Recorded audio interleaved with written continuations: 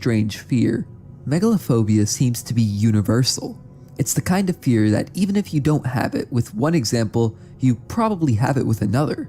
Because the fear of massive structures, space, the never-ending void of the ocean, or monsters larger than what could be naturally possible, are all fears and phobias in their own right, but also all fall under the umbrella of megalophobia.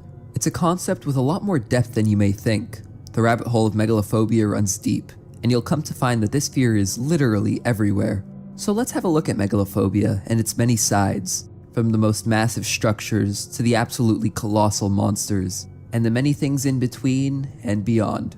By the time you're done, you might discover a fear you never knew you had.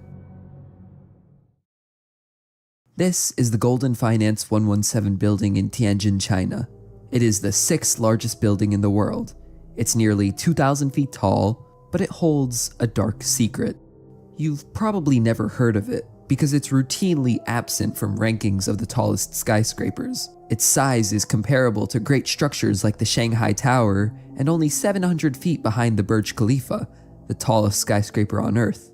And yet, nobody ever talks about it. Nobody ever recognizes it as the 6th tallest building, and there's a reason for this. The building was originally meant to be a centerpiece for a luxury real estate project within Tianjin, but this isn't what happened. After the 2008 recession and China's 2015 stock bubble burst, Golden Finance 117, along with being the 6th tallest building on Earth, is also the tallest abandoned building on Earth. It's a ghost that haunts the skyline of Tianjin. There's something so compelling about a skyscraper this size being deserted completely. The significance of the structure demands some sort of respect. Whenever we see large megastructures in media or massive complexes in real life, we can be in awe of just how big they are. But we can at least know that there's some point to their size. It's like this with the other top 10 largest buildings on Earth. But there's something so unsettling about structures so huge that serve no purpose. Massive skyscrapers are used for utility, sure. But secondarily, they serve to show just how economically prosperous the nation that built it is. An abandoned building of that scale makes no sense. So it still stands that even today, if you search up 6th tallest building in the world, the Lade World Tower will come up, the 7th largest building in the world. Nobody wants to give an abandoned giant the honor of being in the top 10, because it feels uncomfortable including a forgotten Goliath on the list. It's a building everyone wants to forget about, but how can they when it eats the skies of Tianjin? But at least Golden Finance actually had the courtesy of existing. There are several skyscrapers and large buildings that simply don't exist, that were only conceptualized on paper and never came to fruition. These buildings often aren't built because their scale is simply so immense. But it's still interesting that some of these structures were even proposed and given serious consideration. Works like Isaac Newton's Cenotaph by Etienne Louis Boullée, proposed in 1784, or the Basilica, also proposed by Boullée in 1781 to 1782.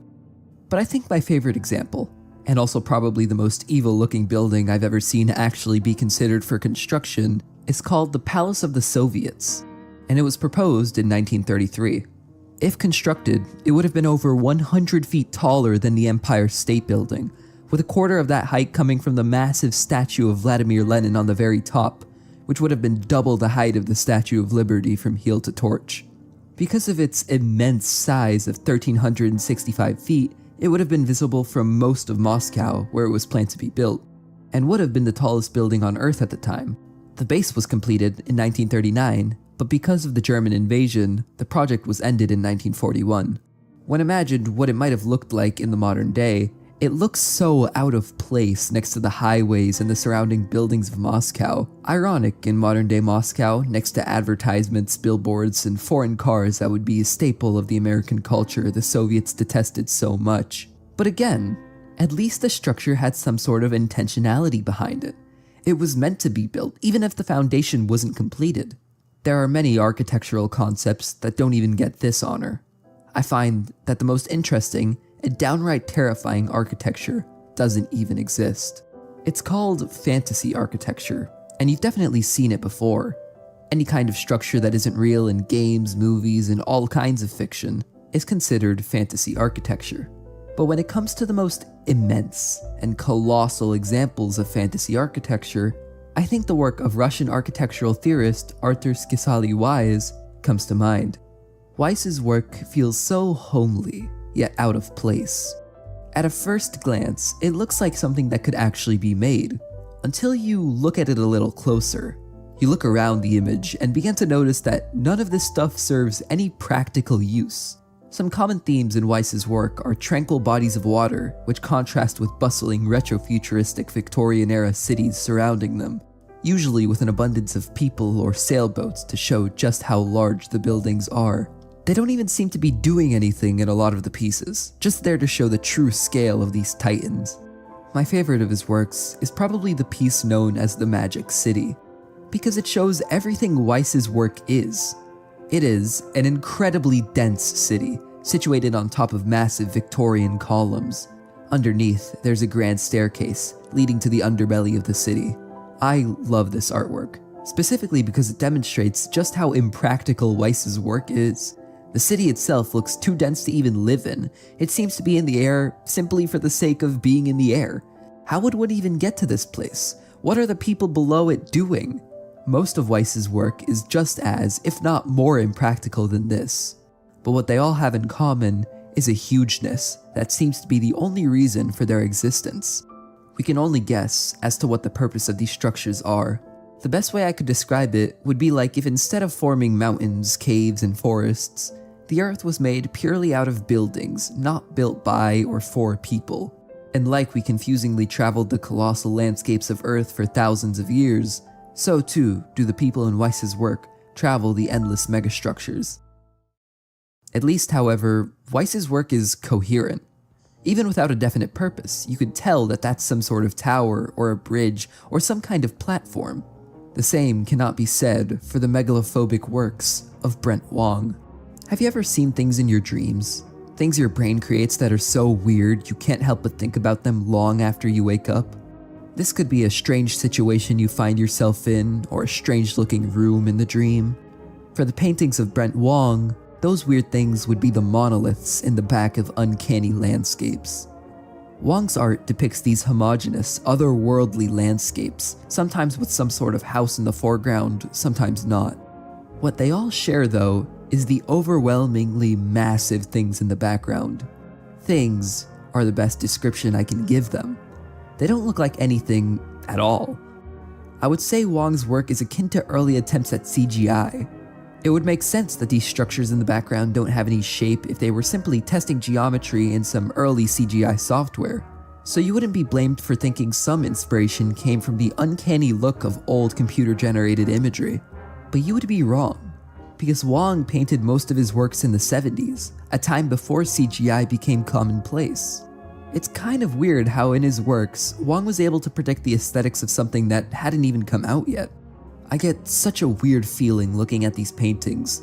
The fractured buildings seemingly alone in a world without life. The structures in the sky bigger than one could even imagine. Most are larger than entire mountains. Some look like they're in orbit. I get a feeling of sadness and dread when looking at them. The solitary homes in the middle of a vast, unending, barren wasteland with an unexplainable structure in the sky. It's the sense of stillness these images produce that give me a strange sense of calmness. Like I could just take a seat and simply look out into the landscape and just relax. But there's still an unmistakable fear I have of Wong's paintings. None of the architecture I've mentioned so far would ever be built. Golden Finance 117 sits as a dead giant. Weiss's works will never be built and serve no purpose to any people. But at least you can tell what they even are. Wong's structures feel hostile in the way that it's impossible to discern their true intentions. The buildings in the foreground in particular look so out of place and just plain weird in a way that's hard to describe. And some of them are clearly abandoned as evidenced by the decay and destruction they have endured. But even for the structures completely intact, I feel a sense that there are no people there. That no person had any part in making this. The giants in the background give a similar feeling. A feeling that whatever this thing is, it wasn't man-made. But it also wasn't natural. Some sort of anomaly. Either way, the structures of Wong's paintings are much different than the buildings and works I mentioned earlier. They don't even feel somewhat human-made. But not in the same way Weiss's work doesn't feel human-made. At least Weiss attempted to mimic humanity in his structures. Wang's works are simply uncanny. But I think when it comes to abstractions of human-made architecture, Wang goes too far. Something I find more fascinating when it comes to megalophobic architecture is the enduring idea of the megastructure. Megastructures are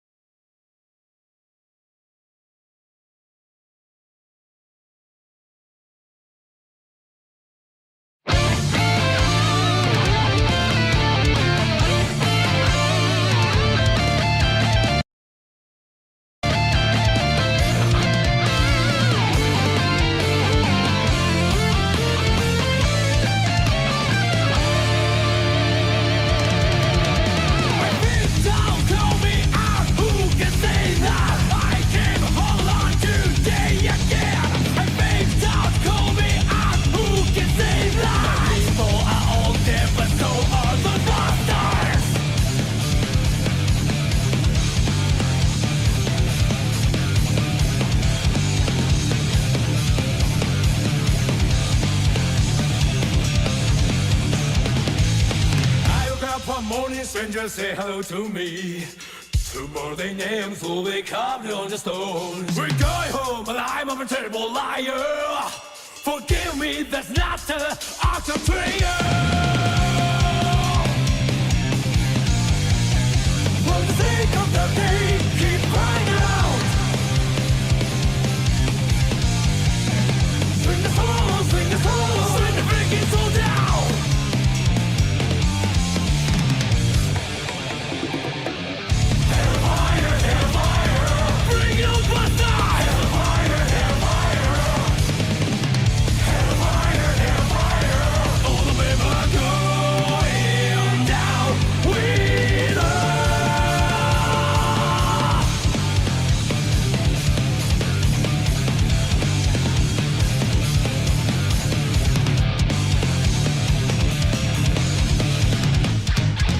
Dream of heaven. Thought the dream of heaven never lasts very long. The running flash and dirty sky infect my wounds. We're dying of a liar.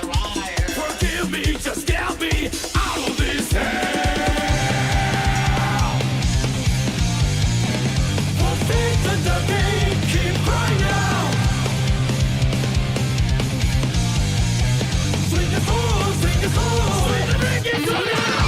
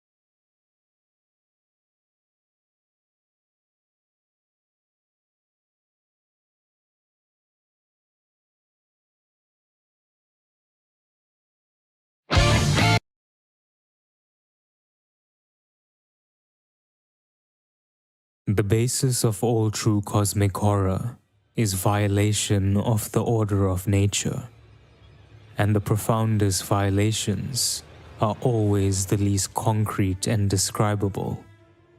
Howard Phillips Lovecraft. Cosmic horror is perhaps one of the most difficult and complex subgenres of horror to execute, but when done correctly, it is able to induce an uncomfortably specific type of primal fear that is simply not reproducible through any other type of horror. Cosmic horror, also known as Lovecraftian or Eldritch horror, is a subgenre of horror created by H.P. Lovecraft, an American writer who is often regarded as one of the most influential figures in the horror industry.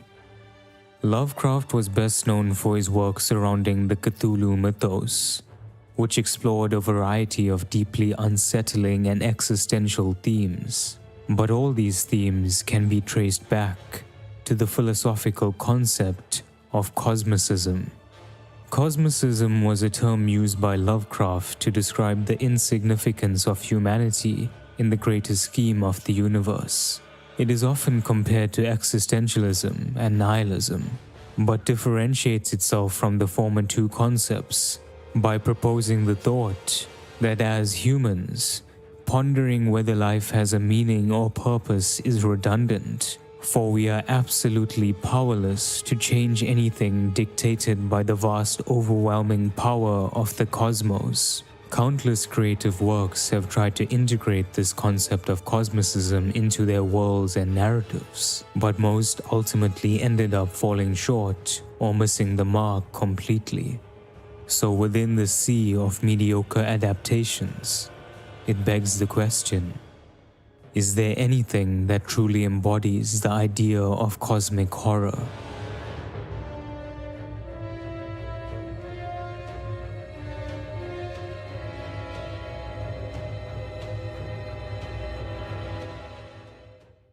In March of 2015, From Software released what many believe to be their greatest masterpiece, Bloodborne.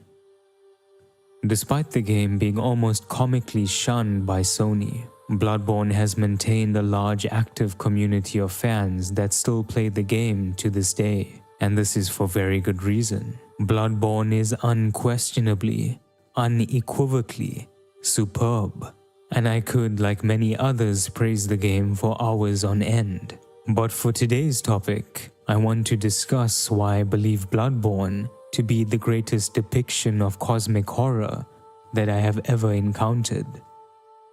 According to Lovecraft, true cosmic horror is that which shatters humanity's perception about the structured nature of the world, and the most effective way to deliver this type of horror is through ambiguity.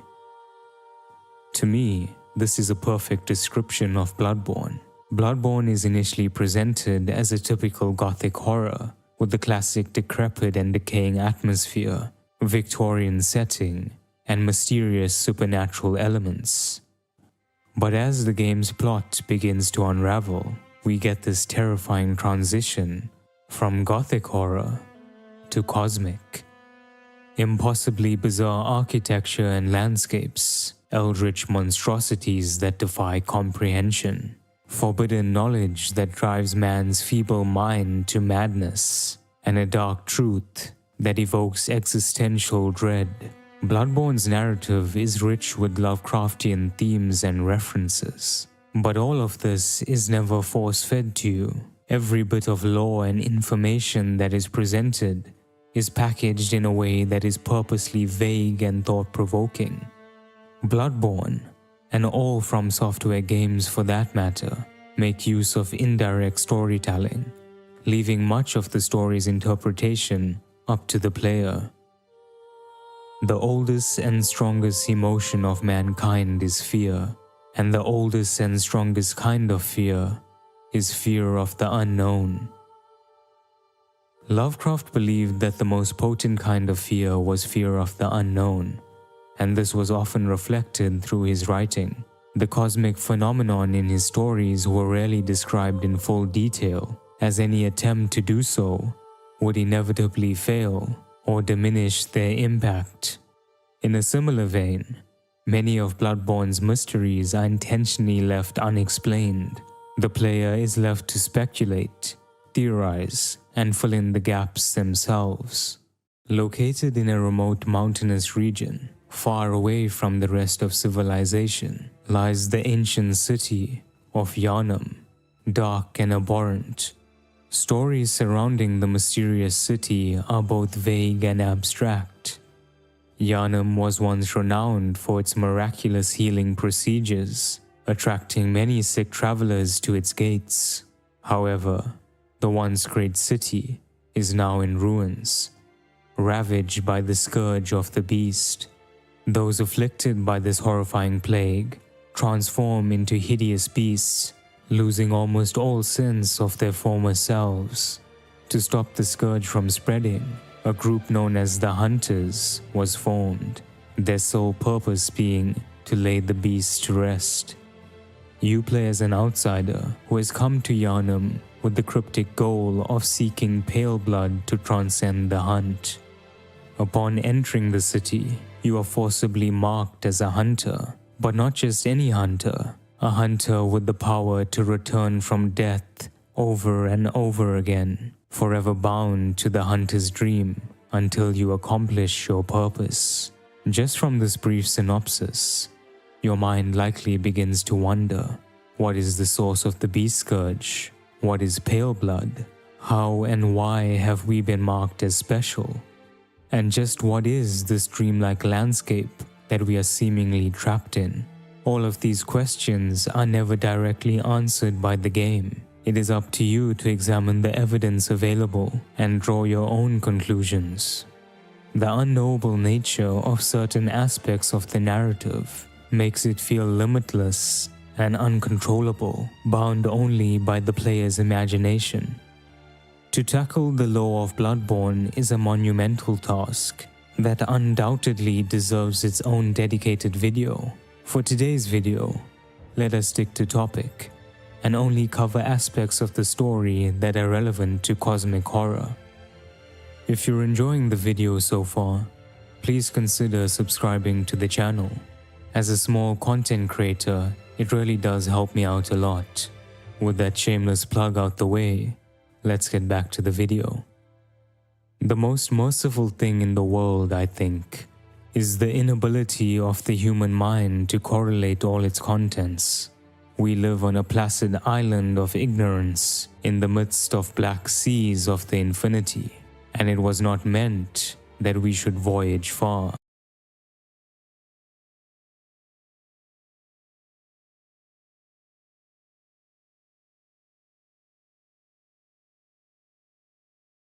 Air of that world, and it's a different kind of air.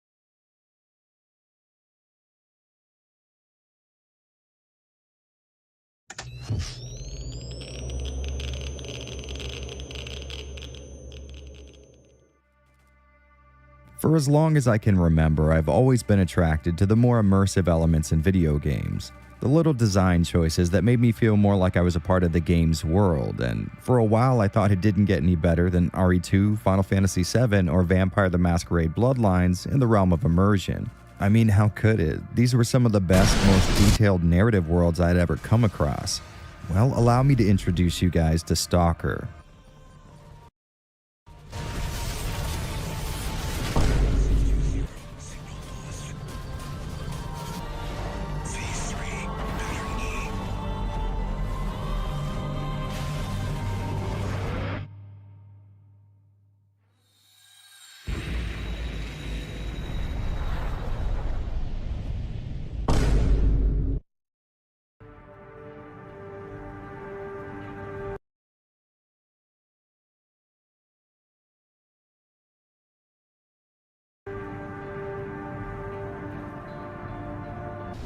Main system activating combat mode.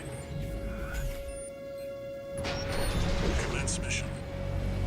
Destroy the Code 1-8. Whoever this is, it's not real. Regardless, there is much of a threat to the PCA. I don't know who you are, but you're dead.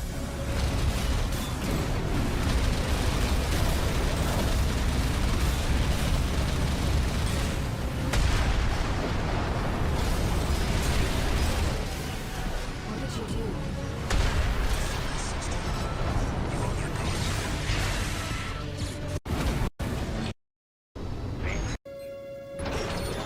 commence mission. Destroy the PC.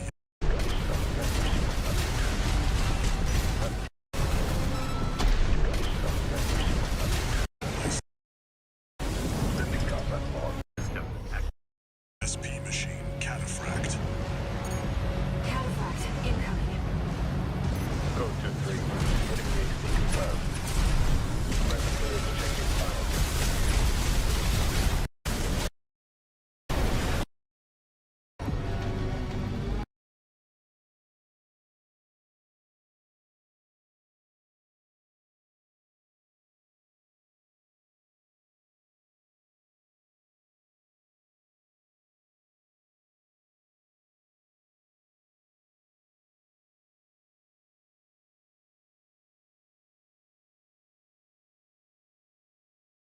A series that holds an incredibly important place in my heart. A franchise that would forever change the way I look at video games, but more importantly, it was a gateway through which I experienced one of the richest and most fully realized fictional worlds ever created. So if it's cool with you guys, I would like very much to lead you through the anomaly-laden area surrounding Pripyat with the goal of uncovering just a portion of this unexplored landscape.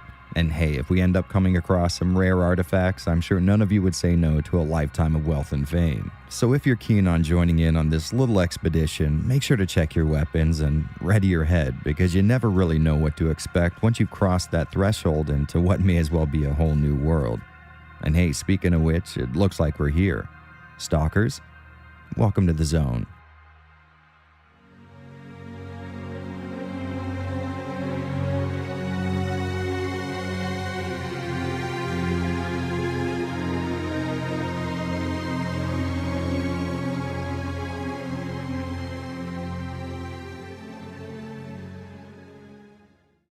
That's it, you egghead moron. Either you give me the results or you leave this place in a body bag. Alright, listen, I know you're here for Stalker, but there is an obligatory history lesson that absolutely needs to be understood before we move forward.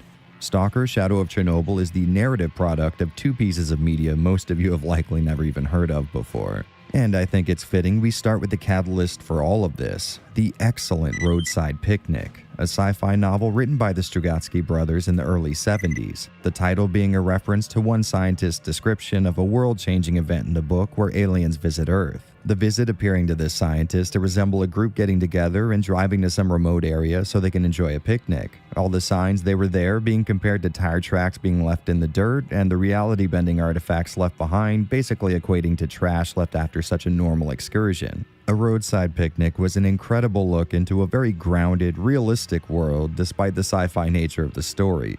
Most of the book is spent setting up little mysteries, like a phenomenon that some people near these alien landing sites experienced, where they heard a noise so loud they couldn't describe it, and after hearing that noise, each of them immediately went permanently blind. You know, little things that we'll never really get an explanation for, making them all the more intriguing. I would wholeheartedly recommend checking this book out, as it is easily one of my favorite pieces of fiction, but we're not exactly finished here.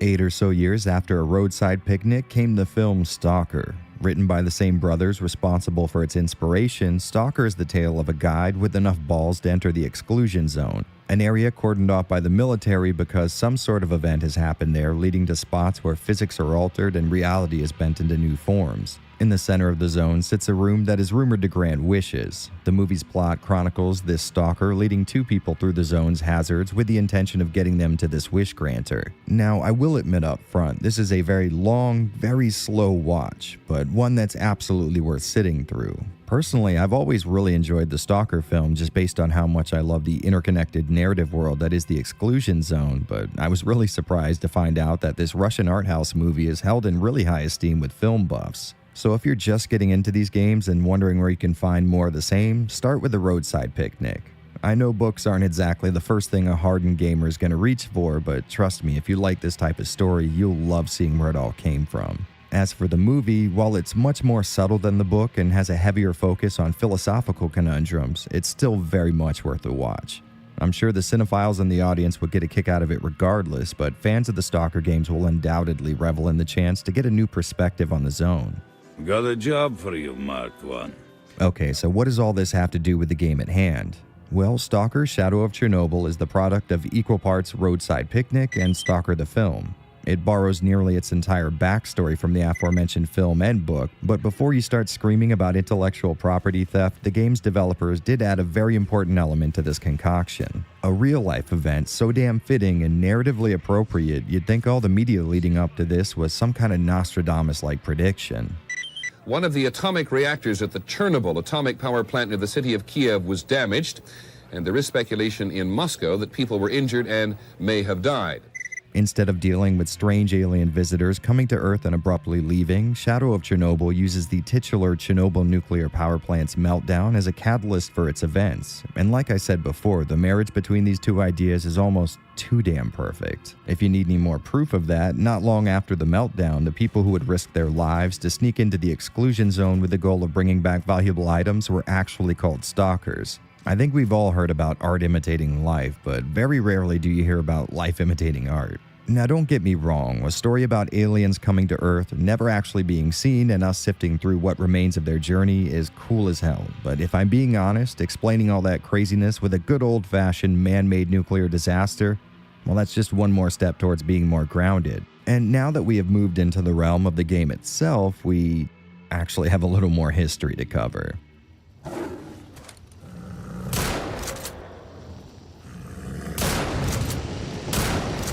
While Stalker Shadow of Chernobyl did eventually adopt the CNPP's meltdown into their mix of Stalker meets Roadside Picnic, the game actually started out as a futuristic affair called Oblivion Lost. Not a whole lot's known about this build other than what's been shown in leaks and trailers, but it seems to share the same obsession with giving the player a massive, detailed world to play in. After Oblivion Lost made the change over to Shadow of Chernobyl, it started to gain a bit of steam, and in 2001, it was announced with a slated release date of 2003, a date they would end up blowing past by a good 4 years, by the way.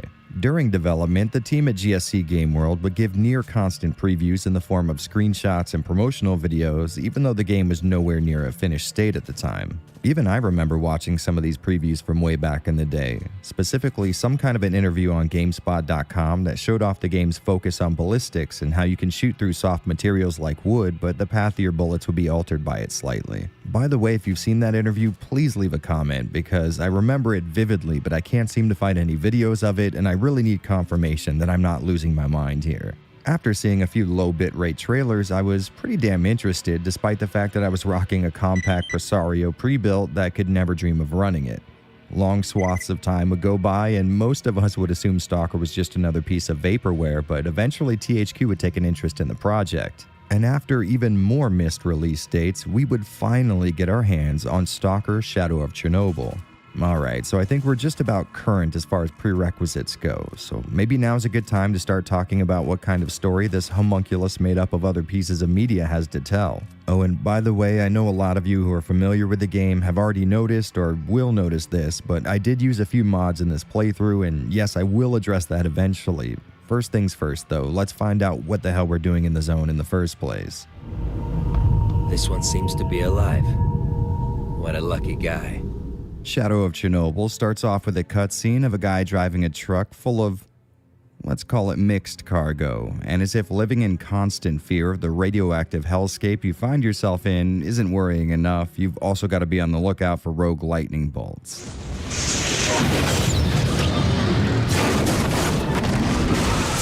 After the accident, a stalker who's really good at his job attempts to scavenge the site and comes across our main character, who's surprisingly still breathing and branded with a tattoo identifying him as a stalker, an acronym that stands for Scavenger, Trespasser, Adventure, Loner, Killer, Explorer, and Robber. He then brings our banged up body to a local trader named Sidorovich, and since he's the guy who nursed us back to health, we sort of owe him a few favors.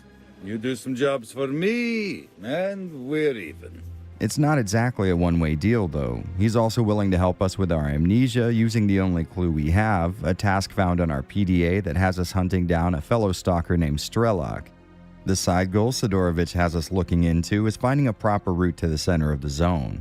Apparently, actually getting to the Chernobyl nuclear power plant isn't a walk in the park, and the very few that do seem to never be heard from again. So here at the start, we're given these two goals that are a little more intertwined than it first seems. First and foremost, we need to ask around about this Strelok guy and see what he did to warrant a bounty, and also meet up with more than a few possible connections that might help us find a path into the zone's heart. Which you might wonder about. I mean, these guys don't exactly look like the explore for science and discovery's sake type. Well, to answer that, we have a little bit of history to cover. In this world, the deadly meltdown that occurred at the CNPP went down just as it did IRL, but this time afterwards, scientists and other groups move in to study the effects of the meltdown on the environment, along with a few experiments that might need to be done in the sort of place where you can assure no prying eyes are going to see them. Sometime after this, a second and even more devastating accident occurs that you could describe as Chernobyl times 10.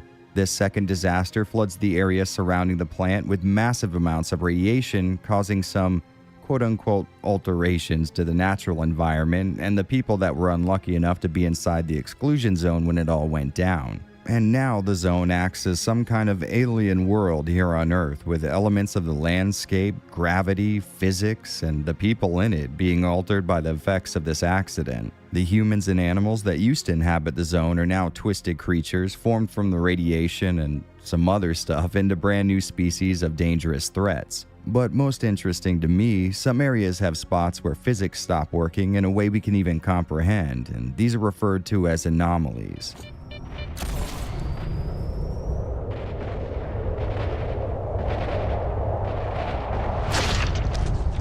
Anomalies typically only cover a small surface area but can do some amazing things. Some spots are simple, like small strips of land where fire or electricity can literally spawn from nowhere. Sections of ground where gravity is cranked up to 11 and localized Category 5 hurricanes just waiting to suck up an unsuspecting victim into some kind of unnatural vortex. Alright, so why the rundown of all these threats you're gonna face? I thought we were covering the story, right? Well, anomalies play a huge role in why we all came here in the first place. With these things being so deadly, you'd think they'd be something you'd want to steer clear of, but it's actually quite the opposite. If you only knew where I've just been and what I saw. See, these random patches of absolute chaos have the side effect of producing something called an artifact by combining mundane stuff like concrete and metal with extreme heat or moisture, incredible amounts of gravitational pressure, and sometimes just good old-fashioned radiation. the result being a small trinket that houses some kind of unnatural property. Some of these things can have positive effects, like ones that protect anyone holding it from other anomalies or high levels of radiation, but the real draw for artifact collecting isn't the personal benefits, but instead the high price they could be sold for. As you can imagine, the scientific community is more than a little interested in rocks that can serve as perpetual energy sources or the discovery of brand new elements. So we're all basically here to profit from the absolute buggering these two events did to the planet Earth, and if we're able to open up a route to the center of the zone, a massive cache of undiscovered artifacts will be ours, along with the draw of a bit of a folktale that stalkers have come to call the Wish Granter, an unnatural monolith sitting at the heart of the nuclear power plant that supposedly is able to grant any one wish someone might have. So now that we're a little more caught up, we can get back to the present. In the process of trying to get to the center of the zone, we acquire the cool-ass nickname of the Marked One and meet up with all kinds of stalkers who might have a few clues as to where we can find this Strelok guy, and in my opinion, this is one of the most interesting parts of the story. For the entire game, we keep coming across these small chunks of evidence that Strelok ran with a pretty tough crew, and each of them were trying to accomplish the same goal we are, and depending on who you talk to, some say he actually did. So here we are, working our way through all these disparate secondhand accounts of what Strelok was up to, like following a trail of radioactive breadcrumbs. First, we come across a stalker named Fox who had dealings with Strelok, but after helping him with a little canine issue, he's only able to point us in the direction of a guy who can lead us to Mole, a stalker who's looking for a little help pushing back a military raid on his turf. As a reward, he points us in the direction of Strelok's underground hideout, where we find information that leads us to some of Strelok's group. In the process of that, we retrieve a few documents from the military for our buddy Sidorovich that leads us to some secret underground labs where we can disable devices that send out psi emissions so strong they essentially melt your brain, leaving behind a soulless zombie.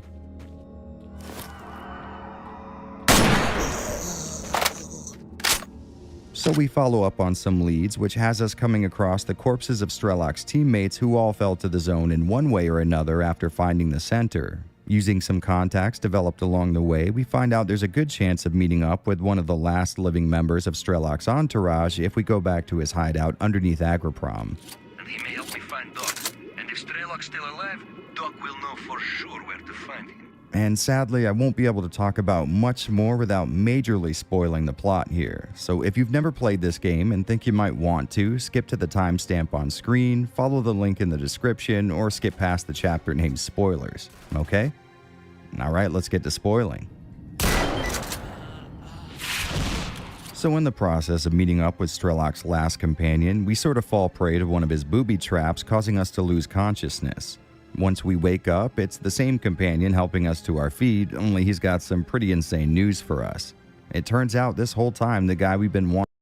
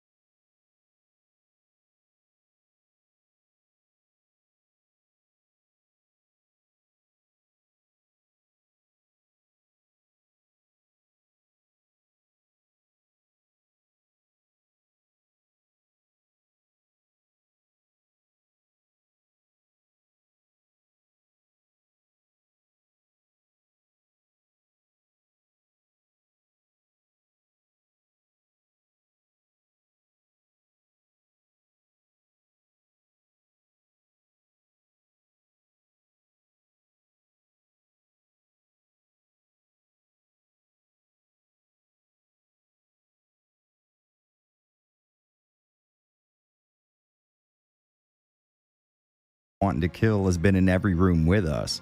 He's at every outpost and ran every mile we did, and that's because we are Strelok.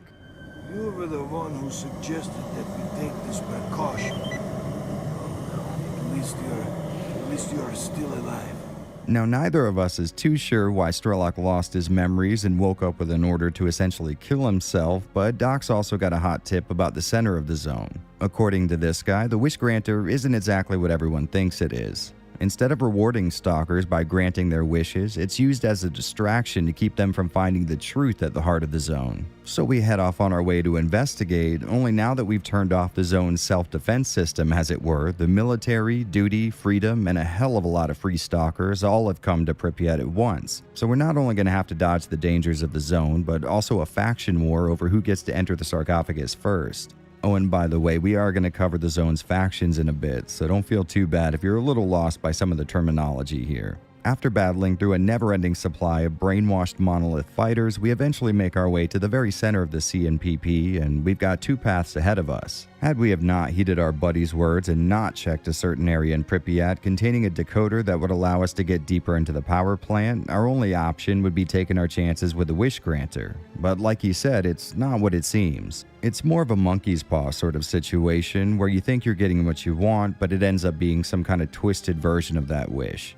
In reality, the Wish Granter is a ploy set up by the people behind the zone, and its purpose is to brainwash anyone who makes it this far.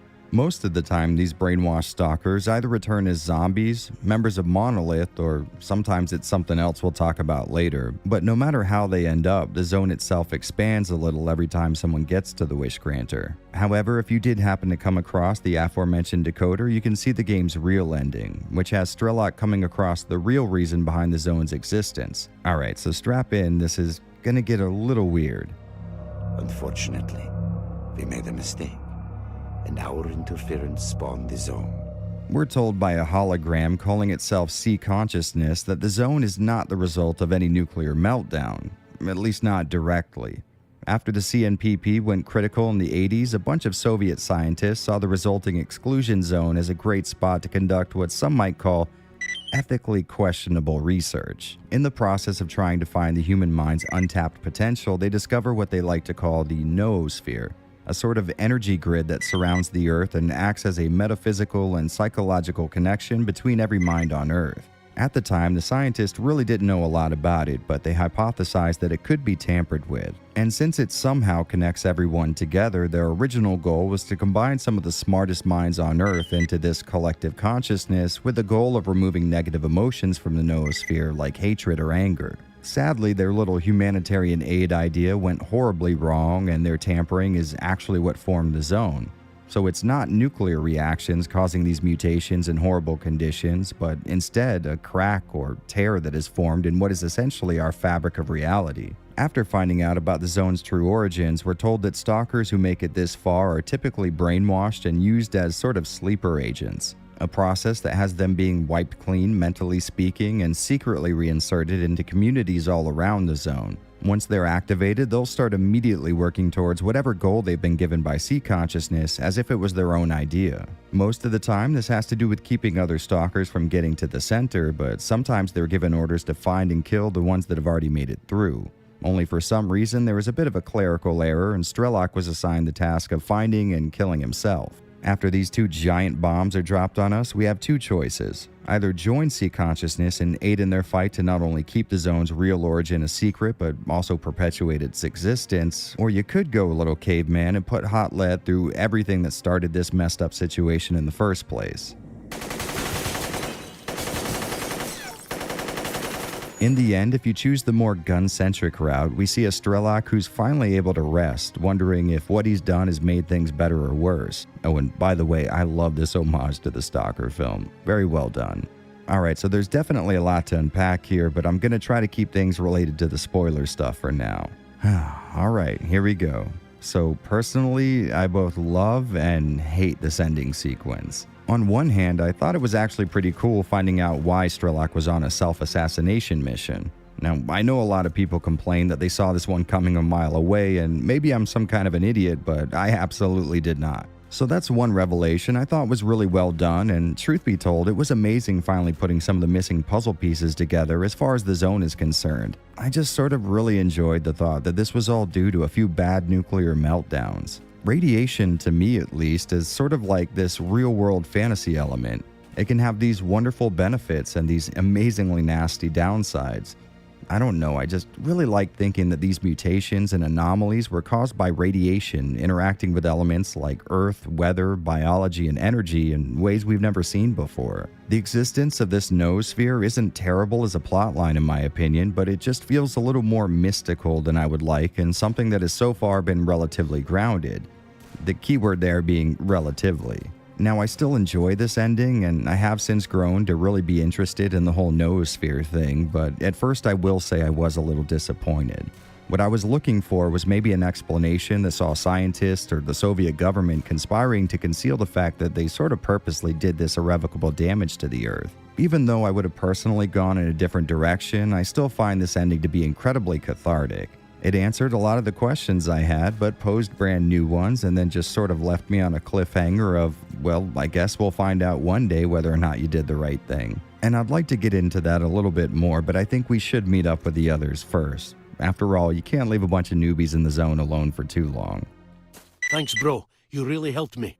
Alright, so without spoiling the events of the ending, I'll say that things do take a turn for the more strange, and while I don't like it very much, it's still a really good ending. Now, a lot of people tend to criticize Shadow of Chernobyl for how sparsely the stories doled out during the campaign, and while they're not wrong, I mean, this is a slow burn of a story, that never bothered me for two reasons. Number one, I'm very much used to small pieces of story being given out between long swaths of gameplay, so I never had an issue with that, but more than anything, you're not here to complete a storyline. Sure, it is awesome finding out who Strelok is and how the zone got to be how it is, but the real draw should just be the zone itself. Stalker SOC is a case study in environmental storytelling, and since you often won't get answers to why a helicopter went down where it did or how the hell a bloodsucker was able to use a single wounded human as bait to draw on more stalkers, you sort of have to fill in a lot of these blanks with your own imagination. As I stroll through this irradiated no man's land, my brain keeps struggling to unravel these tiny little mysteries I come across, and for me that's what makes up most of Stalker's story.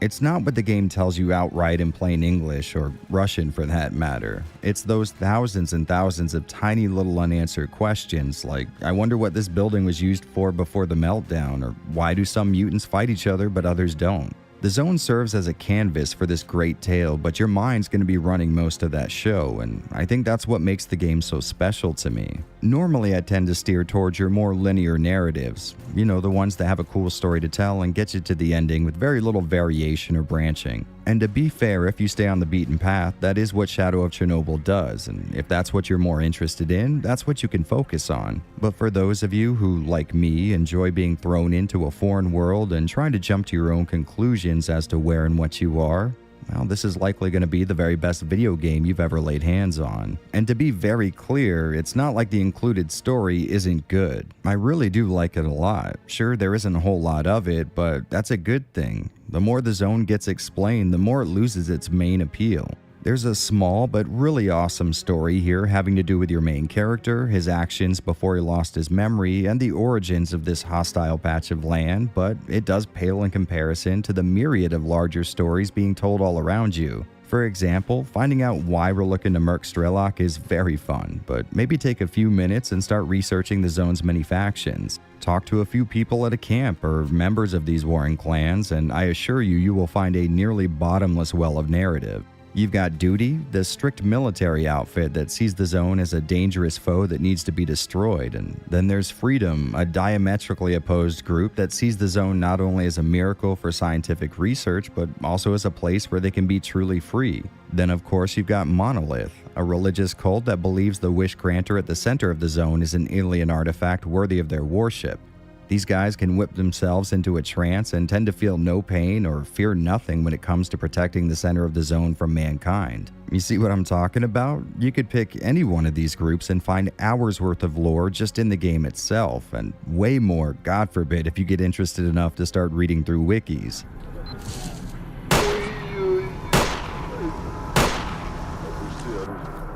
Listen, the core story here scratches every itch I have, but just strolling through one of the zone's many alien landscapes, I could find a million small interests that match or even rival how much I like this game's story, and all I have to do is just look around for a little bit.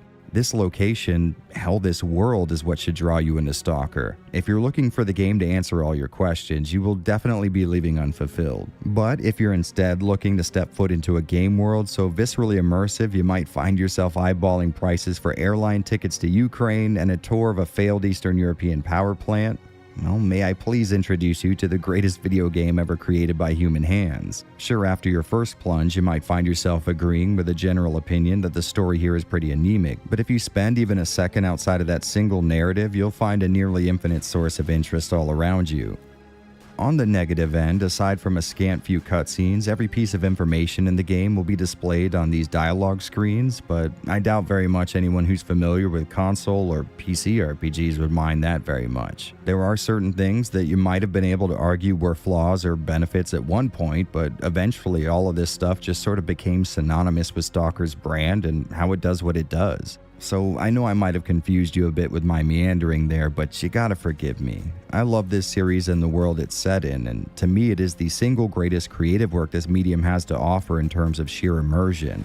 In making these videos, one of my biggest issues is not making a 10-hour long rant per entry in the series. So my thoughts are going to be a little scattered. On one end, I want to spill my guts on everything I love here, but on the other, I'm worried that my experience with these works of art will be so deeply personal that I could never really translate it to you guys in a way that's not only informative, but easy to consume. It's sort of like a mad dash to figure out what is and is not important enough to put into this script. As an example, is it crucial for this video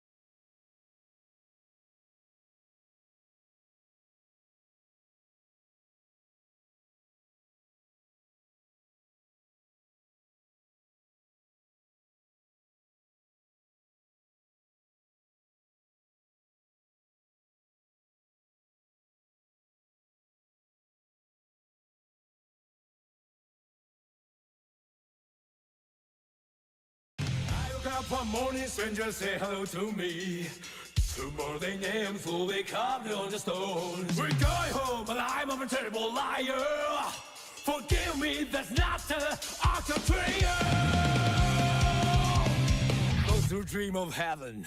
Those who dream of heaven never last very long. The running flash and dark sky infect my wounds. We're going home alive, alive, alive. Forgive me, just get me out of this hell.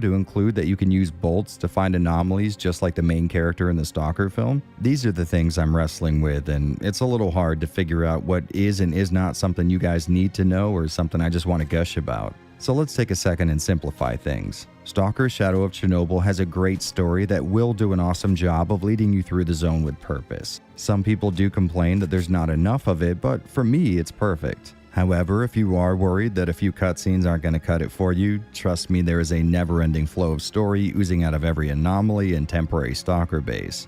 Running parallel to each other are two different experiences here. One of them, a more traditional story told through the game's characters and making sure you have a reason beyond just being in the zone to play the game. And the other is a bottomless pit of small mysteries and historical lore that could fill several encyclopedias. Maybe there's a chance the zone and all of its wonders are something that's specifically interesting to me, but I'm willing to bet most of you would love to lose yourselves in this kind of a universe. There's truly more to learn about this place and its inhabitants than you could ever imagine, and it's my hope that most of you suit up, check your weapons, and sneak past the military checkpoints into the zone. Just keep an eye out for anomalies.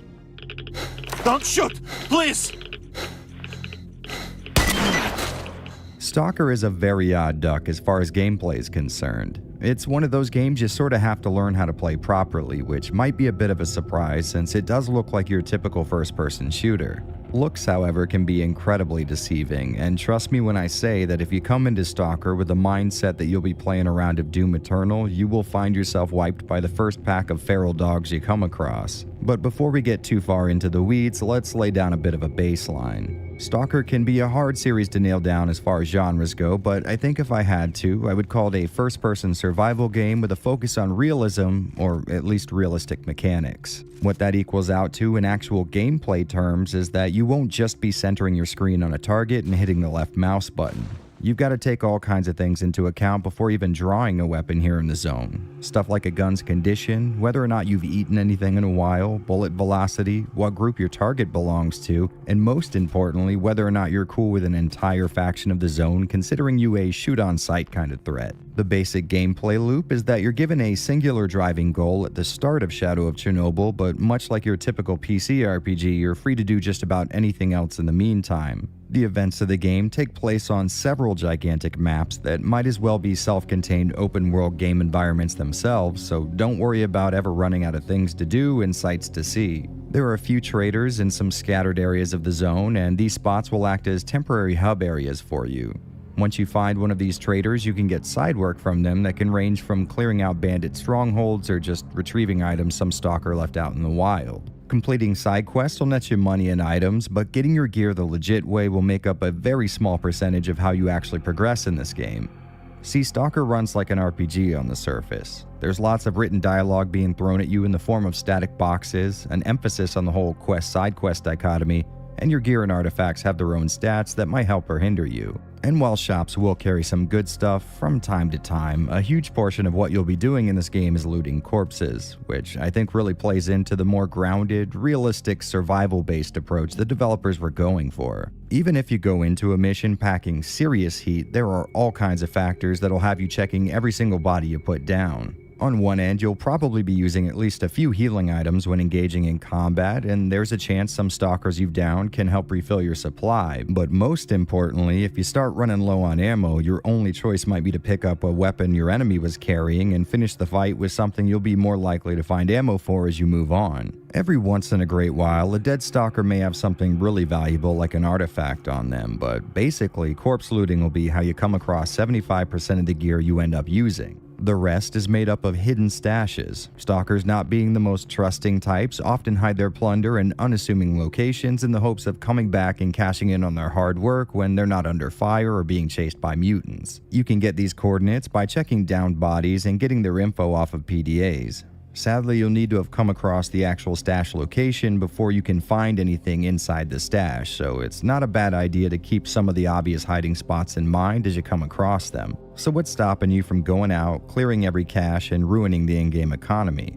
Well, a little burden called gravity. Stalker limits how much you can carry around with a relatively realistic weight limit. You can only comfortably carry around 50 kilograms, with anything over that causing a massive drain in stamina. Once you get to 60 or so kilograms, you stop being able to move altogether, so you're going to need to be picky when looting because that weight limit will dictate nearly everything you do in the game. There's a quality over quantity issue to watch out for as well. When you find weapons on dead stalkers, you run a pretty good chance of those guns being pretty well worn. Each gun and piece of armor in the game has a condition meter, and the more it sees use, the more that'll degrade. Now, not only will guns and armor net you less at shops if their condition is degraded, but you also run the risk of them not working well anymore. For armor, it'll lose some of its effectiveness, meaning all of its stat boosts go down, and with guns, they can jam at crucial points. And it may not seem like too big of a deal to just manually reload 3 rounds into a fresh magazine, but in the middle of a tense firefight, one of these weapon failures can be deadly.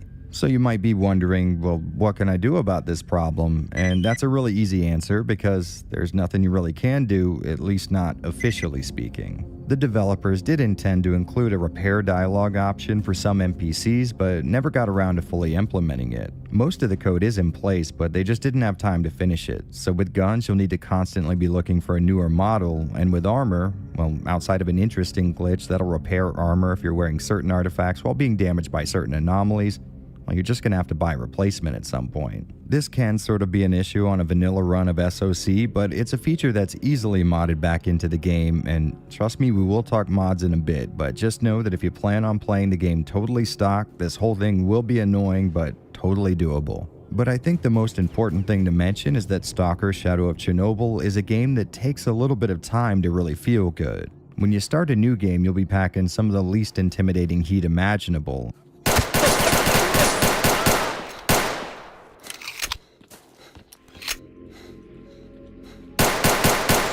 And as you progress, you'll notice early game guns are horribly inaccurate and do shit for damage. In fact, part of the fun of starting a new game, in my opinion, is trying to guess how long it'll be till you come across a rifle with a scope so you can really start enjoying the combat. For me, this is a game where slow controlled shots made over a great distance are going to be way more effective than long auto-fire bursts made at a close range. Not only is this because ammo is always going to be an issue no matter where you are, but because by the mid-game, all the people you'll be shooting at will likely be packing some killer gear too, so what might take 6 shots to the chest to accomplish can easily be handled with a single silent shot before anyone even knows you're there. So once again, don't go into this thinking you'll be playing your average FPS. This is a game that rewards accuracy, distance, good cover, and planning ahead over sheer willingness to spray large amounts of ammo inefficiently. Of course, if you want to do well in Stalker, you might want to avoid getting shot at as much as humanly possible, a job that's a little harder than it sounds. The zone has a lot of factions, and each of them have their own allegiances and enemies. Who you take quests from can improve your standing with some of these factions, but keep in mind duty hates freedom and vice versa, so any favor you get from one might be compensated by the opposite effect happening with the other. If you decide to join up with either of these groups, you'll get access to killer gear and weapons from their stockpiles, but you might find yourself getting drawn down on in the middle of neutral territory.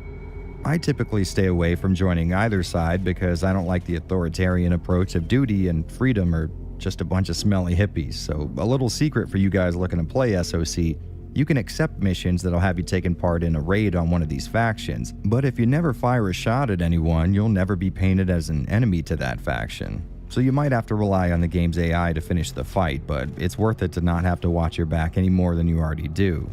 Plus, if your guys lose, you can always join the opposite team and have an easier time wiping the other guys out.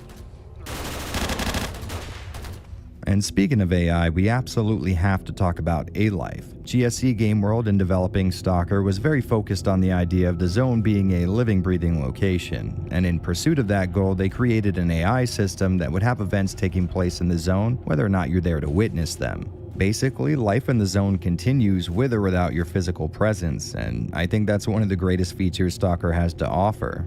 Every single playthrough of this game feels uniquely different thanks to how dynamic A-Life is. You'll be running from place to place and maybe witness a firefight between factions, leaving a battlefield of corpses to be looted, or a swarm of mutants descending on a small camp of loners. Monolith fighters might be trying to breach the barrier at the warehouses, or mercs might be looking for you and stumble across some members of duty out on patrol. It's chaotic in the most satisfying way. You really never know what you're going to get when you click that new game button, and I absolutely love it. And just to be clear, these aren't scripted events being triggered randomly. Each stalker will react to threats appropriately. Mutants will attack anything they think they have a shot at taking down, and factions will fight if they come across each other. You might be talking to someone and they'll randomly just whip out a gun and start shooting at a mutant that got a little too close for their liking. One of the reasons I put more than 300 or 400 hours into each of these games is because A-Life gives each new game a wholly unique feel, and when you have to start accounting for things you can't really expect, the realistic survival focus of the game really starts to shine through. You really start thinking hard on where you're going next and how much gear you can take with you to both account for the possibility of coming across valuable loot and the reality of coming up against a threat. Sure, you could run off after a shopping spree at the Freedom Base with hundreds of rounds of ammunition on you and a few guns in your belt, but I hope you weren't planning on getting anywhere anytime soon because you will not be running.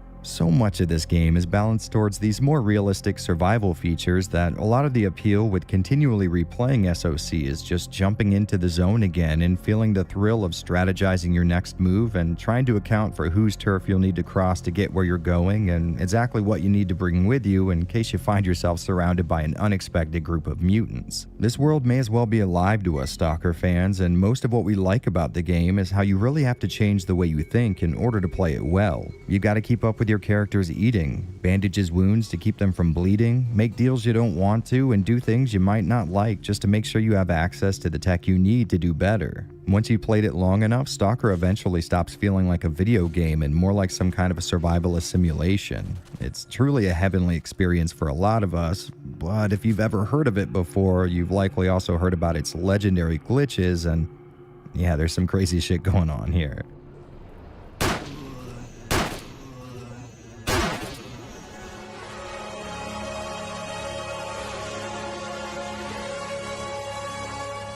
to the degree where part of learning how to play Stalker is just getting familiar with the ass backwards and sometimes broken ways a lot of common game systems work here in the zone. I mean, sure, it is nice having near random NPC actions keeping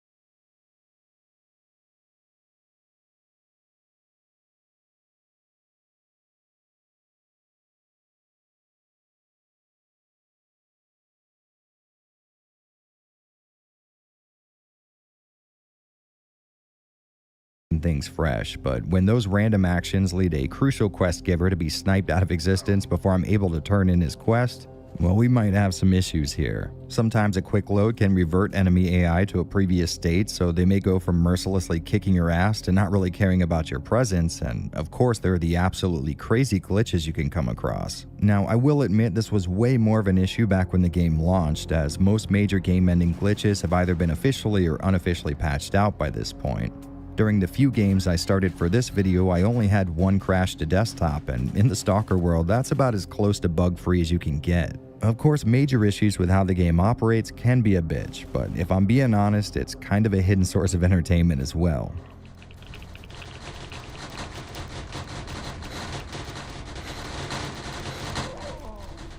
Sometimes you'll shoot a bandit and see him literally break into particles and get stuck in a wall, or maybe a stalker will drop a weapon that'll hover above the ground like it was a pickup from some 90s FPS. If you're playing a modern build of the game, a lot of the fatal issues that might cause the game to be unbeatable have been dealt with mostly, so you might have been justified in worrying about those kind of things at one point, but nowadays I'd say it runs a little better than most brand new PC releases. In fact, this most recent playthrough was so glitch-free that I was a little disappointed I didn't really have anything to show you guys. But getting back to that whole learning how to play Stalker issue, a lot of people tend to stack the deck against themselves before they've even started a new game. See, in the world of Stalker, much like the reality warping anomalies in the zone, difficulty just does not work the way you think it does. What you really want to do is set the game to master difficulty. Now, I know how this sounds at first, like some kind of elitist asshole trying to get everyone to play at the difficulty level he's comfortable with, but I swear that's not what's going on here.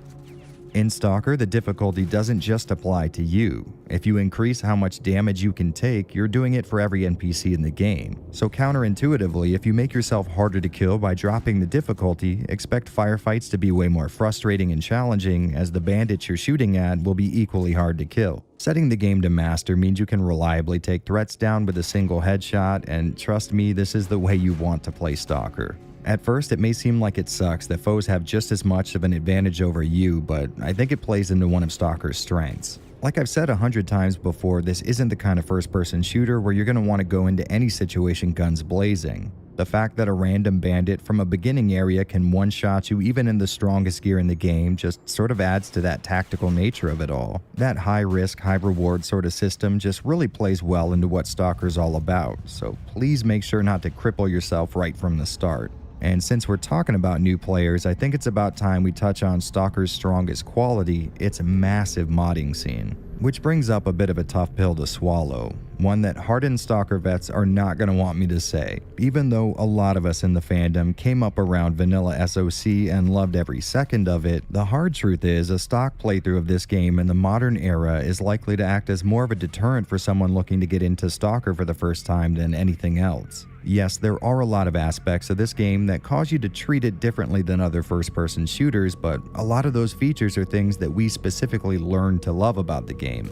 In my opinion, it's unreasonable to ask a new player to risk not enjoying the game so that we can continue some kind of Stalker purity mindset.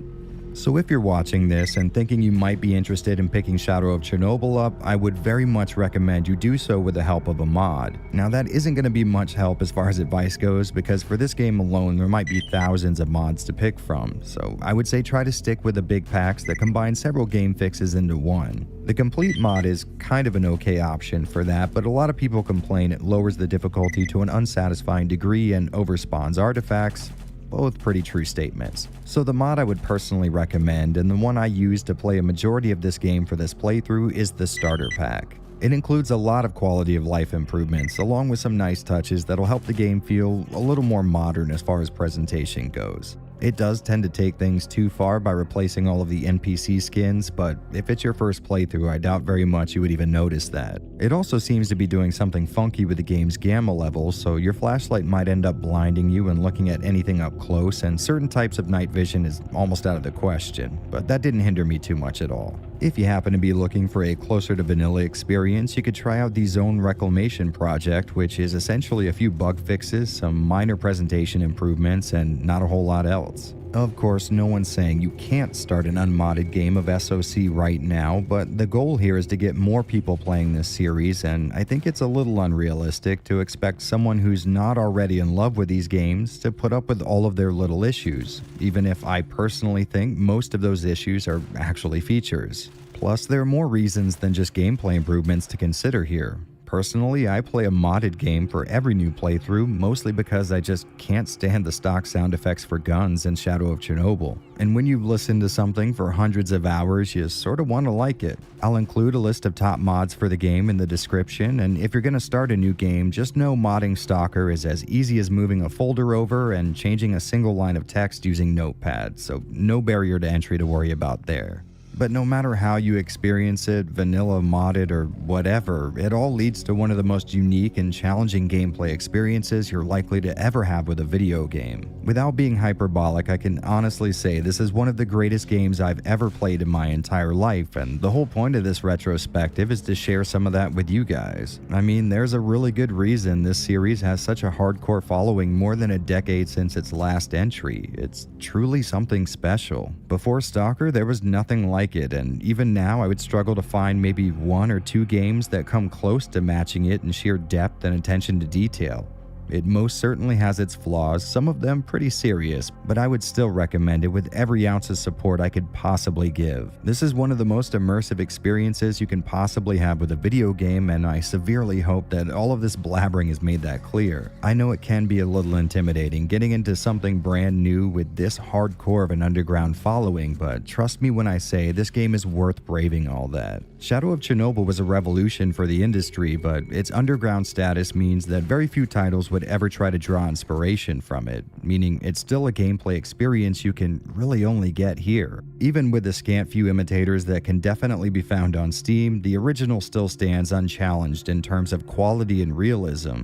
Oh, and if you do decide to take the plunge into this amazing first entry of a great franchise, just do yourself a favor. Climb your way up the ladder next to Wolf here in the starting town, then work your way up to the roof, jump to the next house, and grab yourself this suit that would normally take a few hours of gameplay to be able to afford. Now that may sound a little bit like cheating, but in a game where you can be wearing badass gear and still be one-shotted by a boar while checking your map, trust me, you're gonna need all the help you can get.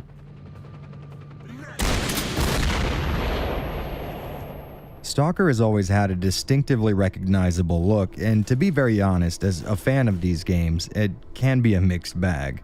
When you're running around the zone looking at stunning vistas of irradiated vegetation growing over rolling hills of mutants and military conflict, it can be a marvel to look at. All of the big picture stuff is so well done it's insane, and the attention to detail is seriously impressive.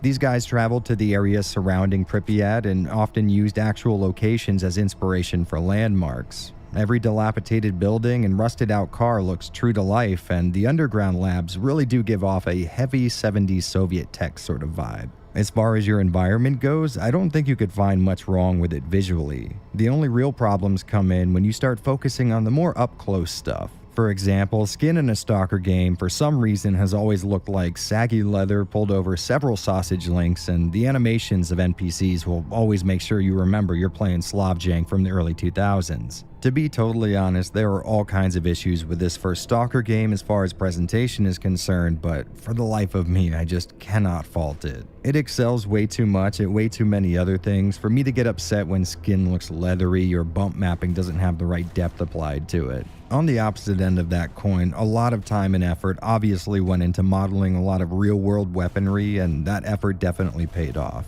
Of course, mostly these will be Russian-made guns, so don't expect any of them to be worth a damn, but their disheveled look is awesome and plays into the idea that the zone only has like 100 firearms in it, but stalkers just keep murdering and robbing each other for them. So the same guns keep needing to be used and serviced over and over and over again. Honestly though, what I like most about the game is the general look given to the menus. Now, I know that's not exactly the most exciting graphical element to praise, but come on, look how cool the inventory or dialogue screens look. The rusted metal and old USSR tech sort of theme is constant and does a lot more to further the feel of the game than most would like to admit. There's no escaping the fact that this is a very, very old game running on an engine that's more jank than actual code, so you'll need to take a lot of this with a grain of salt. I am incredibly biased towards this game, and I've always thought it looked amazing, so it's a little hard to be objective here. I mean, if this was all just some kind of internal dialogue in my own head, I would never mention any of the game's visual shortcomings because the good aspects of the presentation are so great that they more than make up for what are realistically pretty big flaws. And on that note, this is a game that was never meant to be run in 16:9, so you are going to see the odd artifact from stretching on screen. For example, the way sunlight works sort of only accounted for a 4:3 aspect ratio, so while running during the day, you might get a glimpse of the game's shadow map just sort of forming outside of the corners of your vision. And like I said before, the 2D UI elements are going to look a little stretched out, but overall I'd say these things won't get in anyone's way at all. You could certainly choose to play in 4:3, but I really don't think it's necessary for this one. Any other old game, and you know I'd be all on board the square picture train, but this is a game with a lot of horizontal real estate to look at. Widescreen is just a much better option here in my opinion. Plus, a lot of the mods you're going to find tend to replace these old assets with new ones anyway, so you might not even see any of these limitations. The zone's mutants are very unique looking, if not a little inconsistently designed, but I would say out of all of them, the Snorks are my favorites. There's just something undeniably cool about soldiers wearing gas masks, getting caught up in a second Chernobyl disaster, and coming out of it as feral beasts only capable of quadrupedal movement. It's just cool as hell to me. The color palette of the zone seems fitting, with a lot of browns and grays being used, but a lot of mods nowadays seem to add more color to it, and that's not a bad thing on its face, but I kinda liked how it used to look. I know a lot of people who lived through the Xbox 360 era tend to shit on this color palette, but in this circumstance, it's not a ploy to make the game look more gritty. If you look at old pictures of Pripyat before vegetation started growing back, the entire place looked like it was locked into some kind of eternal fall season. Like I keep mentioning, immersion is a very key factor for me, and with that in mind, I'll admit the heads-up display in SOC is not exactly conducive to that goal. There's all kinds of unnecessary information being displayed here, including whether or not you're making noise or visible to the enemy, which is hilarious since a stealth system was a planned gameplay feature but never actually made it into the game. Hitting the minus key will get rid of the HUD here in the starter pack mod, and to be honest, I'm not 100% if that's the case in vanilla, but part of me thinks it might be. And while it is awesome having this clean, unobstructed view of the zone, it makes the game far more difficult and a little more fun if you ask me. With the HUD turned on, you can see hostile stalkers as red dots, which will always let you know where your enemies are in a firefight. But Stalker's AI lets these guys act pretty damn smart, so not knowing where the last bandit is and just knowing he's sneaking up on you as you frantically try to clear a jam, that's pretty damn exciting. Also, the zone's a pretty gigantic place, and it can be really hard to navigate around without really knowing where you are. On the positive side, though, it'll have you navigating by landmarks, and that feels really cool and immersive. It's not exactly what you would call traditionally user-friendly, but it really does add to the more grounded real-life approach this game has to its gameplay. It can be a little annoying having to constantly check the map on your PDA to find stashes that normally would be easy to find with your on-screen mini-map, but nothing's stopping you from turning the HUD off for a little bit and then back on again when you don't really need it. And another little tip in the realm of increasing immersion would be to make sure you disable the in-game crosshair as soon as you start a new game. I'm not gonna lie, it does kinda suck not being able to accurately fire from the hip, but actually having to stare down iron sights to shoot properly once again feeds into the more, tactical, grounded, realistic yada yada. In fact, it's becoming such a common thing among Stalker fans that most mods I've seen just disable this thing by default. On the technical side of things, SOC offers an insane level of control over how good you want the picture to look, with sliders for all kinds of things you might want to lower in case of bad performance. The issue there being the X-Ray engine is not exactly known for how efficiently it uses system resources, so you might want to expect bad performance no matter what hardware you're rocking or options you're using.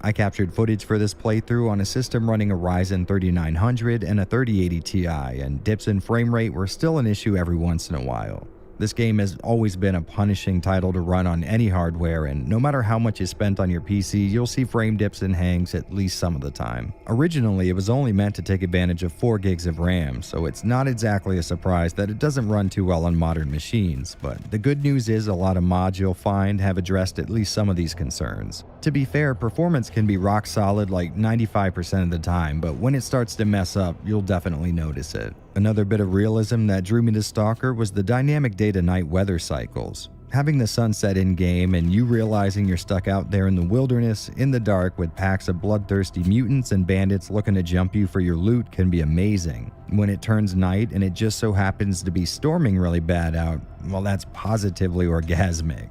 Little things will randomly take place during your time in the zone, like a rainstorm or gust of wind, and this combines with the random nature of the AI to further add to the feeling that you're in a real place.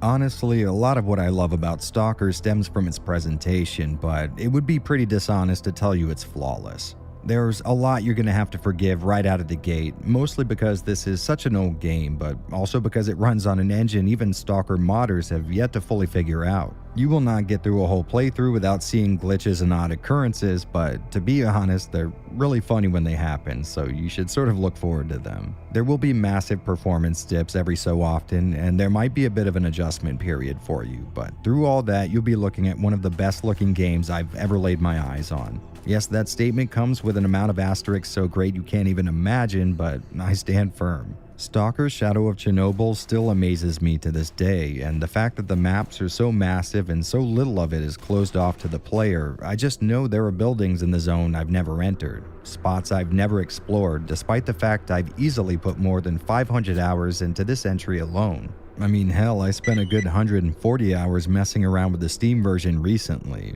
so do keep your expectations tempered. Just because it offers an incredible visual experience doesn't mean that experience will be consistent. For every sprawling vista that makes your jaw hit the floor, there'll be a character model or glitch that'll have you wondering how this game made it to market.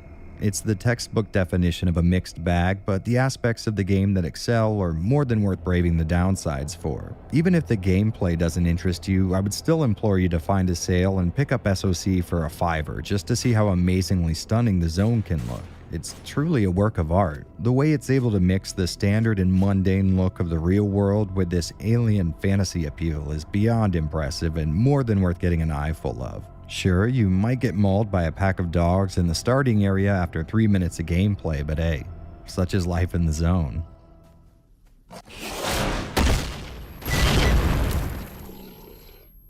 Oh, and real quick before we wrap up, I want to touch on Stalker's incredible audio design too. Music doesn't really play a large role in the game, and even when it is being used, I'm not sure you could really call this music per se.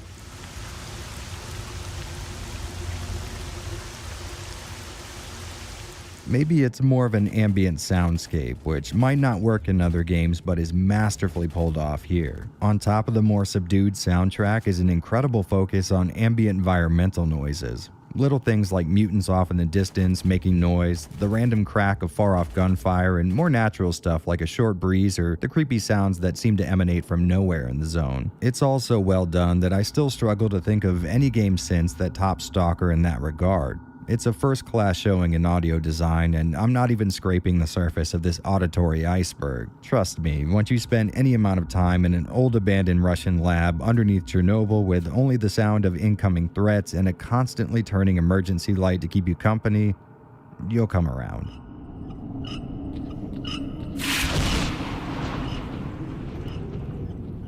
Most games tend to miss a huge opportunity by not really focusing on world building through sound design like this, and forever when I see games that do, Stalker will be the barrier for entry, the proverbial standard by which others should be judged.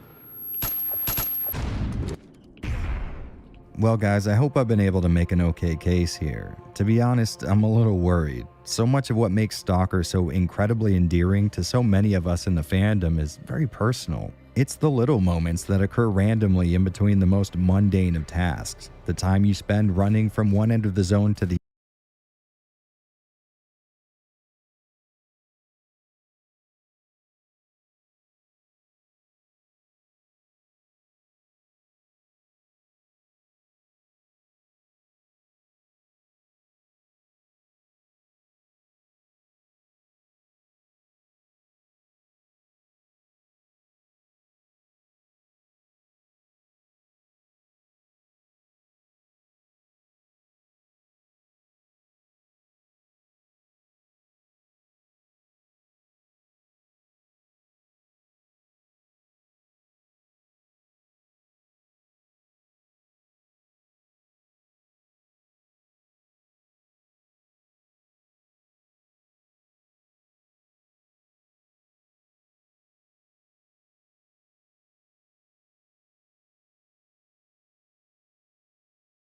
other with only quiet time where all you can do is try to predict what ungodly threat you'll have to face next. The existential threat of coming across an amazing stash of goods but not being able to carry any of it back to camp. To put it bluntly, a lot of what I love about Stalker is just deeply ingrained in my own brain. So deep in fact that it can be really hard to actually verbalize. Despite the fact that this is by far the most time I've ever invested in any video game franchise, I still often lack the words necessary to explain exactly why that is. With a game, it's easy to assume you're only playing something for the story or how fun the gameplay is, but I think there's some outliers in the medium. Games you don't simply play because you enjoy how it reacts when you press certain buttons or for the story it tells. For a title like that, you're there for one thing and one thing only, and that's the experience. And I don't mean that in the same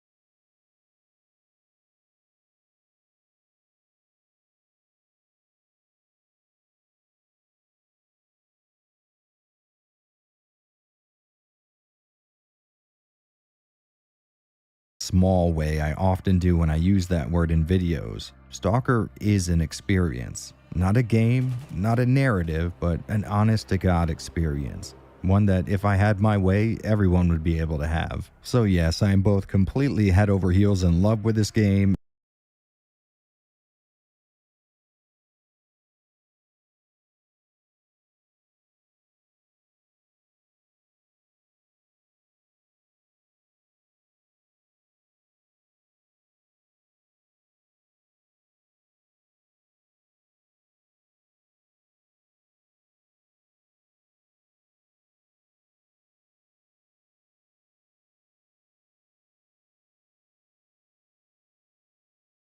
and conversely, unsure if I can express why that is. So I hope all the droning in this video got at least a percentage of that across. I doubt very much you will ever play anything even remotely like Stalker as long as you live, and that is very much including the new Stalker sequel that was announced.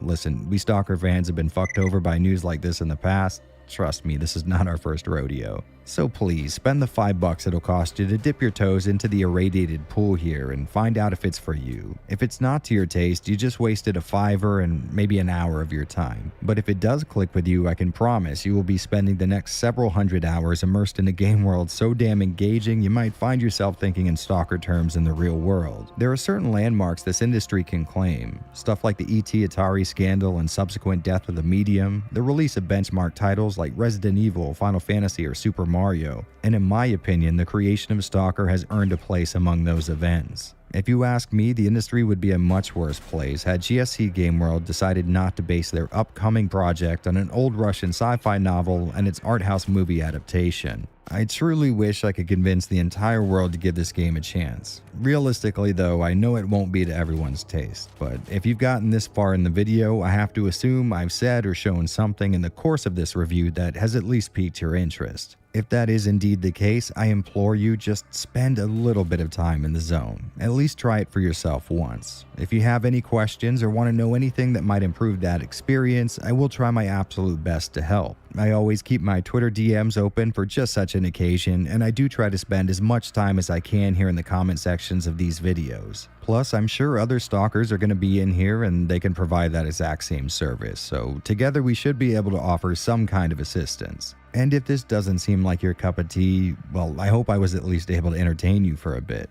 We've got a lot of ground to cover though. I know it took a while, but trust me when I say there is much more of the zone to see.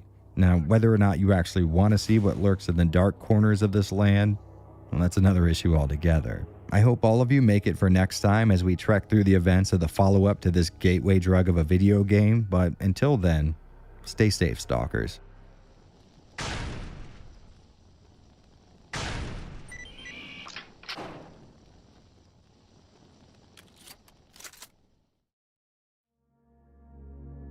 Welcome back, stalkers. In our last little excursion, we familiarized ourselves with the zone and its inhabitants, which is going to seem like a wasted effort, since the only thing about this place that's even remotely consistent is the fact that it's always changing. If you've been around long enough, you might remember hearing rumblings of a stalker named Strelok making his way to the center of the zone, and that there were a lot of forces conspiring to see to it that that doesn't happen again.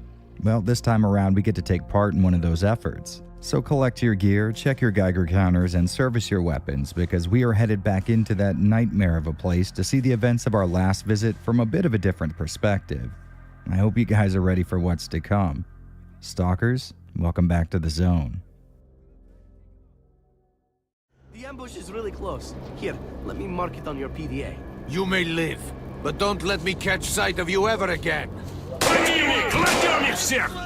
Stalker Shadow of Chernobyl, for all intents and purposes, was a total success. Sure, it wasn't raking in that big budget AAA games industry level of cash, but for a Slobjank PC-only release, it really did numbers. And if you'll remember, there's essentially several games worth of scrapped content included in that final release, so when it came time to follow up on their success with another Stalker game, the team at GSC Game World had tons of nearly finished work to build around. The development process for the last game was an incredibly long experience, all things considered, but even with a full 5 or 6 years under their belt, these guys just weren't able to implement even half the content they intended. Their chosen game engine being held together with the digital equivalent of sticks and electrical tape, most of the effort at the time went into making sure that the first Stalker game didn't set gaming PCs on fire at launch. So with the bulk of the work done for them already, GSC got right into implementing a lot of the elements they actually wanted for that first release. That means huge strides forward in performance, presentation, and mechanics, but don't go getting your hopes up expecting those improvements to have come with zero downsides.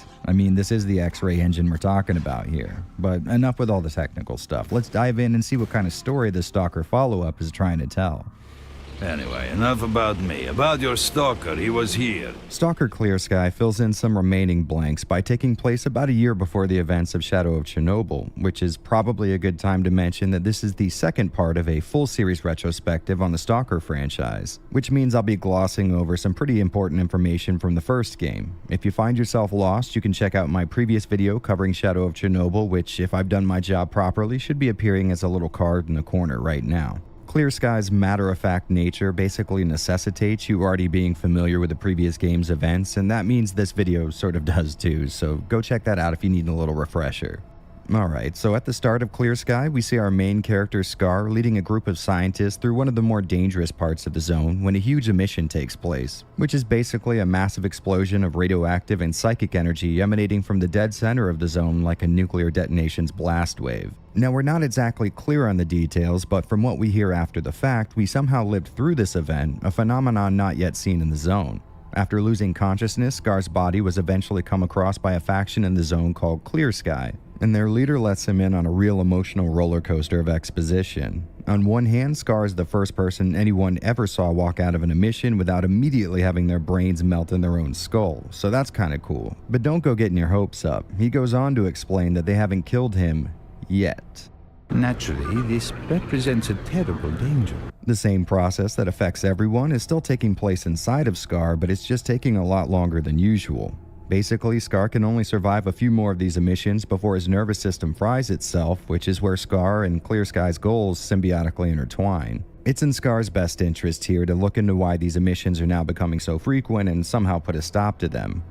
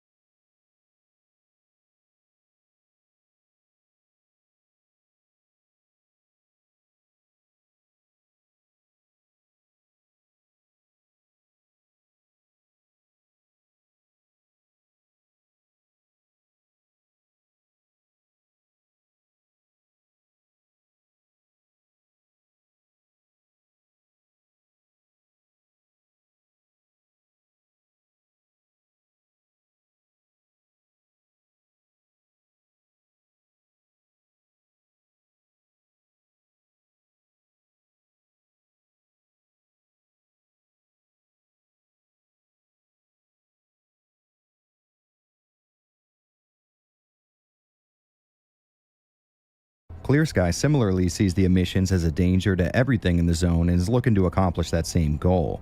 It's their belief that the rise in explosive waves of energy in the zone has something to do with rumors about some upstart stalker named Strelok and his crew getting to the Chernobyl nuclear power plant, a feat once thought impossible. Our new friends in Clear Sky reason that the emissions are like an immune reaction to the center being penetrated, and they'll continue as long as Strelok lives. So Scar's sort of forced into a position where he has to work for Clear Sky or die a horrible death. An easy enough proposition to consider. So Scar sets off and basically follows in our footsteps from Shadow of Chernobyl. Just like us, he has to follow the breadcrumb trail left by Strelok's actions in the zone, and just to clear things up, because I sort of struggled with this at first, we're not here trying to prevent the events of the first Stalker game, but instead the events that preceded them. See, Strelok's made it to the center of the zone about 3 times now, and in Clear Sky our goal is to prevent that second trip. The one that would see him disappearing and result in some tattooed rando gunning for him with a DIY assassination order on his PDA. Clear Sky, being a group that exists inside the zone, isn't incredibly charitable, so if he's going to get any information out of them, Scar's going to have to help them with their territorial issues.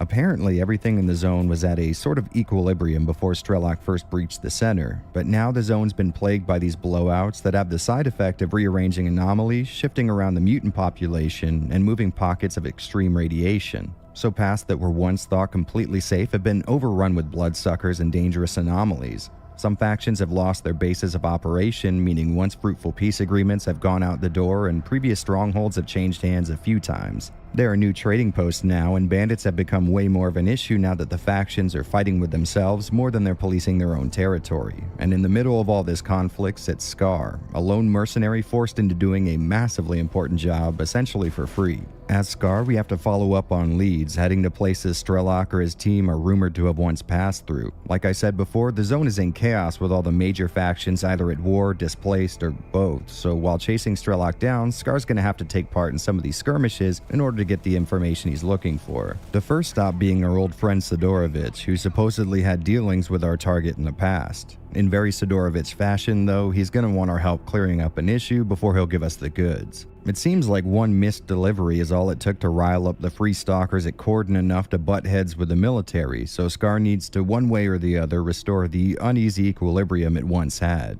After that gets sorted, Sidorovich lets us know that one of Strelok's boys, named Fang, did pay him a visit looking for complex machine parts, and since he didn't have what they wanted, he pointed him towards the garbage, which means that's exactly where we want to be. At Garbage, we were able to trace back a few of Fang's business deals, and it seems like he was working with the group of diggers to get his hands on the parts he needs, but when they weren't able to completely fulfill his order, he ran off without paying for any of their work. Apparently, they sent one digger to find him, but in the process of following Fang, he got jumped by a pack of blind dogs, so after we help him off the rock he's been stuck on, he lets us know Fang is headed for the Dark Valley, and away we go. After getting into the valley, a freedom checkpoint lets us in on a bunch of attacks that have been happening right under their noses. He's probably dead already, and I suggest you don't hang around here too long, unless you want to join him. It seems like whole platoons are being wiped out while on patrol, so basically if you're not inside the freedom camp, you're likely to get taken out. So after a little interesting investigation, we wrap up this little massacre problem by getting to the bottom of a pretty complex web of betrayal. Then Freedom's leader lets us know that Fang actually fucked off back to Garbage after his time in the Dark Valley, so Scar does too, and after tracing his PDA to a basement below a temporary loner base at Flea Market, he falls into a bandit trap apparently laid out for Fang himself. This place is pretty damn good. Look at all these stalkers charging in here like flies to honey. I wonder what they're after. After waking up from a wild case of armed robbery, Fang's PDA clues us into the fact that Strelok had created his own small faction. Made up of only a handful of the very best stalkers the zone has to offer, Strelok's faction was completely dedicated to penetrating the center of the zone, something they had accomplished once, but the resulting blowout meant repeating that mission would require a slightly different approach. Their first try was supposed to be them dipping their toes in the water, but now that they know what they're doing, they plan on busting the center of the zone wide open. A bad goal as far as Scar is concerned, as it will most definitely trigger an emission so big it's guaranteed to put him in the ground. So our guy in Clear Sky contacts us and confirms it is definitely Strelok and his crew that's responsible for all this, and the blowouts are the zone's way of trying to kill these stalkers before they can redo their little magic trick. Apparently, after his dealings with the diggers at Garbage, Fang headed in the direction of Agroprom Research Institute, and when Scar gets there, he finds the place is under siege by mutants coming up from the underground labs.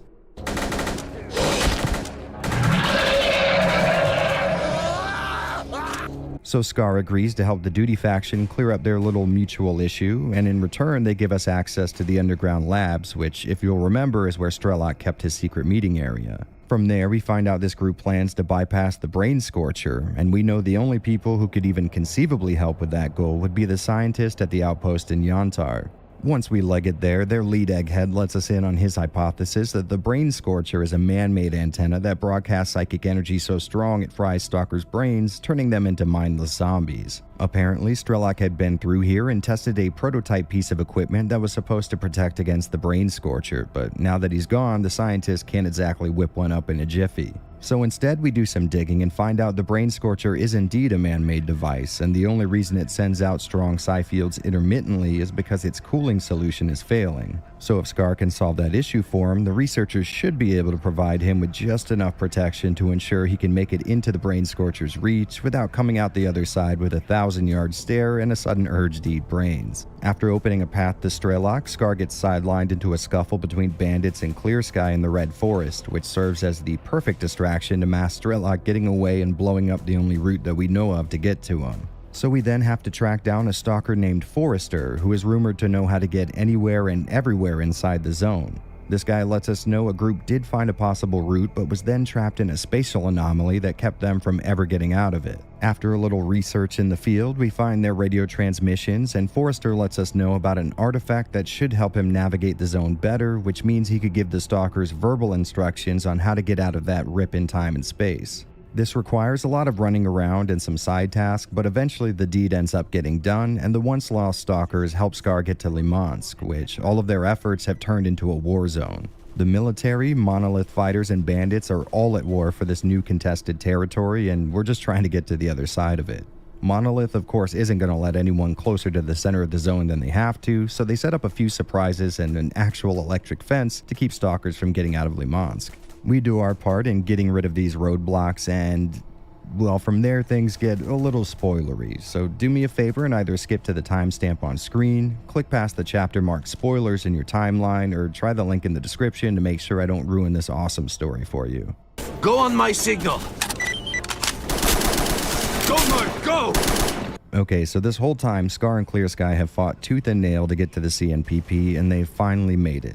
There may be a war going on around them, but the mission is clear. No matter what happens, Scar has to stop Strelok, or else he and everyone else there will die. Scar being the most battle-hardened fighter they've got, Clear Sky leadership gives him a prototype EMP gun meant to disable Strelok's protection from the zone's psi effects, basically a death sentence, and yeah, that goes just about as planned. However, what does not go to plan is the fact that Sea Consciousness has had about enough of all this ruckus at their doorstep and initiates a massive mission that either kills or wounds every single person near the power plant during this event, the last scene showing surviving members of the breach being indoctrinated into Sea Consciousness. That means that not only did Scar play a direct role in Strelok not being successful in his second attempt to get to the Wish Granter, but also his subsequent brainwashing. And if you ask me, this was a great way to tie Clear Sky into the events of the first game, which was really damn cool to see, because before, all we really had were these disparate secondhand accounts of what Strelok and his team were up to at this time, and now we get to not only see exactly how he got in the predicament that started the first game, but we sort of caused it all too. Plus, I really like that Scar only served as a small player in the overall game that is the zone and its politics. Sure, he had a backstory and motivation, but let's face it, the guy was just out to save his own life, and it's sort of fitting that he just be killed off in the end, since the real main character here is still the zone. When you think about it, there are only a handful of important actors in this whole place, and the rest are just caught up in something beyond their comprehension. I really like that. This idea that our main characters might not even be the focus of a stalker story, but instead just a pair of eyes that we can use to view important events in the exclusion zone. I think this did a great job of filling in some of the blanks left by the first game's much smaller story. It really made that first story feel more robust and complete, finally being able to jump in and see exactly what happened beforehand from a ground level perspective. Which is exactly why I think Clear Sky is sort of like a second attempt at finishing Shadow of Chernobyl's narrative. But that's all I really have to say that would spoil anything, so what do you say we meet back up with the others?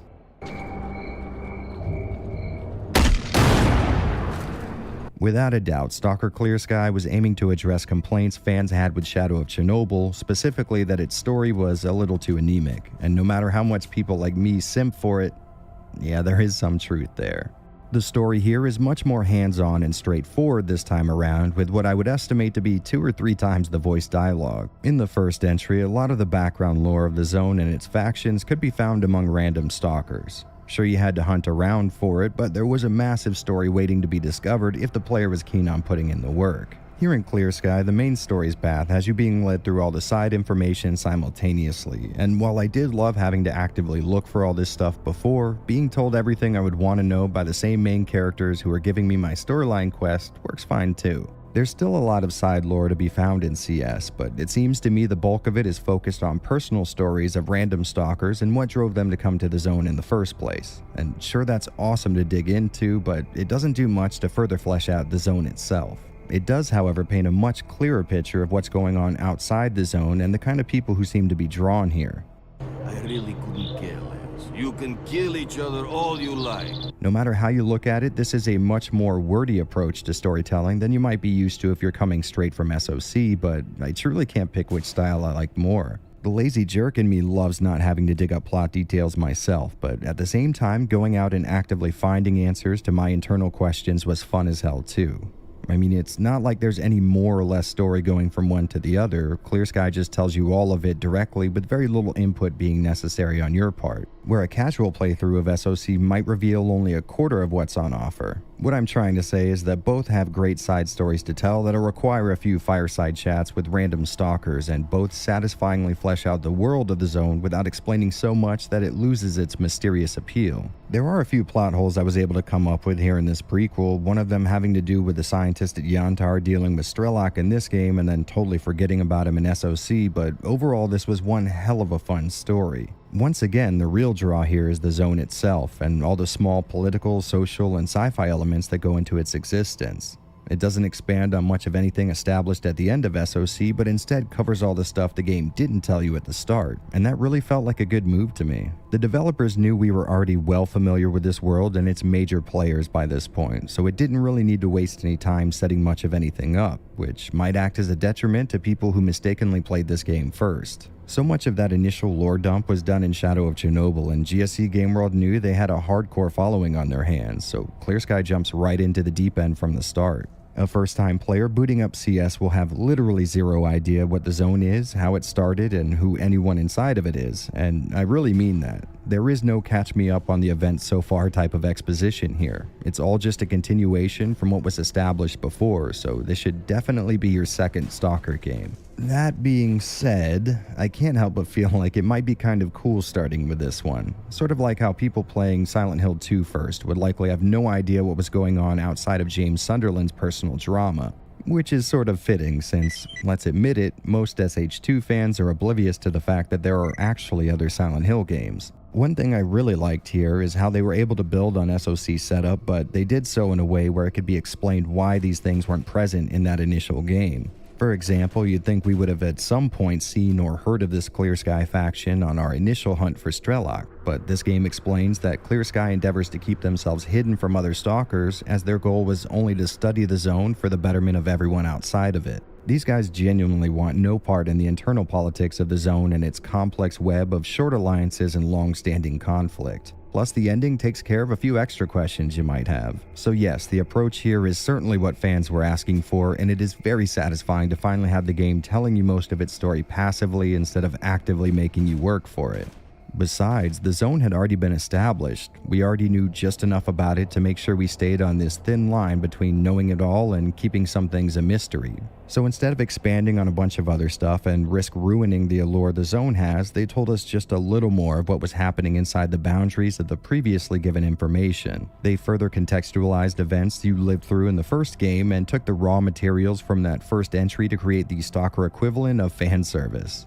This is without a doubt a game for Stalker enthusiasts. It'll tell you nothing the last entry already covered, so do make sure to start with Shadow of Chernobyl if you're looking to get into Clear Sky, or maybe use this as a fun mystery type of narrative, and then play SOC to further flesh out all the stuff you weren't told before. Either way, this is a top recommendation based on story alone. As you know, I was one of the few people who felt like the first Stalker game had more than enough story to be engaging, but I won't lie, it's really nice having so much more this time around. Of course, making a game more intuitive and trying to make sure it's more let's say in line with the common mainstream approach to storytelling, can often feel like a step in the direction of selling out or dumbing things down for a wider audience, but I think it's safe to say that's not what's going on here. The fact of the matter is the people wanted more story in their Stalker games, and the developers were more than happy to deliver. It may not have the same scope of what could be found in that previous entry, but that's because it doesn't waste any time catching you up. Basically, CS hits the ground running and expects you to keep pace, and it doesn't hurt that it ends in a way that jumps straight into the events of SOC.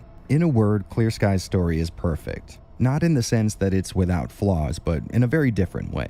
See, it's not only exactly what the devs set out to create, but exactly what we the fans wanted it to be. Now, that's not something you see too often in this industry, and the few handful of times you do, well, it should be celebrated.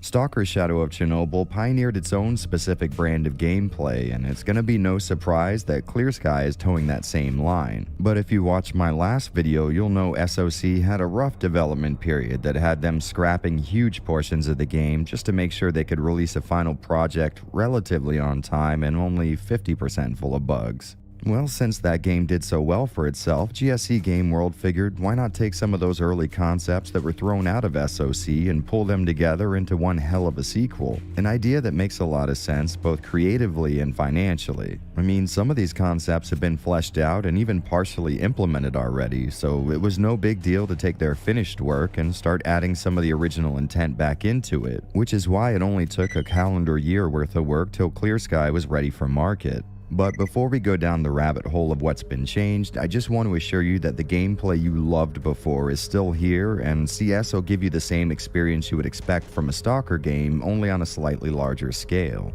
You're still going to have to approach this title as more of a survival simulator and less of a dual-wielding, fast-paced, circle-strafing FPS. The goal, of course, is going to be to complete the main story, but you'll spend most of your time with side activities that will keep you very busy. Most of your playtime will be spent navigating the zone, so don't be surprised when you end up only using your guns for maybe 35% of the time in this first-person shooter. Although I will say the genius move of adding guides who can fast travel you to a previously visited location for some cash both makes things way more convenient and fits in with the general world of Chernobyl's exclusion zone. You'll still be looking for artifacts to finance your trek through this localized apocalypse, only this time around they won't be laying on the floor waiting for you. Instead, you'll need to equip an artifact detector, which is a little device that'll lead you in the direction of nearby artifacts, and only once you've pinpointed exactly where they are will they appear to you. This process is made infinitely more hard by the fact that artifacts can only be found in the center of anomalies, like some kind of irradiated pearl in a clam.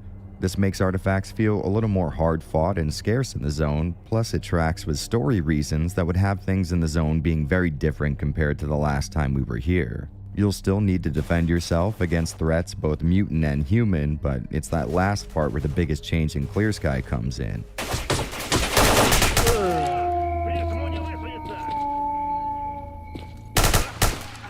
The faction war system was something planned for the first Stalker title, and here what it comes down to is a massive overhaul of the zone's factions and how you interact with them. And I think the swamp you start off in is a perfect little microcosm of this system at work. As you come into new areas, there'll be at least 2 factions vying for control over strategic points, either leading into other areas or major outposts. Whoever you decide to join up with will want your help when they're in a pinch, and since this is Stalker, they might as well tie that into the A-Live system. So randomly, while you're running from place to place, you'll get distress calls over the radio asking for your help and pushing back either a rival faction or a swarm of mutants. Realistically, it does get a little annoying having to constantly stop what you're doing and spend ammo on 3 bandits with Makarovs running up against duty's exoskeleton-clad soldiers, but there is a tangible effect it can have on your playthrough depending on how you want to do it. Just like before, you can expect residents of the zone to act relatively realistically.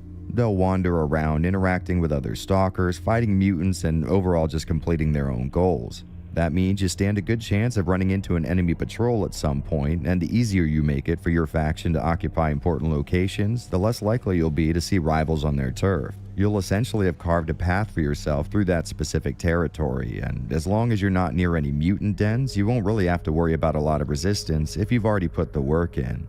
Freeze! And don't even think of touching that shooter! Thanks to this new system, you'll find yourself getting into firefights alongside other factions pretty often, and being part of an 8-on-8 skirmish is actually really fun. It gives off some kind of a war movie vibe and just gives the combat in CS a more dynamic and kind of strategic feel. To accommodate this pretty beefy gameplay upgrade, the map now tracks all friendly and not so friendly units in the same territory as you. So on one hand, yes, it does make it easier always having your target's location displayed on screen, but it also makes it a lot easier to see conflicts before they happen. Trust me, running through an area with a specific goal in mind and then having to deviate from that goal because you accidentally wandered into a herd of snorks while checking your inventory is a big pain in the ass. And if you're looking at this through a modern game design lens, I guess you could interpret some of these changes as an attempt at making the game more accessible, but I think these guys knew what they were making and they knew there wasn't much of a chance for mainstream appeal. I'd guess this whole map thing was just a move made to make implementing the faction war system a little easier and maybe more intuitive. Besides, if it bothers you, you could always get a mod that disables the on-screen map or one that gets rid of the indicators on that map. And speaking of mods, it's time to cover Clear Sky's largest stumbling block. The thing a majority of you have likely been wondering how long it's going to take me to mention. Shoot only on my command!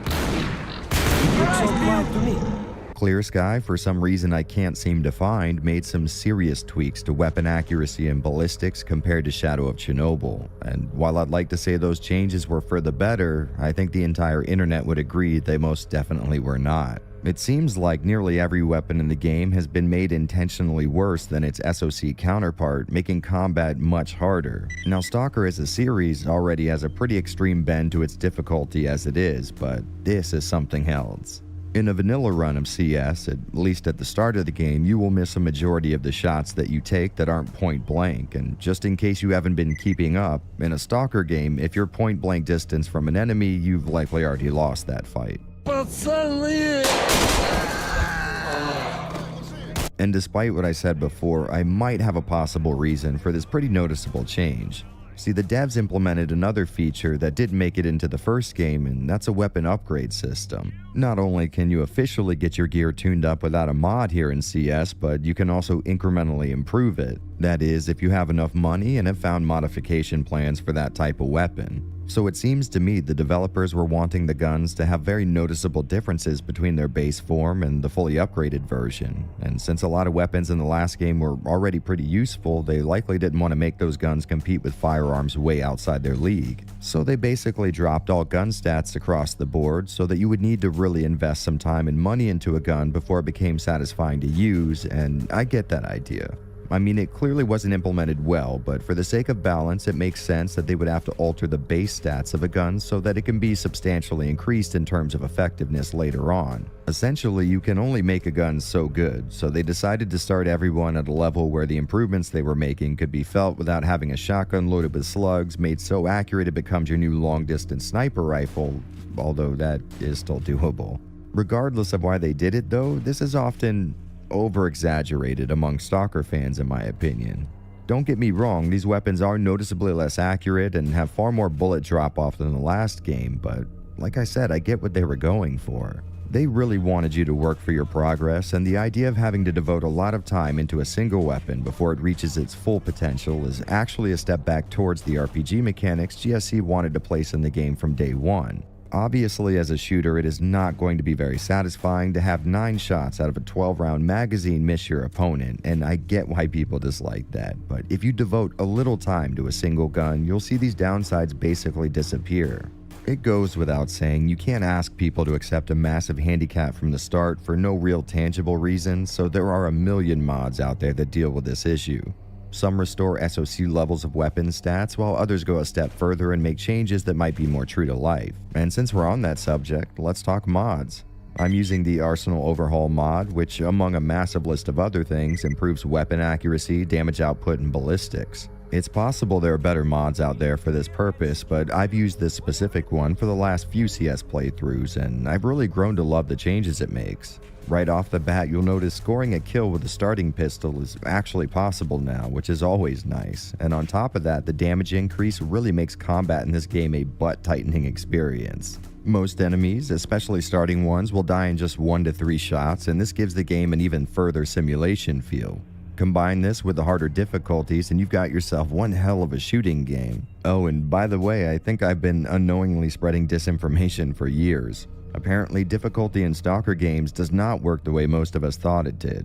Mostly in terms of accuracy, but the damage you receive from enemies does scale with it, so what I said before still applies. But getting back on topic, with this mod paired with that difficulty, not only are your guns realistically accurate and punishing, but so are the enemies, so you will die just as easy as nearly anyone you come up against, making for this tight-fisted combat that'll have you better utilizing cover and the lean function to make sure as little of your body is exposed as possible. You'll be less likely to run into any combat scenario haphazardly now that you know you stand a very solid chance of dying in an open firefight, which does admittedly play into my preferred style for the game, which is using a scoped rifle to do most of my killing at very, very long ranges. I'm not sure why, but there's something very satisfying about only needing a shot or two to bring down even the most well-armed foe. Actually, despite a lot of the previous references I've been making, I'm not really into simulation games, but in this one scenario, I could certainly see why someone would be. The action that comes from knowing one bad move could have you lost to the zone is pretty white knuckle. There are two downsides though. Number one, mutants pose way more of a threat at this higher difficulty but seem to be just as hard to put down. So blind dogs and boars end up being some of the worst stuff you can come up against in the zone, as they can take you down in a good 3 hits and might take several shots to end while they're zigzagging at very high speeds. So while other stalkers will be amazingly fun to engage in combat with, mutants are far more annoying, which I know a lot of people like, but personally the extreme difficulty seems fair when I have just as much of a shot at killing the enemy as he does me. When those scales start to tip, I start not having as good of a time. And speaking of not having a good time, my second issue is the fact that, well, since guns start off pretty accurate and usable, upgrades can sort of turn them into the firearm equivalent of a weapon of mass destruction. For example, I came across a really good M4 a few hours in, and using it with iron sights felt just amazing. I was reliably putting bandits down with 1 or 2 well-placed shots, but if I needed to, I could go full auto and still reliably hit something. After fully upgrading it though, I no longer had to worry about little things like target distance. I could put lead down range from one end of the map to the other, and that did make the game feel a little unbalanced, at least a little bit. Of course, it's still fun sticking to cover and taking out bad guys from far away, but I sort of enjoyed it when I wasn't so overpowered compared to my enemies. On the plus side though, further into the game, everyone will have access to more badass weapons, so the problem will eventually correct itself. The only problem being how much I enjoy switching up my arsenal and trying new guns in these mods. Once I fully upgraded that M4, there was no need for any shotguns or sniper rifles because using them would mean willingly handicapping myself just to get some different looking muzzle flashes on my screen. So once enemies have access to better weapons, it becomes a variety issue and I sort of just get sick of seeing the same gun over and over again. Oh, and by the way, when they do get their hands on better firearms, you'll really start to notice how prone NPCs are to pushing you out of cover in a firefight and straight into the crossfire. Seriously, this was the cause of like 50% of my deaths in the game, and it never stopped being annoying. I'm not quite sure why this happens so much more here than in the last game, but it feels like there is a big empty space around other stalkers that seems to act as a boundary, which means you'll also be getting body blocked pretty often, which becomes a real issue in the flea market area in Garbage. Once you're at the top of the structure, loners walking back and forth on patrol will knock you off of walkways without a care in the world, which can sometimes kill you. Another big gameplay inclusion this time around are the blowouts that can randomly take place as you're stalking out there in the zone. Just like the one depicted in the intro cutscene, you might be minding your business and looting corpses when all of a sudden a flash of light appears in the sky and the sound of an earthquake mixed with the tornado starts to rumble off in the distance. When this happens, you'll have a pretty short amount of time to find shelter before the emission's on top of you, and luckily the game will replace whatever mission you're tracking at the time with the get to cover objective and point you towards the nearest safe haven. I loved this aspect of the game. It just gives you one more unpredictable thing about the zone that you have to stay prepared for, and hiding out in some decrepit building made of sheet metal with holes in it while a radioactive storm takes place outside is really damn cool.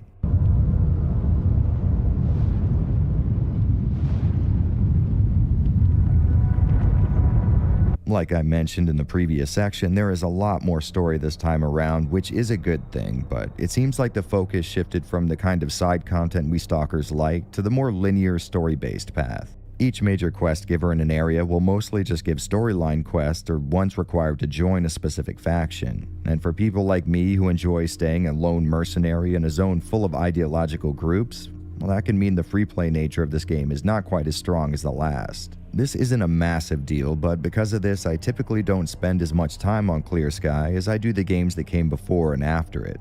On the plus side though, you get the same massive map from SOC along with a few more locations added for good measure, which really helps this game feel less like a sequel and more like some kind of late 90s giant expansion pack. There's definitely enough changed here that it'll feel like a substantial addition to what you experienced last time, but so much of it was built off of SOC's foundation that it'll feel satisfyingly familiar as well, and as we go forward, that'll be a trend that continues, as each release of a Stalker game is essentially the first game plus more stuff. You'll visit the same or similar locations, fire the same or similar weapons, join up and fight with the same factions, and be terrified of the same mutants. This makes things feel so much more familiar and consistent. Even if you're not as emotionally attached to the game as I am, I'd imagine it'd be hard to beat Shadow of Chernobyl, then start up Clear Sky and visit the Cordon without at least getting a little nostalgic. Returning to locations like Garbage or the Agroprom Underground between 3 separate entries in a series helps them feel like real places in a real world. I can't really explain it, but something about seeing these landmarks over and over again just drives home so much of what makes this series great, and what makes this game great, and it is. In fact, I would go as far as to say most people are wrong when they label Clear Sky as the weaker of the 3 titles. I remember playing CS on launch and being completely enveloped by it. But back then you could argue it was the only game in town as far as this stuff goes, and I might have been blinded by nostalgia for the original. And maybe there's some truth to that, but getting back into CS for this video, I found myself surprised at how much fun it is. Of course, it does help massively that I don't have to worry about the pretty bad accuracy of the vanilla version, and the changes this mod made to damage output certainly helps things, but more than anything, I just sort of realized this is Shadow of Chernobyl, but more. And if that's what you're looking for, modded or not, that is exactly what you'll find here. It is a more substantial experience than SOC with its faction war system, more locations, new weapon modding, and the ever-present threat of emissions, so if you played the hell out of the last game, you won't need to worry about getting bored anytime soon. Plus, the Arsenal Overhaul mod makes the game infinitely more enjoyable in my opinion. I wouldn't necessarily say Vanilla Clear Sky requires a mod to play today, especially for people who already cleared its predecessor, but it is going to make things a lot more fun and a lot easier for a first-timer. In my opinion, my chosen favorite, Arsenal Overhaul, is the go-to for people not familiar with the series, but some might argue it changes a lot of the intent the developers had for this game, and there's definitely some truth there. It's hard for me to say which is going to be right for your first time, because on one hand, I didn't have such a hard time adapting to the accuracy in the base game, but I also absolutely fell in love with the challenge this mod brings. So I guess it's your call as far as that goes, but just know that both vanilla and modded are great choices and offer different but equally satisfying gameplay experiences. And I could go on and on about how true to life the gameplay tries to be, or I could just point out that I was in a firefight at one point and shot a bandit. As that bandit fell to the ground, the dead man's grip he had on his weapon caused him to fill his fellow bandit full of holes. If that doesn't get the point across for you, I'm not sure I could say anything that would.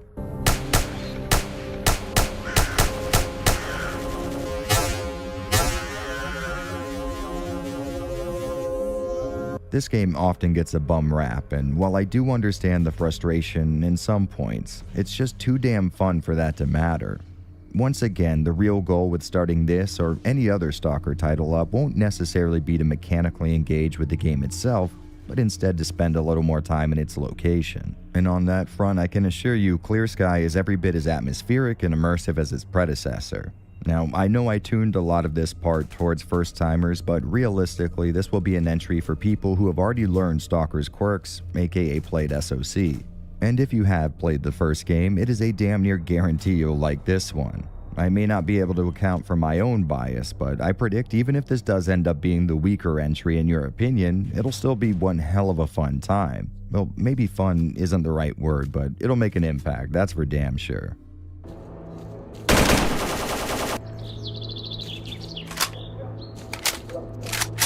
A lot of what I've said so far could be boiled down to Stalker Clear Sky is everything the devs wish they could have implemented in Shadow of Chernobyl, and nowhere is that more true than the game's presentation. The last Stalker game had a look all of its own, but some aspects of it felt pretty far from what you could call a AAA production. Of course, some parts of it could be described as amazing, especially by me, but still, there was a lot of jank to look past to get to that stuff. Now, Clear Sky definitely reuses 95% of its on-screen assets from the last game, so don't go hoping they finally improved how dumb NPCs look when turning around in place. They did, however, completely revamp Stalker's dynamic lighting system, and it is a total transformation as far as the presentation goes. This time around, GSC took advantage of the DirectX 10 API to serve up some incredibly convincing effects, and I think the first thing anyone's likely to notice when going straight from SoC to CS are the God rays. And for those of you who never heard that term before, it basically means the light from the sun can be broken up into several small volumetric light beams by trees, buildings, or really anything else. I can tell you in all honesty, I've been looking at this effect forever, but when I get a glimpse of it out of the corner of my eye while running through an area, I always stop in my tracks to admire it. The last Stalker game really wowed me with its dynamic weather system, and that's still going on in CS. Only this time around, they have the graphical horsepower it takes to have that weather show a tangible visual effect on the environment, the stalkers around you, and everything else. So if you're turning in a quest at Cordon and a rainstorm starts, you'll notice that everything around you actually looks realistically wet. They also added this really nice effect that mimics water running down surfaces, along with a trick that has the ground showing tiny droplets splashing with rain. Once you really kneel down and get a close look at this effect, some of the magic does get lost, but while you're creeping through some abandoned camp, not really paying specific attention to these tricks and just letting them immerse you, it's really wonderful. And if it's a particularly bad storm, you might get a look at some pretty wicked looking lightning that'll brighten up the whole area you're in a convincing way. These new DirectX 10 effects really turn this into a whole new experience, and I am absolutely in love with how transformative it is to just throw some really convincing lighting into an already great looking Stalker game. On top of that, there are new features like a depth of field effect while reloading, something that does sort of look cool but can really get in the way when tracking targets in a firefight. Luckily, there is an option to disable this effect, and after you've seen it a few times, I'd recommend you do just that. There's also a new heads-up display, and while you know I typically get rid of these things right from the start, come on, this one looks really cool. The Arsenal Overhaul mod lessens most of the on-screen nonsense, but you will still have the minimap on screen, something that's great for tracking enemies and friendly strongholds coming under attack, but I felt like I was navigating with my eyes on the lower left-hand corner of the screen the whole time instead of looking where I was actually going. I don't know, maybe it's just me, but if a game gives me an on-screen minimap, I just can't help but use it a majority of the time, and at that point I feel like I could have just been playing a top-down twin-stick shooter. So overall, I would say the new inclusions to Clear Sky deserve 2 big thumbs up. That being said, there are some pretty big downsides that go with this new tech. First off, and least of an issue, is that scenes without a lot of dynamic light sources can sort of seem flat by comparison. It seems to me all the fancy new stuff only apply to certain lighting sources, and sadly the moon is not one of them. Now, it's not like these areas look bad or anything, it's still an impressive visual experience, but you're gonna get spoiled by all the cool looking effects and you will notice their absence. And the next issue is that these new tricks really do add to the game's unpredictable nature. All kinds of new bugs were present at launch, and a lot of them seem to be caused by the new API. Nowadays though, I would say you're pretty safe starting it up. I haven't personally played a full game on vanilla in a while, but the last time I did, it was stable as hell. Like I said before, I'm using the Arsenal Overhaul mod for this playthrough, and it seems to borrow a lot of its features from the Sky Reclamation project, which makes it crazy stable. I was able to get to the end of the game without experiencing even one crash, which is not so common in this series, let me assure you. So the horror stories you've always heard about these games and bugginess is true to an extent, but thanks to modern patches and mods, it is nowhere near how it used to be. Sadly though, there is one last downside, and it is a doozy. These new lighting effects can absolutely inhale system resources. In the last video, I complained about Shadow of Chernobyl being pretty taxing to run for what you were getting, but in Clear Sky it is on a whole different level. In fact, at first I thought there was some kind of a memory leak problem that had performance degrading the longer the game stayed running, but in reality there's just a time of day when you can expect frame rate dips. In the early afternoon and morning, the sun's light will have performance tanking, and while the game does give you immense control over what you do and don't want to see, the effect of the God rays on the environment is just too damn good to give up in my opinion. I typically set the God rays and volumetric lights to their lowest setting, and that does help a bit, but I still end up sacrificing precious frames. So yes, this is a problem, but it is sort of a problem of my own creation because I do have the ability to stop it, but I just choose not to. Continuing with the improvements, there have been small alterations to weapons and 2D assets from SOC, but the most noticeable for me are the menus and dialogue stuff. These new assets are now made to be displayed in widescreen, so no more ugly stretching, which means I'm really happy. Oh, and they added more death animations too, so good news for people who are tired of the funny-looking ragdoll deaths from the first game. And since most of what's on offer here in CS was taken from the last game, that means Skin still looks like everyone in the zone suffers from some kind of a subdermal fungal infection, but I would say the new effects made possible by DirectX 10, along with the stunning environments, will definitely make up for any of those kind of shortcomings. Well, you asked for it. Drop him, boys! Shortcomings like the odd transparency effect that happens off in the distance, which still shows up no matter how far you have your vision distance set. Something that wouldn't bother me too much if the background elements didn't stay opaque. Which in simple terms means that some of the buildings off in the distance will start to turn transparent while the trees, mountains, and whatever's behind it won't. And then of course you have the aforementioned performance that comes with these improvements, which can definitely negatively affect your gameplay. All that being said though, I still think this is one hell of an impressive attempt at modernizing Stalker and its X-ray engine. In fact, with all these new features and graphical effects being added just 1 year after the original release of SOC, this almost feels like a modern-day remaster, except for the fact that it was done right and wasn't completely botched. This massive overhaul to Stalker's look was a damn marvel at the time, despite the fact that none of us could afford a machine that would run it well. Nowadays, it's made a bit less impressive by Clear Sky's follow-up, which would take the same amazing graphics and even further improve on them, but for the time, this was a revolution. It's the same amazing gameplay fans of the first game would be looking for, but the developer used that first title as a platform on which they could build an even better visual experience on. This series has always had these really funny quirks with how it renders skin, deals with lights, or handles geometry, but despite the low points, it was always a visual treat, and Clear Sky is a perfect continuation of that trend. In short, it is exactly what a sequel should be. The zone is becoming increasingly unstable. Alright, so we started really strong with this series. I mean, no matter how you cut it, Stalker Shadow of Chernobyl was one impressively deep package, and any game coming out after it was going to have to really try in order to meet that same series high point. And if you've watched the entirety of this video, it should probably go without saying, but in my opinion, that is exactly what Clear Sky did. A lot of people tend to lump this game in as the lesser of the three, and I don't know if I think that's fair.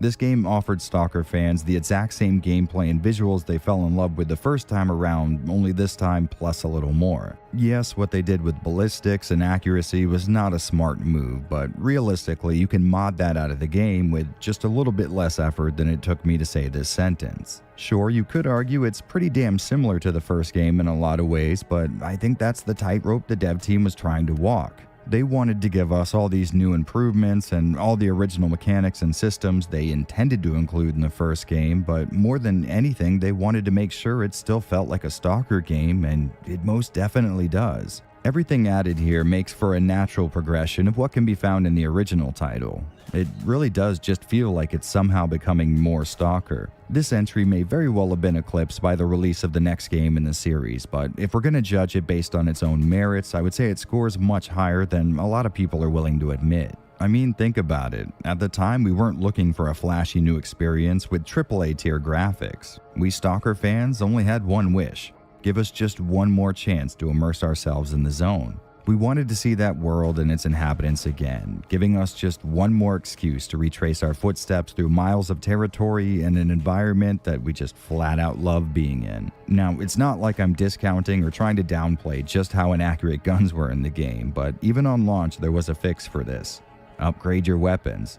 Now, realistically, that's not the most user-friendly and intuitive approach to take with game design, but think of the audience they were serving. Stalker, as a series, is about as far away from user-friendliness or intuitiveness as you could possibly imagine. Like I said in the last video, this is a series you have to teach yourself to play properly. Once again, I would totally recommend something like Arsenal Overhaul if you are planning on tackling this one, as it really changes the combat from something that's really challenging to something that's incredibly fun and really challenging. In fact, the new ballistics, damage output, and accuracy tweaks in this mod makes it one of my favorite gameplay experiences in the series. No joke, I was blown away at how much I enjoyed this playthrough.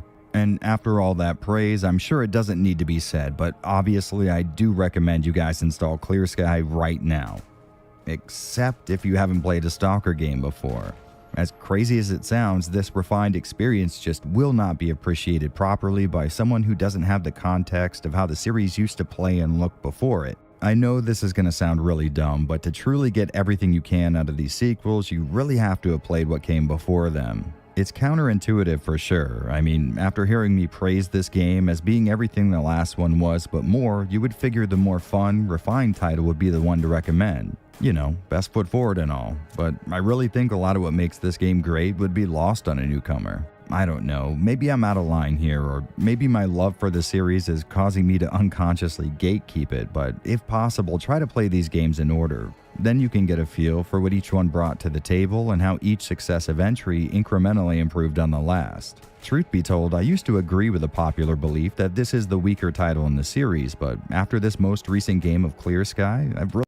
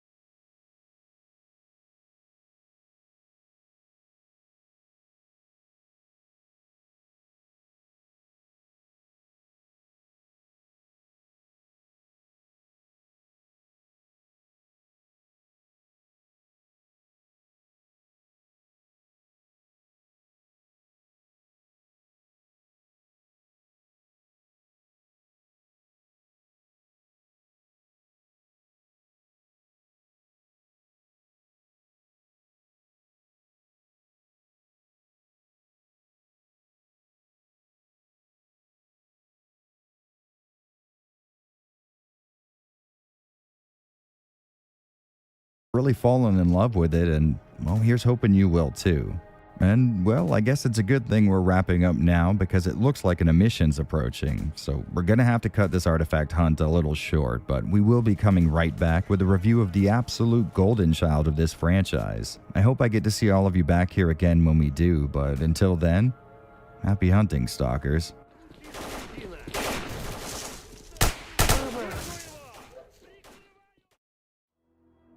Good news, stalkers. I got a hot tip on a massive stash of artifacts. Now, I know we've already made 2 trips into the heart of the zone already, but trust me, this one's gonna be worth it. You know, I can't really say why for sure, but for some reason I get the feeling that this might be the last time we brave the anomaly fields and mutants that make up this harsh landscape. So I hope you've readied yourself for yet another walk on that tightrope that is the Chernobyl exclusion zone, because as most of you know by now, once you're in, there is no turning back. Stalkers, welcome to the zone.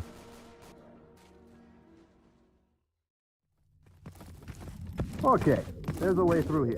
Let's hope it leads somewhere a little less deadly.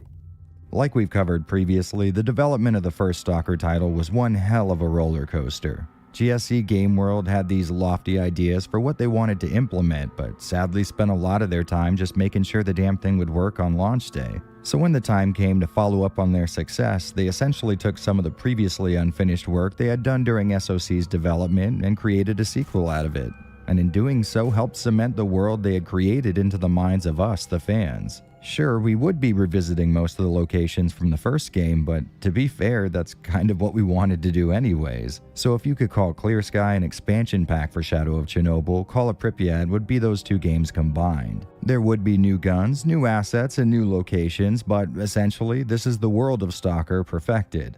Of course, that doesn't mean there are no flaws to be found. This is still a Stalker game after all. It just means the devs finally got a shot at adding most of what was supposed to make it into that first title, plus the kind of fine-tuning you would expect from a sequel. But some of you may be wondering, would this new title solve some of the issues even hardened fans had with the shallow amount of plot delivered in the first 2 games? Well, there's only one way to find out. Watch out! Controller! Okay, so remember how Shadow of Chernobyl was light on narrative but heavy on environmental storytelling, and how Clear Sky tried to remedy that? Well, I think for this last entry, the developers said, well, an impossibly thin story worked for us once, maybe it'll work again. Call of Pripyat starts off with a recap of not only the events of the last 2 games, but the zone itself. Oh yeah, and I should probably mention the mod I'm using for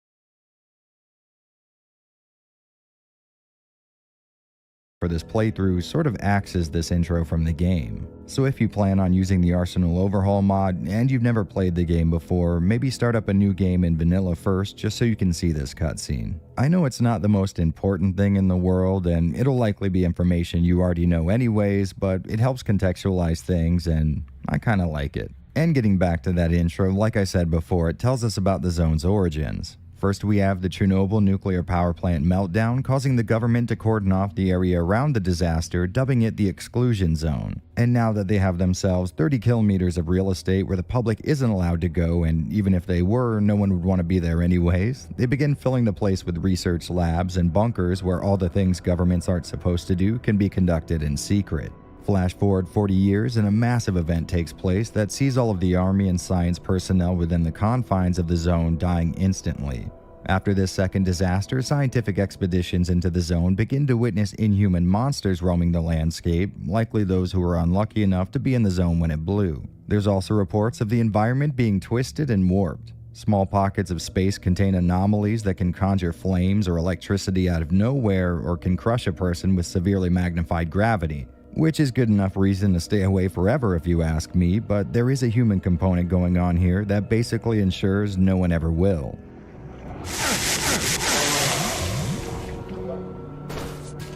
Inside these reality-bending anomalies, people start finding small trinkets with what you might call odd properties to them. Perpetual energy factories, balls of frozen fire, and gravity-defying objects, all small enough to fit in your pocket. These artifacts being such obvious scientific curiosities, everyone from state-sponsored actors to private businesses are willing to pay top dollar for them, which creates an economy of buyers, middlemen, sellers, and the stalkers who venture into the zone to procure these balls of real-life materia. With more and more interest being drawn to the zone, eventually people start testing its limits. One such stalker is Strelok, who in the events of the first game was able to turn off the Brain Scorcher, a giant antenna array that broadcasts some kind of brain-scrambling signal that can turn a regular person into a drooling zombie in no time and acts as an impenetrable field, keeping stalkers from getting to the power plant at the center of the zone. After this barrier was eliminated, the zone's many factions all made a run on the center at once, leading to a massive war. Looking to capitalize on this, the Ukrainian government set up a secret mission that would see several helicopters infiltrating the zone and making a straight line for the center, each one coming from a different angle. These choppers were supposed to be equipped with anti-anomaly measures, and the pilots had maps letting them know where the major anomalies they needed to avoid were. And that operation lasted all of about 5 minutes before each helicopter suffered some kind of technical failure. The government, not being very happy about the millions of dollars of hardware they just scrapped, suspected anyone and everyone. Everything from sabotage to all-out military attacks were considered, but to get any real answers, they were going to need boots on the ground. So they sent in our protagonist, Major Alexander Degtyarev. He was inserted into the zone and given a false identity, the goal being for him to pose as a normal everyday stalker and in doing so blend in enough to get some real info on what's going on. The reasoning there being pretty strong, as your average stalker would like nothing less than to put several bullets into any soldier they come across, and as such probably isn't going to tell them about any anti-military subterfuge they've been involved in. And then the game just sort of starts. And yeah, maybe that was a long time to spend just talking about a game's intro, but trust me, there's a good reason for that. After that intro is finished, the amount of mainline story you come across in your playthrough is, well, it's almost laughable. So you're the whole expert, eh? Don't worry, you can count on the boys to take the muties out nice and quick. You take control of the Major as he enters the swamps of Zaton, and your goal is to blend in at the local stalker post made from an old ship. Using that as a base of operations, you venture out inspecting each of the downed helicopters, finding out each one of them suffered some kind of a catastrophic failure. After coming across a black box listing possible evacuation points, you follow the clues to a surviving helicopter pilot and discover the evac will be going down inside the ghost town of Pripyat. Getting there isn't going to be as easy as it sounds, though. Even though the center is technically open now, most of the people who know how to safely get there likely died in that first raid. So we stumble across old documents that point towards a secret underground tunnel connecting Pripyat and Jupiter. To get through it though, we'll need a few buddies to watch our back and a suit with a closed cycle oxygen system because the military in their infinite wisdom flooded the tunnel with toxic gas before they abandoned it. Once through the underground passage, our team gets jumped by a squad of soldiers, forcing the Major to come out of hiding and identifying himself as a member of the Special Forces. He links up with a unit of survivors from the failed Operation Fairway, and so far all the info he's been able to collect is stuff that could have just been assumed from the start. Each helicopter went down, and there isn't evidence that they were attacked, so chalking this all up as a loss, Major Dektyrev and the survivors of the mission decide to jump ship ASAP. But before they do, well, you know what, let's make sure we don't ruin this for everyone. If you're looking to jump into this one blind, make sure to either skip to the timestamp on screen, click past the chapter marked spoilers, or click the link in the description to make sure I don't mess up that first playthrough for you. What do you think, we're here for fun? Why so trigger happy? Can't you see that we're all friends here? Me and Agent have been through a lot. Trust me on that. Okay, so our little motley crew is ready to move out when they get a reading on something that's coming their way fast. Thinking it might be a Monolith squad or a herd of mutants ready to take them out, everyone digs in and prepares for an all-out fight. And the amount of tension in this is so well done. If you don't already know what's coming, your mind starts trying to expect what the game's going to throw at you next, which could be anything at this point. Well, the moment finally comes, and instead of some kind of a mutated horror, we're joined by Strelok, the main character of the first game and sort of the most important person in the zone. My name is Strelok. You're the stalker who disabled the Scorcher? Yes. He lets everyone know about what he's been through in the last 2 games, including the hot gossip on Sea Consciousness and the truth behind the zone's existence. Following from the good ending of SOC, Strelok informs the group that he sort of shot up the only chance they ever had at controlling the zone, and now that it's been unrestrained, it's going to keep growing. Meaning soon it won't just be Russia's problem. In fact, it won't be long till it's all of Europe's problem, and there's nothing that says it won't continue growing from there. But some of the more astute among you might be wondering what the hell became of the whole figure out what shit on the secret military plan storyline. Well, Strelok puts a pin in that too, and it's likely the most anticlimactic wrap-up you've ever seen in your life. The reasons are obvious. Strelok explains to these hardened soldiers something even the most green stalker already knows about. Anomalies move around after emissions, so the anomaly charts they had were long outdated before a single chopper even left the tarmac.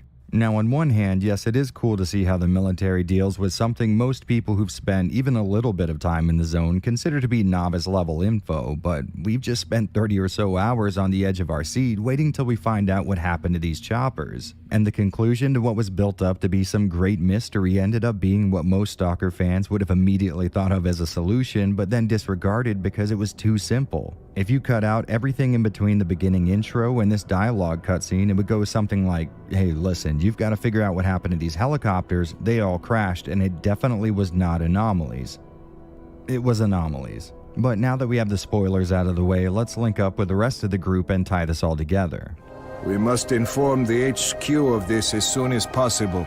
I'll contact my commanders right after the emission. Alright, without spoiling anything, I'll just say the conclusion to the Operation Fairway catastrophe is far from satisfying. On the plus side, there is a very late game revelation that will dull the sting a bit, but it's totally unrelated to the story's main thread. That being said, there is a lot about this ending I really liked. My issue is more how they strung me along for the entire runtime of the game, only to wrap up the one and only story we've had so far in a single dialogue box. Then the remaining 20 minutes or so of the game is devoted to a new plot thread introduced so close to the end that you don't have more than 2 conversations about it till you've seen the credits. It seems to me this was yet another aspect of the Stalker series that was meant to be much bigger and more detailed, but had to be trimmed down due to either budget issues, engine issues, or maybe both. So you might assume me shitting on the one and only driving narrative is a negative, and it definitely is, but just like before, you'll be given a lot of smaller side stories to work your way through, and again like before, a lot of these could have served as an even better main storyline if given a little more love and care. Don't get me wrong, I like the idea of a mystery revolving around finding out what happened to the military choppers that crashed, but investigating missing stalkers only to find out a hemoglobin addict is to blame, well, it's much more interesting.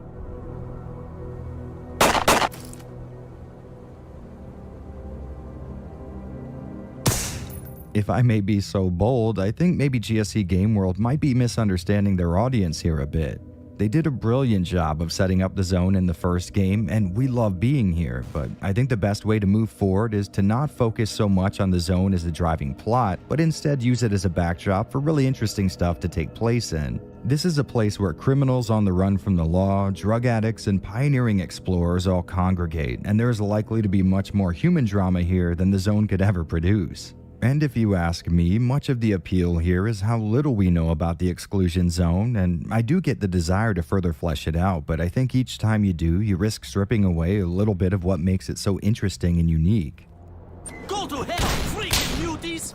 So giving the story here a grade is going to be a little hard. On one end, we have what I would call a great setup and a well-cultivated mystery, but on the other, in my opinion, is a very unsatisfying conclusion to that mystery, so it's far from all bad, but not quite good either. At the risk of being even more of a broken record than I already am, the main story in a Stalker game is always just a thin thread used to pull you through what is an incredible setting. It is totally possible to ignore the main story in one of these games and still have a fulfilling and satisfying experience. A point made all the more clear when you see how many Stalker mods remove any and all story beats only to replace them with smaller side stories and a more free play focus. Something you can actually get with Call of Pripyat in vanilla form, by the way. The free play part, not the missing story part.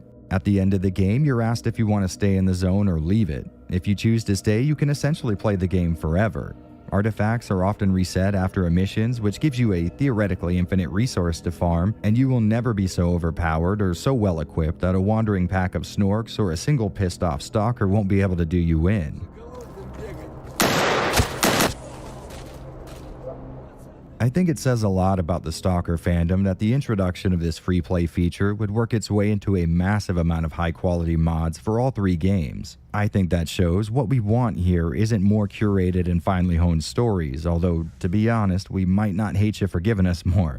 The boss is over there. Go talk to him. But instead, a small reason to continue to exist here in a video game world that is unlike anything the medium has ever seen before. So again, I can't really pass judgment on the story here. It's a little more complicated than that, but I will try to condense this into something at least resembling an opinion. Stalker Call of Pripyat, in my opinion, started off strong with a story that seemed like it would clue us into some of the zone's secrets, but when it eventually doesn't, most of your time with the game will have been spent simply living in its world and not interacting with its story. So while I can totally understand being scared off by the initial statement that the story here has a less than satisfying conclusion, just know that is very much par for the course here, and unlike most video games, the main story is not going to be what keeps you here. Damn, I guess that dumbass quote from John Carmack is finally applicable, so let's rework it a little bit. Story in a Stalker game is like story in a porno. It's expected to be there, but it's not exactly why you're there in the first place. Let's try to get by them without making any noise. They're waking up! Run! The first Stalker game set the standard, and when it came time to follow that up, the developers aimed to include all the stuff they originally wanted to see in that maiden voyage. Sadly, Stalker fans weren't quite so accepting when Clear Sky came out, and to be fair, it's understandable why. Much of what Clear Sky did at launch, despite being taken from actual work done on the first title, felt very half-baked. So the big question is, what direction did they take with the third and, at the time of writing, final entry in the series? In front of GSC Game World laid two paths. Heading to the left would have them going back to their roots and further improving the foundation of Shadow of Chernobyl. The right would see them fleshing out some of the more innovative ideas seen in Clear Sky. So which one did they choose? Well, they just sort of ran straight forward in between the two. So, you managed to drag your ass over here? Bravo! Stalker Call of Pripyat could be seen as the series' greatest hits, a combination of all the things that worked for both releases living inside one game. In fact, this combination of elements would be so well accepted that most big mods for SOC and CS would basically be made up of fan-made attempts at including Call of Pripyat's mechanics. And there's a lot to cover here, so I'm gonna have to treat you like you're already well versed in this series. If not, I should have a link to my videos covering the previous Stalker games here in the upper right hand corner or in the description. So if you start to feel lost, go ahead and enroll yourself in Chernobyl University to get your master's degree in stalking. Stop right there! Hold your weapon and don't you move! One thing that won't be so clear from the start but will eventually show itself is the fact that COP is a much more confined game as far as the setting goes. Of course, we're still inside the Chernobyl exclusion zone, but as stalkers, we're kind of used to being able to visit several locations within it on our journey. This time around, our adventure will be limited to just 3 areas. You start off in the swampy Zaton, then move on to Jupiter, and eventually the titular dead city Pripyat. Now at first this does sound like a downgrade. After all, the last two games feature 10 and 11 unique locations respectively. On top of that, what made both of those earlier titles so appealing is the thought that revisiting old familiar stomping grounds was sort of baked into the development of a Stalker game. Like I mentioned in my Clear Sky video, a lot of what I appreciated about it was the fact that it let me relive my memories in a lot of these locations. I mean, honestly, how many of you guys watched the Stalker 2 trailer and audibly screamed to yourselves when they showed footage of Corden or what looked like the Great Swamps? At least for me, this was always one of the most unique and interesting parts of the franchise. Taking that into consideration, it would be easy to see this as a big downside, and maybe it is at least partly, but on the plus side, these 3 new locations are absolutely massive in scale. It's kind of hard to say for sure, but I would imagine 3 of the smaller spots in previous games, like say Corden, Garbage, and Rostock, could easily fit inside of Zaton alone. So you'll get that same Stalker experience, visiting all kinds of abandoned villages and anomaly fields, only you won't have to sit through any loading screens to get to most of them. Actually, something I never really noticed until sitting down to get my thoughts together for this script is the fact that there aren't any traditional exits or entrances leading from one zone to the other like we're used to in the series. Instead, you can find guides who will lead you in and out of your current area, which isn't exactly bad or good, just something I thought was interesting. But getting back to my original point, these are some incredibly big plots of land to explore. All 3 of these new maps are massive, and each one is jam-packed with places to go and interesting things to see. So I would estimate you won't be missing out on much, if any, potential content when going from those earlier games to this one. But I think the big draw with the more compartmentalized design of those games is being able to drastically change the sort of environment you're in at a moment's notice. If you happen to be tired of the behemoth mounds of scrap and garbage and want a little more color in your life, you could always go to the Red Forest or hop on over to the Army warehouses. Having a good number of zones broken up by loading screens meant the devs could have a lot more freedom with making each one unique as far as color palette and scenery goes, and yeah, that is something you'll miss out on with COP. I don't want to come off as overly negative about this though. Like I said, these are massive areas and they really do have an incredible amount of content squeezed into them.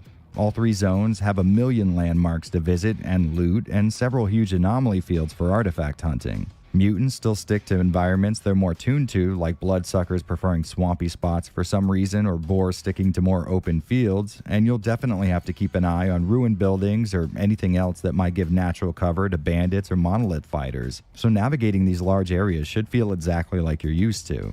These being such huge playable settings, the developers made the well-appreciated decision to include a guide roll to the stalkers who randomly traverse the zone. So if you want to, let's say, visit the boiler anomaly, but you're being dragged down by more than 100 pounds of ammo and gear looted from a mutant versus stalker fight that you may or may not have decided to stay out of, well, you can just find a gathering of stalkers and pay someone a small fare basically to fast travel you there. Oh, and one tiny thing I thought was really cool was the fact that the same group of stalkers that offer to fast travel you to somewhere will load in with you at that location, and then they'll start running back to wherever they were headed in the first place. It's a small touch, but one that I really appreciated.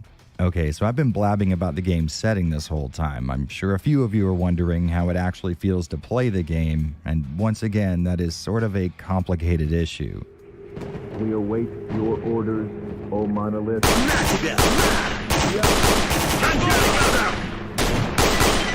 On the plus side, the upgrade system from Clear Sky is back, which is awesome for 2 reasons. Not only is it really fun tuning a gun towards your playstyle, but that gives you even more incentive to explore, since the tools required for more advanced upgrades will need to be found before a technician can perform them. I'm also incredibly happy to say that these guys learned from their last release and made sure guns were still usable before you put thousands of dollars into their upgrades, which translates into you're not going to have to worry about spending a good 30 rounds of 5.56 at point blank range before you actually hit something in front of you. This time around, they seem to have included a nice balance to things by making sure really powerful weapons also came with some kind of a downside, like much more kick or lowered magazine capacity. And if you'll remember, one of my complaints in the last video was that some mods, in trying to combat that problem by making guns pretty accurate from the start, well, they ended up making the upgraded forms of those guns pretty damn overpowered, and at the risk of sounding like a total hypocrite, I kind of missed that. Which leads into a bit of criticism. See, the gunplay in Call of Pripyat, while still being fun and very satisfying, just didn't hit those same highs that Clear Sky did. Now, in total honesty, I'm talking about the gunplay resulting from applying the Arsenal Overhaul mod to Clear Sky, so you would assume it's not exactly an apples to apples comparison. But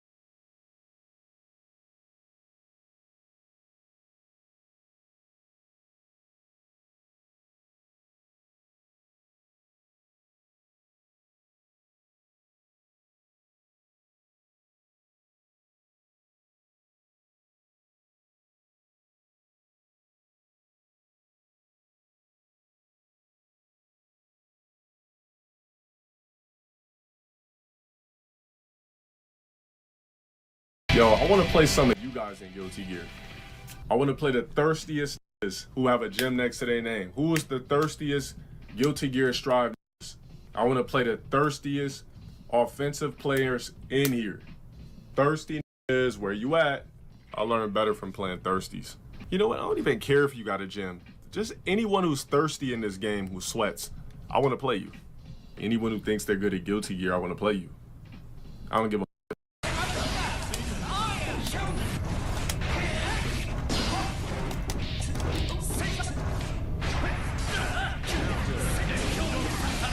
Bro, the offensive pressure in this game is crazy. I don't know what to do.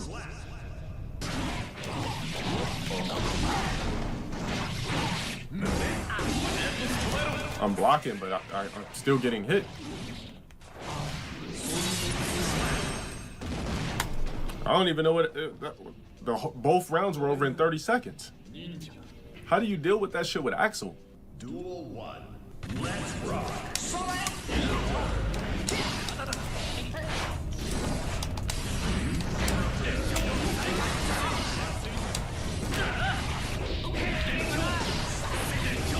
Dude, I'm blocking, but I'm still getting hit.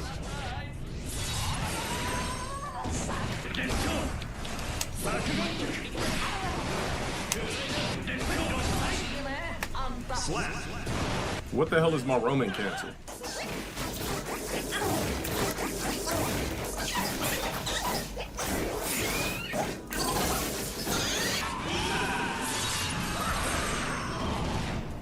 You know, this dude feels real good about himself. I know you feel real good about yourself. Don't worry, it's just this game. All right, let's see. All right, that's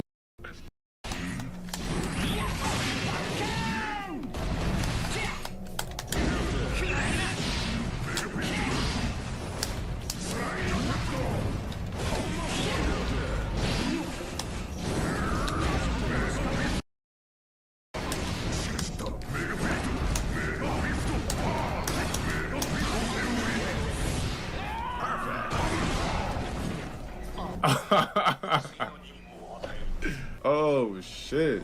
Yo, I gotta run that back.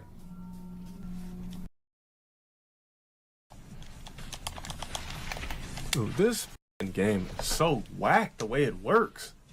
Like, what the is this? I don't even know how to get out of this shit. Duel 1. Let's rock. Whoa. Just stay put. Shit's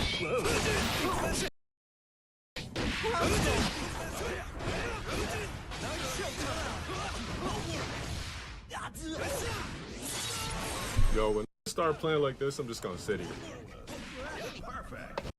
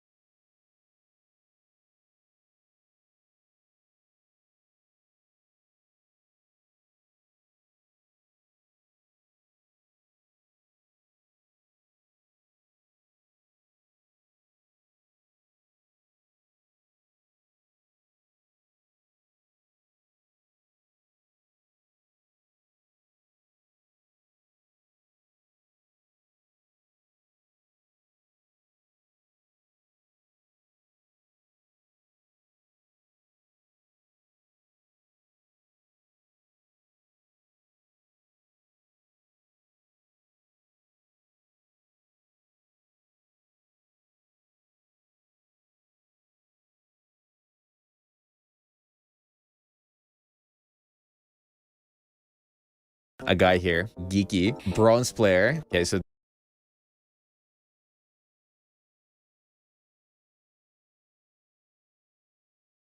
this guy, season 0 bronze, season 1 bronze, season 1.5 bronze. 3 hours, 9 hours, 2 hours. I'm sure you climb out if you play more, probably. This is your first ever shooter game, so I'm learning. Okay, I do want to spectate one of your games, and I might be mean, but I won't be mean if you don't want me to be mean. I'll be mean to everybody else. I might laugh at some stupid things you do, but I'll try to help you.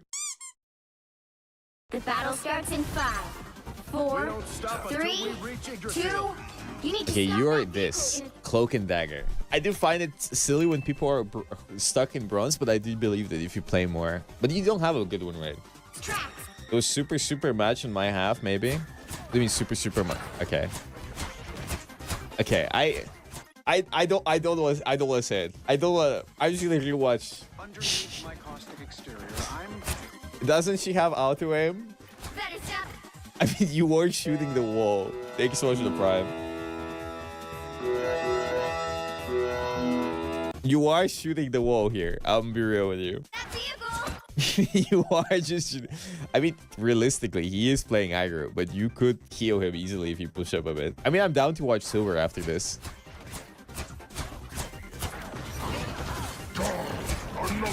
Okay. Yeah. The healing.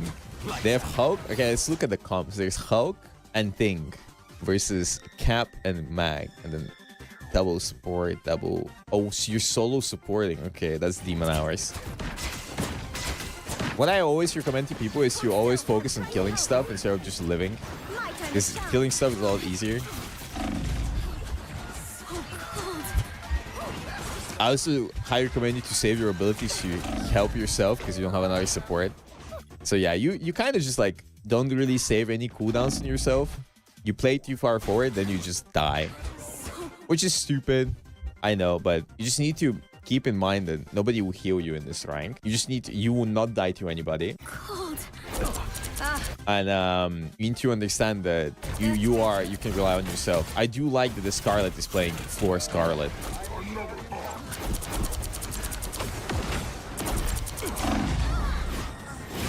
Okay. Enemies on approach. Floor Iron Man. He's just walking. He's not even turning around. Why? I'm so confused. Why did he stop going for the Iron Man? He just like saw him. That's the boost I needed. Walked and then turned around. How did he saw him? He was right there. Okay, let's go back to you. Oh, you have an Adam now. Left aggro range. Oh no. Left aggro range is a crazy statement. What are you healing? What are you guys doing? Nobody goes blind. What? Okay, can you explain to me why you're shooting the walls? Like,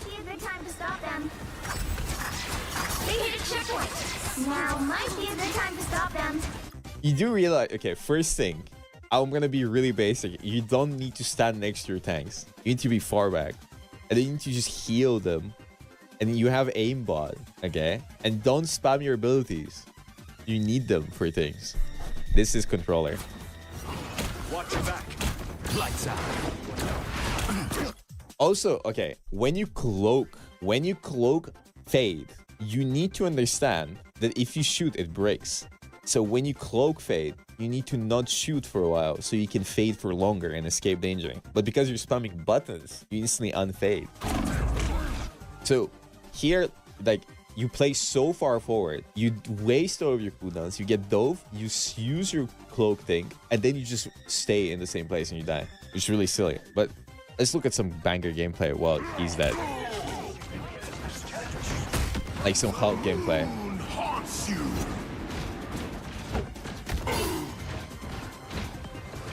I think he's gonna jump in and die. Missed every ability. And he's dead. Awesome. Good play.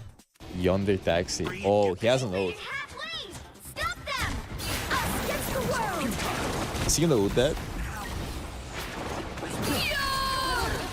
Oh my god, they're all gonna die. I just know this is bronze because like they all died. It is so funny. I need to see this. So first things first, she ults. Everybody can hear her. Mike has a shield. I do want to point out that this woman here, she can hear the Scarlet right next to her, but she doesn't move an inch. She actually, instead of leaving, she ults. Magneto doesn't even bother shielding that or bubbling. And then the Moon Knight is just flying into the Scarlet. Oh my god. Look at him, he's just flowing.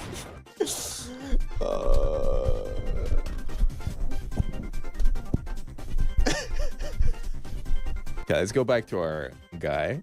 Still shooting walls, but it's okay. Next time will be better. Oh, the aimbot. What? Wow. Nice. Oh? Okay. Big. Might be the goat. Ooh, I didn't see this Maggot. I didn't see this Maggot. Yeah, Yonder Taxi has the Maggot. This guy is not making it to the Lakers. Okay, let's watch Star-Lord here.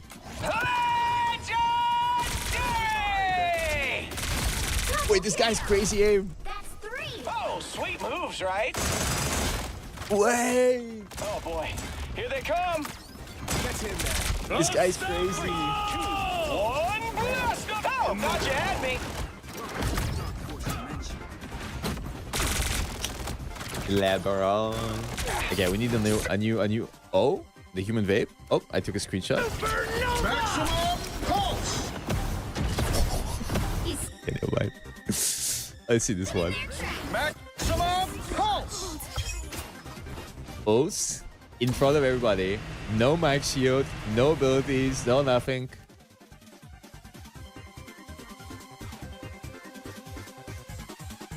They're like perfectly lined up as well, you know? They just like heard it. They like, the thing is like the reaction time is so slow. I think they realize that there is a Iron Man ult in their face right now. No cloak shift. I bet you she has shift as well. That's the boost I needed. Is it when she swaps forms when she can do the cloak shift?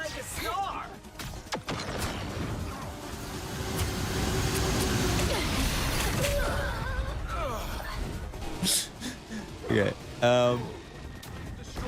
The Hulk is going crazy. Who do you think wins it? Oh my god, he ults that. The Juggle?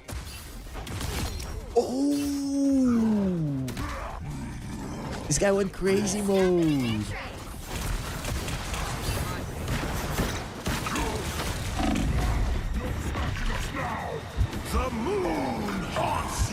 I'm sorry, guys. I was spectating Loki. Let's see. Let's see this guy doing.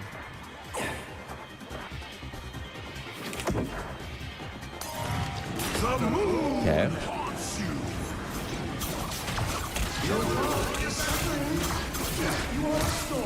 I mean, not the worst gameplay. He's like frontlining, but could be worse. Thanks for the prime. Oh, he copied Hulk?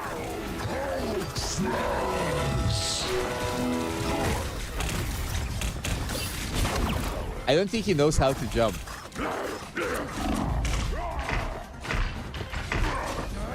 There's like negative value ultimate on Loki because like you copied Hulk and then you transferred to Big Hulk and you fed them 1200 HP as ult charge. Like it is actually just, it makes the game, like it actually just throws your game. Like you might die, but it's like so much worse than you dying without your ult or with your ult. Right? So like, there's no way. This guy copied Hulk, fed the ult charge, lamped, nobody shot the lamp, and he got a kill. That is actually so surreal to me. That it's even like feasible.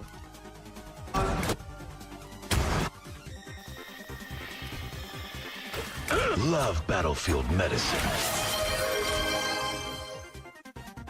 Thank you so much for the scam train. Appreciate it. Thank you, Nasty. Guys, I'm muting alerts for the video. I'm sorry, guys. I need to log this in. The wounds are gone. But this guy's kind of cooking. Yeah, let's go back to our guy. He almost has ult. Nobody can fall off the map even. Scam? I mean, I can't just listen to alerts the entire time. But I do appreciate the subs. We do have a scam train.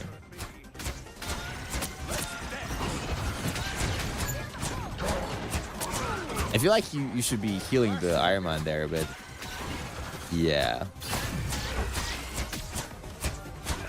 Nice. You have your ult. Okay. I got the eye. I don't mind with the game. There's no way she got another triple. What are these people doing? Is that the same? No, it's a different. Wait, it's deja vu. It's just deja vu.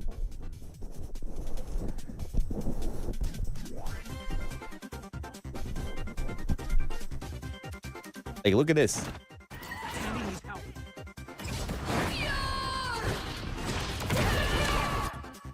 Oh no, it's the same. I rolled back. I rolled back. I rolled back. I rolled back. I rolled back. That's why it is like that. We're just watching the same thing. It went back for some reason. I was like, there's no way. There was no way. I was like, there's no way the same thing happened. Okay, okay. I was stuck in the time loop. But she's gonna do it again. Wait, wait. Watch this, watch this. Oh, she's dead. Get out. Wait, dead. Oh yeah, the Loki gets a kill here, which is so funny to me. Is it actually just watching the entire game? It's so... It's just like a different game, you know? Okay, you cloak ult. I mean, not the worst. Disappear, okay. She got her. My god. Kobe? I don't know what's happening, right? Like, there's no thought process to anything. There's no, like... It's just like pressing buttons, really. Like, he's just ulting the voices. Like, there's nobody... There's no way... Like, yeah, exactly. I think it's like CQ, press Q.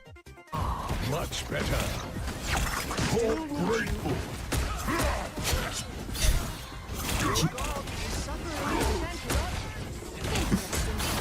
What is he punching? Oh, wait, he's actually cooking. Wait a minute. Wait a minute. Only 60 seconds left. What is our guy doing? Oh, you're dead. Let's see.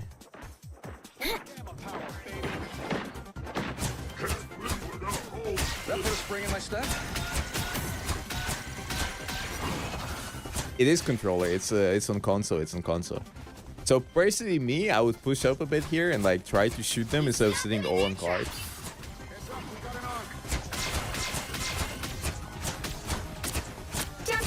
Cap just goes in. Thank you so much, the Prime. Covered blows. Oh, there's no way he missed the Iron Man ult. Bombs away. Is that like a first Iron Man miss? Oh my god. Did you see that? No, it's not. It wasn't mag block. It wasn't mag. It wasn't mag. It was the cloak. Yo. Wait, she actually popped off. Perfect frame. That's what I need you to do, Gigi. That's what you need to do. Hulk was arguing. Classic. That was really good from her. I haven't seen you actually swap to cloak.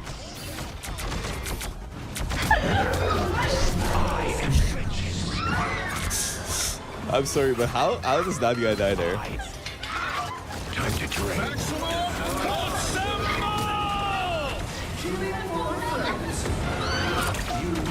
He doesn't even move. He just stands still. Okay. The final 10 seconds. Love battlefield medicine. Surrender your strength. I like watching Moon Knight players in bronze because all they do is like they land an Ankh and then they just shoot the Ankh. The thing is about bronze, I don't think people know what their abilities do. I also don't think this Moon Knight has hit a single shot. They're just like kind of spamming it. They hit a checkpoint. Now might This be is the one time below to stop everything. them. Time to drain. Look at like there's no like how does he not kill that guy? He's like just, it's actually just so surreal. Like even like how?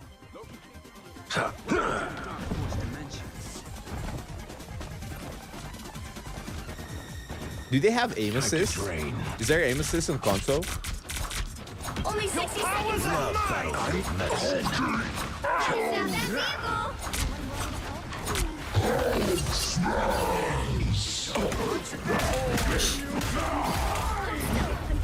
Did Lucky clone Hulk again? Oh, their guy deceived. Why is this guy keep... okay. This guy... Clearly you need Oh, wait. We're about to misspeak. Wait. We're about to misspeak. We're about to misspeak. Wait, two people just left.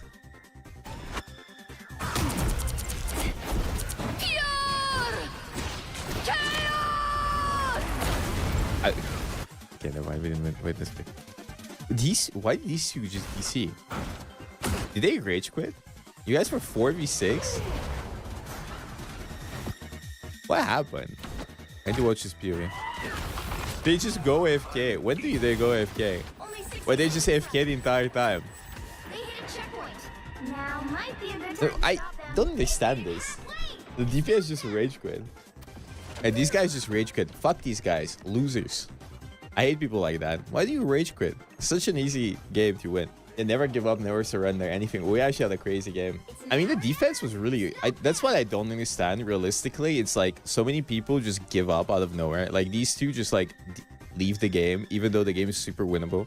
If you look at the timer, it's 40 seconds left. If they were playing the game, they just win the game. But for some reason, people just like give up. And I really hate it. And I really get tilted when people like quit like this. This game was winnable, but they just rage quit, man. It really annoys me because I see it so often in lower ranks. People just never fight for the win. They just want to go in and win for free. And if there's any resistance whatsoever, they complain and bitch about it. Of course, you can carry a team by being a support. You just need to kill the enemies. Yeah, that's why the scrim comp thing really annoyed me. Because I just hate when people look for an excuse to actually not try their best. It's easy to point and be like, yeah, we can't win because of X, but you can win. You just need to try harder, and it feels good if you win, but it's easier to, but it also feels bad if you lose and you try. So it's easier to just give up. But I hate it. I hate when people do that. I hate sore losers. I rather have somebody try and lose really hard than not try and just leave the game. But yeah, I don't think there's much to spectate here right now.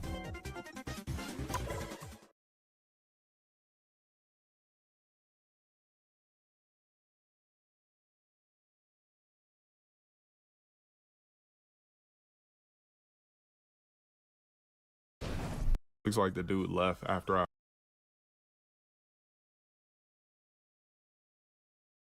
It's like I just... Why can't I win? Slap.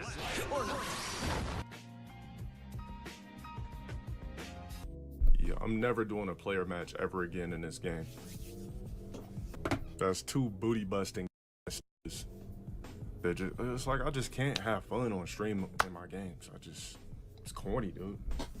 It's whack. It's really whack, man. Shit happens every night.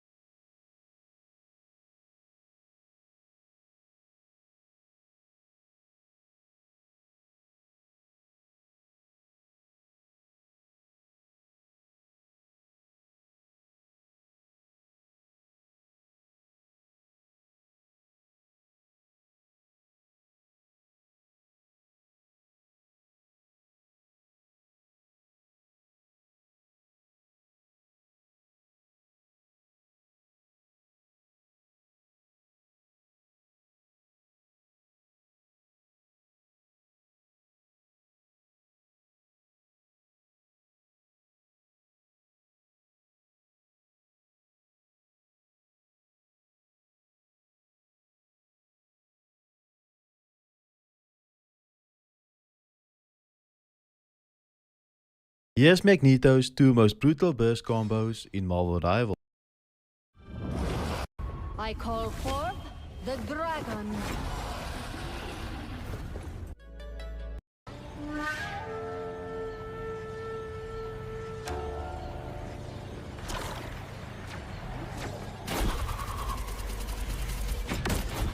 Your tail. Be right there.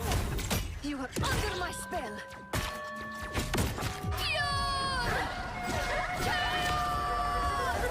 That's 3 of them.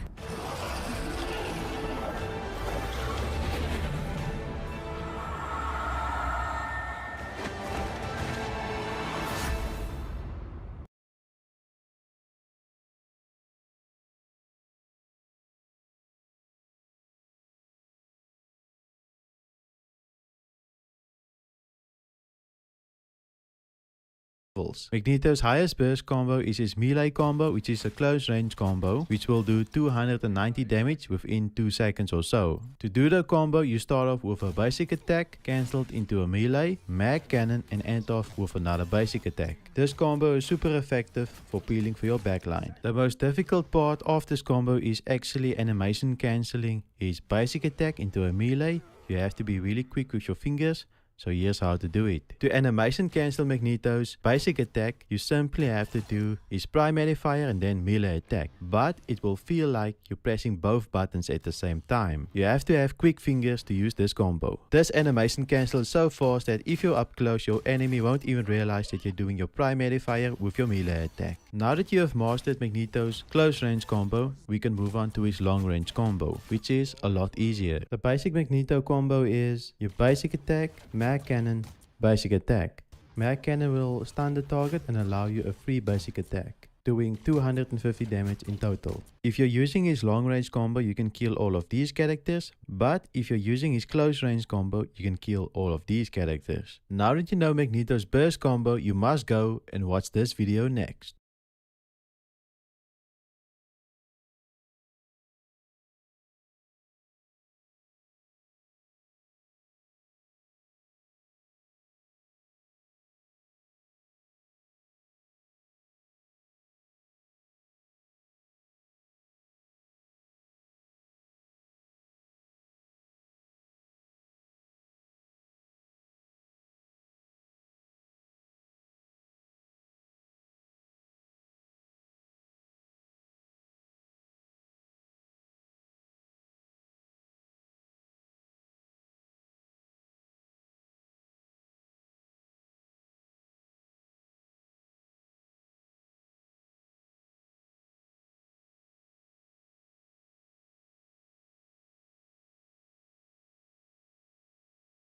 What's good, everyone? This is Microtastrophe here, and today I just want to give you an updated guide video on Magneto on Marvel Rivals. This is up to Season 2 on his guide. My first guide I did for him was back in Season 0, which covered everything under the sun, from his basics, his advanced movesets, basic combos, his good matchups, bad matchups, and also map advantages and disadvantages. This video, however, is going to be much shorter than that, because if you want to have a full breakdown of Magneto's kit and what he does, not much has changed since then. So I just suggest definitely go check out my original advanced guide for him. This video is just going to be an updated video. Now, as of Season 2, he recently lost his team up ability with Scarlet Witch, which is totally fine. Before Emma Frost came to the picture, his original team up ability was called Chaotic Sword, which is basically when he teams up with Scarlet Witch, he gets to wield his metallic sword to shoot long range, and it had no damage fall off. It was really OP back in the pre-Season 0 beta testing, and even when the game launched, it was still a really good team up ability. However, it was Magneto's only capability of poking against enemies from long range. If he didn't have that team up ability, his damage capabilities was only limited to mid-range to close range combat. But this season, they gave up that team up ability for Emma Frost, and his new team up allows him to create a copy of himself, basically a doppelganger that mimics every primary fire and basic abilities that he can do. The only thing the copy can do is obviously can't copy in all, because that'd be way too OP. But every other skill that Magneto has, the doppelganger can do. and that's really nice. I'll go over how you can best utilize that later on in this video. But I just want to quickly, go over the breakdown. As of Season 2 dropped, his ultimate took a small nerf, but it's not too bad. That makes his ult basically unplayable. You can still one-shot practically every support hero and some squishy DPS heroes in the game so far. Basically, long story short, if you don't know how his ult works, he builds up power based on how much projectile he absorbs during that time. It's that giant sphere when he casts his meteor. It has a base power of 100, but it can add plus 300 to that base power, if you absorb up to 100% of damage, which is projectiles. That's basically kind of gets converted by the percentages, which you see in the middle of the screen. However, for best users of his ult, you don't want to let it go to 100% because then it'll explode. Always cast your ultimate no later than 80%.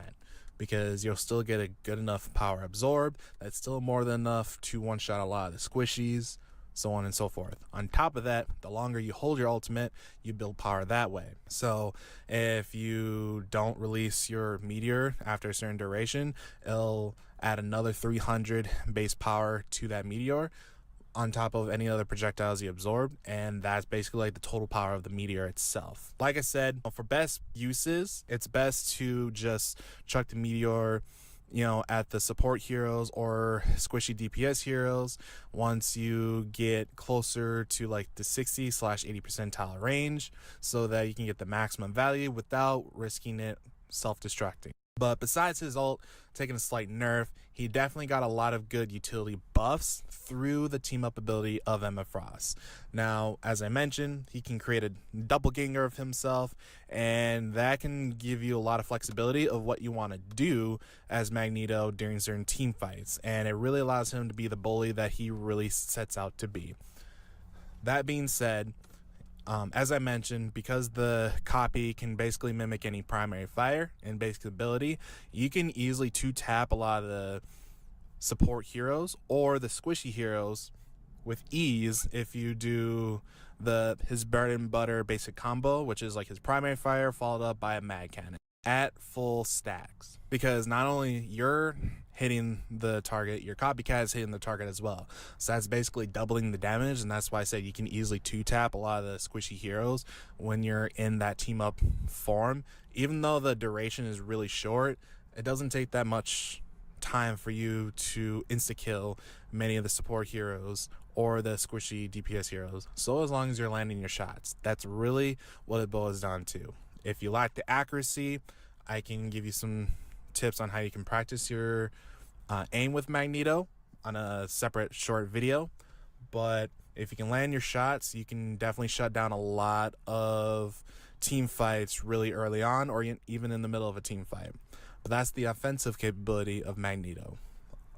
If you want to play defensive with the team up ability, you can create a copycat of himself, and if you cast your bubble, you'll always be able to bubble yourself no matter what. So because if you bubble yourself, your copycat's gonna bubble you too, so it kind of almost feels like a waste. However, if you target an ally and you bubble them, your copycat's gonna still bubble you. So that's how you can guarantee double the value and double the protection when you cast that team up ability.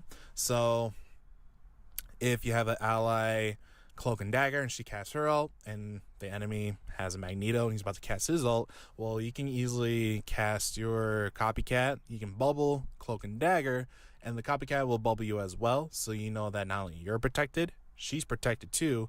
And because Magneto's going to try to chuck his meteor at her, well, then that's going to fill your mag cannon stack almost instantaneously, so now you can really do some high burst damage in a matter of seconds because of that combo. On top of that, you also have his shield. So if you're in the middle of a team fight, or if you know that you're fighting against a team of like Iron Man, Winter Soldier, or just a lot of heroes with projectiles, and any one of them is about to cast their ultimate, or you're fighting Emma Frost and she's about to cast her ultimate, and some of your teammates are not directly behind you but like a little bit all over the place, you can create a copy of yourself and both you and your copy could cast your shield, and they can cover a wider radius on protecting your allies because your shield is very big, you know, when Magneto casts his shield. So when you and your copy cast your shield, well, then you can get better coverage to block any incoming projectiles, incoming ultimates, things like that, to not only protect yourself but also your allies too from multiple directions. So that is definitely a really good power play move when you pair your team up ability with any one of your defensive abilities. It almost kind of feels like an ultimate in itself, but it's a team up. But that's definitely one of the biggest changes to Magneto. I'm definitely really happy about that. Other than that, really, his map advantages and disadvantages is pretty much the same. He excels well in close and long range maps because he's able to block incoming snipers, you know, like Hawkeye, Black Widow, things like that with his bubble, but also with his shield. Even though he can't poke them from afar, he can still provide protection towards himself and his teammates. Close quarter maps is his biggest disadvantages because that's definitely the home of a lot of brawlers. And even though close maps would force enemies to be within his mid to close range for him to poke at enemies, he's also susceptible to other brawlers too. And as I mentioned in the original guide, Brawler Heroes is his biggest weakness because he has almost no way to protect himself or his allies from Brawler Heroes other than the bubble. But you can't rely on the bubble every 10 seconds to give yourself that safety cushion to protect yourself against Brawler Heroes, especially if you're fighting against a full dive comp. It's impossible to protect everyone all the time with just one bubble. Even with your team up ability where you can create a copy of yourself, you can only protect 2 heroes at a time every 10 seconds with that bubble. So even with all of that, Brawler Heroes is still his weak point, and that means that close quarter maps are also his weak point as well because of that. The only saving grace when it comes to close quarter maps is there's a better opportunity for med packs to be around, and because he has 0 mobility whatsoever, that's kind of a good thing for Magneto, because if you position yourself around your support heroes to keep yourself alive, or if you're not around your support heroes, there's good chances that there should be a med pack nearby and a close map. So you just go, if you're low on health, just disengage from the fight, grab the med pack, and you can jump in without much lag time. But other than that, everything else about Magneto pretty much stays the same. He's a really great tank to pick if you're wanting to learn the basics of, you know, the Vanguard, or you just want to get used to the Vanguard role. Magneto is definitely one of those top tier characters that you can easily do plug and play, and you can learn a lot of value of how to be a Vanguard just by playing as Magneto. And that's the one thing I do love about him and his kit a lot. It's very user friendly, but it does have a high skill ceiling for high end pro play. But for season 2, he definitely excels well against a lot of matchups. And you really can't go wrong picking Magneto, especially if you need a solo tank for a competitive matchup. But if you like this video, if you want to stay tuned for other future videos of Marvel Rivals and any future guides, videos on your favorite characters, definitely don't forget to leave a like and subscribe to my channel. It'll definitely help me out with the algorithm to push my videos out to more users who want to get familiar with Marvel Rivals and learn how to improve their own playstyle with their own favorite heroes. I will be doing more guide videos around Magneto, Squirrel Girl, and Cloak and Dagger just because those are my mains, but I will do other guide videos with other future characters as well. For instance, I just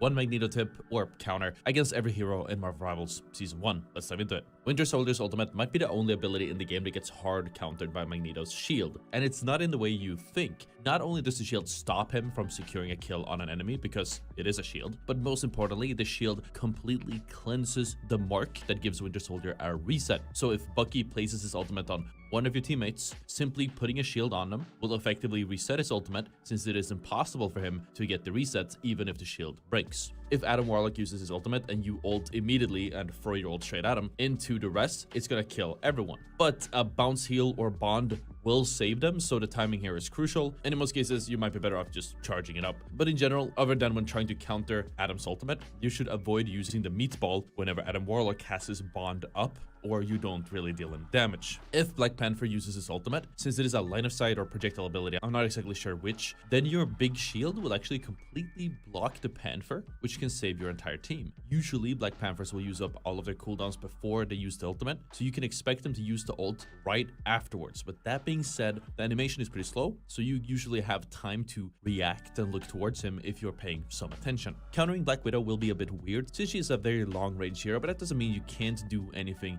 if she is a problem. That being said, if you know she has her ultimate up and you need to run through a tight choke, expect her to be trying to use her ultimate to stop you from moving forward, and try blocking it by putting your shield up to eat it. You can also just try sniping her with your secondary. If Captain America dives your teammates, and this will happen a lot, then put a bubble on his priority target as he commits and wait for him to burn some of his cooldowns like his slam or maybe even his dash or something else before hitting him with your secondary fire. Ideally, seeing that he's jumping one of your teammates, this is giving you enough time to get a slightly better angle where you can push him behind cover, which stops him from getting healing or support from the rest of his team, and hopefully that'll be enough for you and your teammates to kill him. When Cloak and Dagger ults, then you should activate yours as well. Cloak and Dagger will stop 4 times per ult, turning them into very easy targets every single time, and depending on how much charge you get, either with your animation or by sucking up damage, then you'll be able to kill them at the varying breakpoints, or at the very least AD charge, or after getting a fully animated meatball. I normally try to count each dash and aim for the third one, since if you throw it after the last dash, then they could potentially use their void ability if I take too long or mistime it, and they'll just kind of survive it anyways. That being said, if Cloak and Dagger tries to do this big play they might have seen on TikTok where they void up to go into the sky before activating their ultimate, just wait for them to hit the ground after the 4th dash. They won't have the void ability and it turns them into an easy kill. Keep in mind, most Cloaks know about the Magneto strat, so they'll usually try running away with the last 2 dashes, either out of your range or into cover. If you know there's a room or some type of cover that they're going to want to go towards, then try positioning yourself where you still have line of sight where they might want to run away. If you think that the enemy will give them a defensive bubble when using their ultimate, make sure that you ask your team to break it if it does come up, so you can kill the Cloak and Dagger yourself. If Doctor Strange ults your team and you for whatever reason failed at blocking it with your shield, then you can still save your team by putting a barrier on one of your teammates and then secondary firing Strange away from them as a combo. If you are lucky and they end up breaking this projected barrier, then you can get 2 pushes off, which lets you put Strange even farther away. Keep in mind that if Strange has the Hulk team up from season 1, then he will one-shot any squishes that are hit by the ultimate with a fully charged dark magic. So a good barrier or a shield here and just getting some distance is vital. If you're close enough, you can also just hold your shield out, or if it is a really important fight, you can use your ult to stop the rest of the enemies from lining up free shots as well. Again, if they have a Hulk dark magic, it won't really matter. When playing against a Groot, then you need to count Groot ults and make it your mission to counter them. If they have a Groot ult coming up, position yourself close to him or in front of him, and if he starts running up or he starts showing signs of ulting, usually that would mean that he stops hitting the same way, maybe he starts being a little bit extra aggressive, maybe he kind of zeroes in and starts running forwards or trying to get a bit of an off angle, then you want to put your shield up to try and eat it. Because if you do so, you just saved your entire team from losing a team fight. Actually reacting to the Groot ult is going to be hard because the ultimate comes out instantly without any proper animation or sound cue, but if you can time your shield right, then you will eat the ultimate and again, completely save your team. If Hawkeye uses his ultimate, then you should look around at your teammates. If someone has a lot of after images that Hawkeye can hit, then they do not have a lot of time. Either try putting your shield up to break the line of sight and remove the after images, or project that barrier on top of them, as this also achieves the same results. You could also ult him if you are really desperate. If Hela ults, make sure to look around and see who he starts hitting. Odds are all your teammates will be running to cover, but she will throw 2 balls at the easiest and the closest ones. If you can shield a target at any point after the first ball hits, then they might just survive the ultimate, and by the time their shield has gone down or they are in cover, hopefully the rest of your teammates have gotten into cover or out of harm's way as well. If Hulk jumps into your backline, wait for him to start jumping out again to hit your right click either when he jumps or right before, so when you expect him to jump. And hitting this is paramount because if he hasn't used his jump yet, he will lose all the charge on the jump, which forces him to recharge, which makes him practically stationary. As for Iron Fist, just putting a shield on Iron Fist's target and booping him away with your secondary is surprisingly effective and usually gives you the opening your teammates might need. As for Iron Man, if you react fast enough, then you can boop Iron Man with your secondary fire mid-ultimate to throw his aim off. If this doesn't work, then you can always use your ultimate at any point before his ult lands to soak it up. It instantly gets 80 charge from the ball, which is enough to one-shot the Iron Man or any squishy if you want to. As for Jeff, assuming you can't get out, if Jeff only eats you, you can just self-shield. If he eats you and a teammate, depending on the teammate, you can either self-shield or shield them if they have a higher chance of killing Jeff. And if Jeff ults eat a ton of people on your team, you can always Magneto ult as you become unstunnable and throw it at that stupid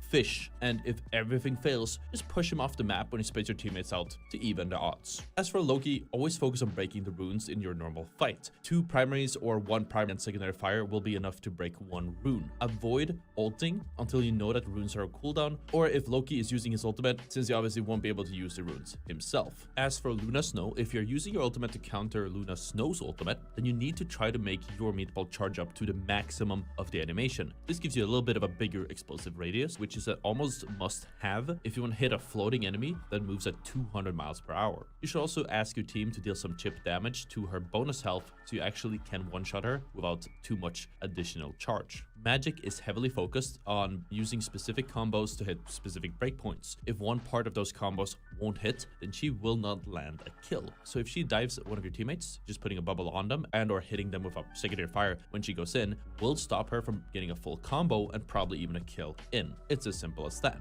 When you're playing against another Magneto, then you should know how he thinks and you should know how he wants to use his ultimate. Your shield is your best bet to saving your teammates, but keep in mind it does not have enough duration for the entire meatball animation. If you have enough charge, then you could activate the shield at about the halfway mark, that's after 2 seconds of their meatball animation, to hold your shield up for the entire remaining duration. Obviously that doesn't take the time between him throwing the meatball and it actually reaching you into consideration, so give it a little bit of extra time before you put the shield up just to be safe. If you have really fast reflexes, you can also just react as soon as he throws it. The marker on the meatball is very useful here as well, since in addition to the timer, it also grows with damage, and the icon on the ball shows just how charged up it is. If the ball is red, then it will one-shot a squishy even without a full animation. It being red means it has about 80 charge. Make sure to look around and make sure you don't have a juicy squishy that he can snipe, in which case just put a barrier on them if you can once he throws the ultimate. If Mantis uses her ultimate, then you can just throw your ultimate at her. Assuming she doesn't get peeled, then she doesn't have that good of an escape.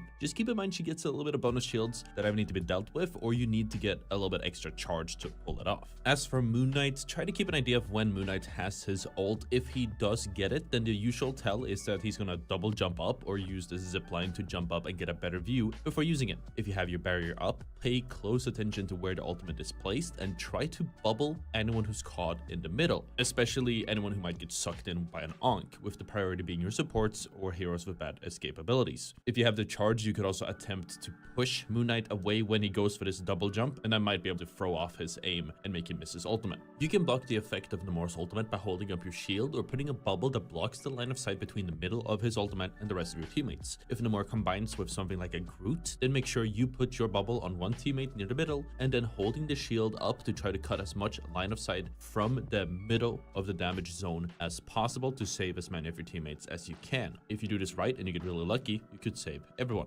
If you know where Penny Parker's spider nest is, then you really need to destroy it. If you know where it is but you can't get a direct line of sight, then throwing your primary around the corner and having your explosion deal a little bit of chip damage at a time is a good way to go about it, just so somebody deals with it. If Psylocke ults, make sure to put your bubble on one of the targets inside of that ultimate. If necessary, then you should put it on a target that already doesn't have too much health, or a squishy with about half of their health remaining. But if everyone is full health, then you will get the most value from bubbling someone who hasn't been hit yet, as the ultimate always targets who was hit last first. Additionally, if you're inside of the ultimate, you could hold your shield up against the middle of the ultimate to block one hit. The shield also counts as an additional thing that can be hit. You can cut off Rocket Raccoon's effective healing by using your big shield against his balls while they're floating around, the yellow balls. This eats them and stops them from healing his teammates. Additionally, you can destroy his BRB with 2 primary hits or 1 primary fire and then 1 secondary fire. If Scarlet Witch ults, then you can just throw her back into cover in the last moment with a good secondary fire. At the same time, placing a bubble on any critical teammates and putting your shield up will obviously make a big difference if anyone didn't get get to cover in time. If Spider-Man marks an enemy, then wait for him to start engaging them with a dash or web swing before putting a bubble on them to save them from a one-shot or uppercut. If he does uppercut a teammate, then you can also hit him with a secondary fire to knock him out of course and potentially save him from follow-up damage. As for Squirrel Girl, make sure to break the Squirrel Girl Stampede as soon as you can. 2 direct hits with your primary or a direct hit and a fully charged secondary against the big squirrel, it does have a bit of a wonky hitbox, is enough to take it down immediately and stop your team from getting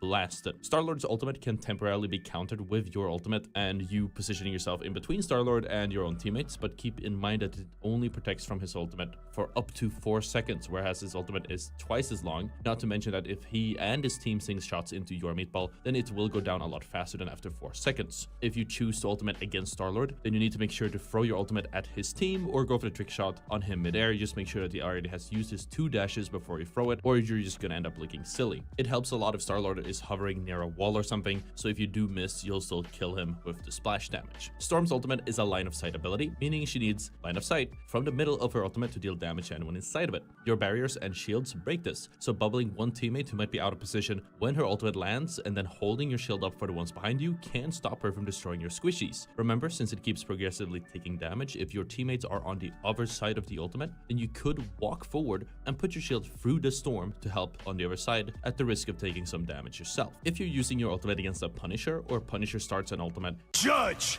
jury, executioner! After you have popped yours, keep in mind that he can start firing before he's done saying jury, so before the voice line actually finishes. With that in mind, assuming you shoot straight into your ultimate as soon as you can, then you should expect to throw it before he even finishes his entire voice line. You could ideally throw the ultimate into Punisher, but hitting some other squishies works just as well. Force ultimate, like many others, is a line of sight ultimate. If he uses his ultimate on you or your team, just place yourself between the middle of the ultimate and your teammates and raise the shield when he slams down after 1.5 seconds to stop them from taking damage. Just keep in mind that he can move around while charging his ultimate, and if you don't pay attention, then he can just fly over your head and deal damage to everyone anyways. As for Venom, he will usually slam in, use his bonus health, and then finally swing out when he takes too much damage and needs to get out. If you can time it right and hit him with your secondary fire when he's just starting to swing out, then you could destroy his momentum, put his escape on cooldown, and get a free kill. This has a really tight window that requires prediction, but the timing is usually sometime after he's already gotten low health, used his bonus health, and then starts to turn around away from your team. If you're playing against a Wolverine, then you need to make sure to keep your shield available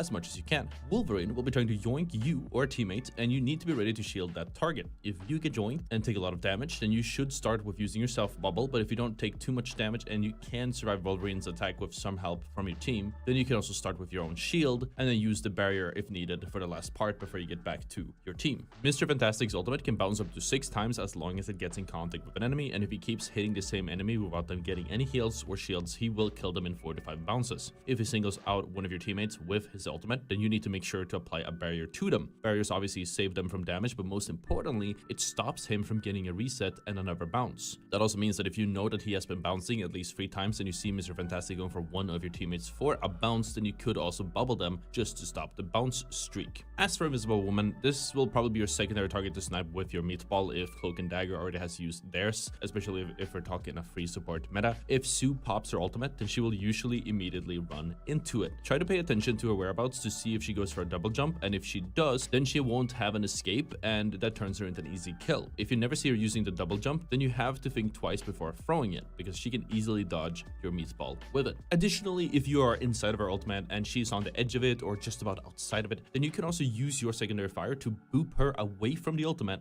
and then hopefully kill her with some help from your teammates. Killing Invisible Woman instantly removes the ultimate, so the value here can be massive. But yeah, that was it. I hope this helps, and make sure you guys subscribe to catch the tips for Season 2. Check out the video on the screen if you want to get even better at Marvel Rivals, and thank you so much for watching. I'll see you guys next time. Peace out.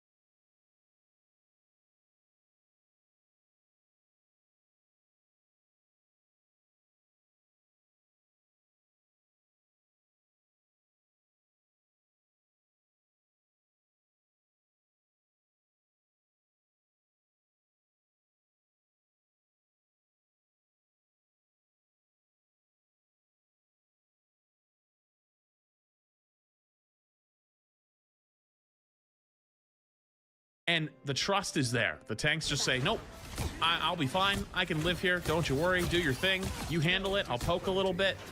And just being able to cycle through your cooldowns, play down around corners, play in a safe spot is the way to go. You would never want to push that deep unless you have your cooldown up, like your bubble. So like, even though he wasn't looking at the Hela, almost died to a 2-tap, but has the...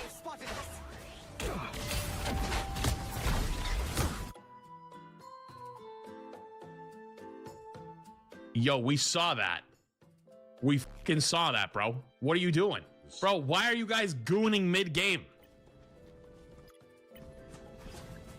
Why are you guys gooning mid-game? What's wrong with you? I will crush them all. Massive duck, thank you for 10 months. You cannot hurt me. A little help, please. Why did you pause on it? For science, okay? All right, so this is all just poking. That cap's probably dead. Yeah, push your advantage. Anytime you got an advantage like this, you have both your cooldowns up, you have your tanks alive, your supports are alive, you're always gonna look to get more damage, because you might get another kill. That's just an ego ult. I'm not gonna pretend to you guys like that's a good ult. That's an ego ult, 100%. That's just, haha, I got my ult here, I wanna kill you. That's it. That was ego. That was pure, unadulterated ego. And you know what? I respect it. Sometimes it happens. Sometimes you're just like, you know what? I'm gonna kill this guy. Go. But there is also a good argument to be made, though. Puts him back in the spawn, takes more time, yada, yada, yada. Granted, though, sometimes, hey, sometimes the psychological warfare helps. I am ready to put on. I could not tell you what's happening right now. I saw there's a cloak ult that went off. Okay, so now what's he gonna look for his bubble? Doesn't actually get a chance to bubble anyone, but then again, everyone hit. I think the cloak has survived. I think the invisible woman jumped through that window back there, ends up dying though late. I think he got chased. Where's the cloak? Oh, so this is a good play by Aramori. Like, she goes all the way deep. Look at how deep, holy shit. So Magneto can one-shot cloak, right? And so after they pop Maggle, literally beelines for like the back corner, because there's no way the Mag's gonna be able to come all the way back here and kill the cloak. That's a good heads-up play. Then back here, I think gets run down by their tanks, but I think they had survived beforehand. So a little bit unfortunate there, but there was definitely the play to be made on the bubble if needed. I think they're probably dead here, though. Yeah. Unfortunately, the cloak ult is like really deep into their spawn, so no one's able to really use it. Even though they survived, it just kind of tough. Sometimes it just happens. Now, how are they gonna hold this? Also, love seeing a Captain America, by the way, in these super high rank lobbies. Love to see it. I feel like myself again. Backing away. Just keep backing away. Wait for everybody to come back together before you go back up. This is just classic poke. Nothing crazy here. Putting a lot of damage on this Magneto. Mostly because I think the Magneto's solo, so like doesn't have as much sustain.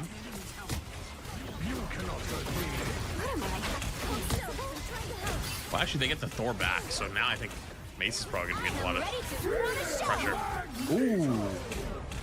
Okay, so I cannot tell what's happening because of the cloak and dagger fade. But I think they're probably gonna go for an ult here and try to kill the Luna. Misses, unfortunately, but that was the right play. Try to kill him, I think. Oh. Whoa, what was that? So they very late cloak and dagger ulted, actually, which is really nice though, because that keeps the ults reset. So Mace should somewhat get an ult close to when they're cloak and dagger ults, because Luna will probably beat them to ult, but they don't want to double support ult, so that's actually pretty good.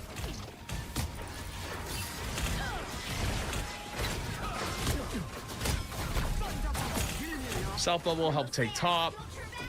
You just want to push them off, because if you leave them up there, they're gonna attack your back line. that's basically what Captain America does. If you never saw my unranked to GM Captain America, I basically just I just literally went running around in backlines the entire time. And the advanced version of doing that in these higher elo lobbies is being able to do it, but like with so much precision that you never overextend, you never really try to die. See how the Cap's still alive, still running for his life, but he's able to do enough damage through his pathing and with his like pre-fight adjustments, and that's why like clearing off that high ground is really important back there. Oh boy, that was an interesting Captain America ult, but I think he just kind of had to pop it. Good bubble on the storm, staves the storm. Did they double support ult? No, the cloak actually built ult way faster than the Luna. Wow, that's interesting. I'm surprised at that. Has to touch last second. Ooh, I can see the vision.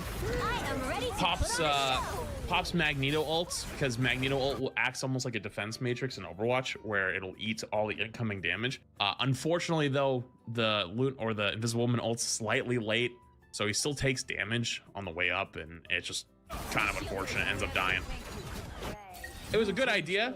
It was a good idea as a play. It just was a little bit late from everybody working together, unfortunately. But the idea and the theory behind it is, like, in those situations, touching and contesting with ult is worth it, because one, he's eating a bunch of damage. Two, your tank's on point. Ults are coming up back online. And three, if you got lucky and actually got the ult off, could have potentially killed the Luna before they used their ult. But doesn't come together. Another instance of, like, you know what? We were a little bit slow on the ult, but they also just made a good play.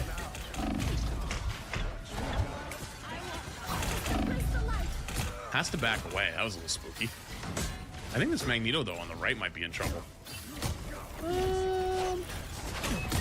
No, they're all right.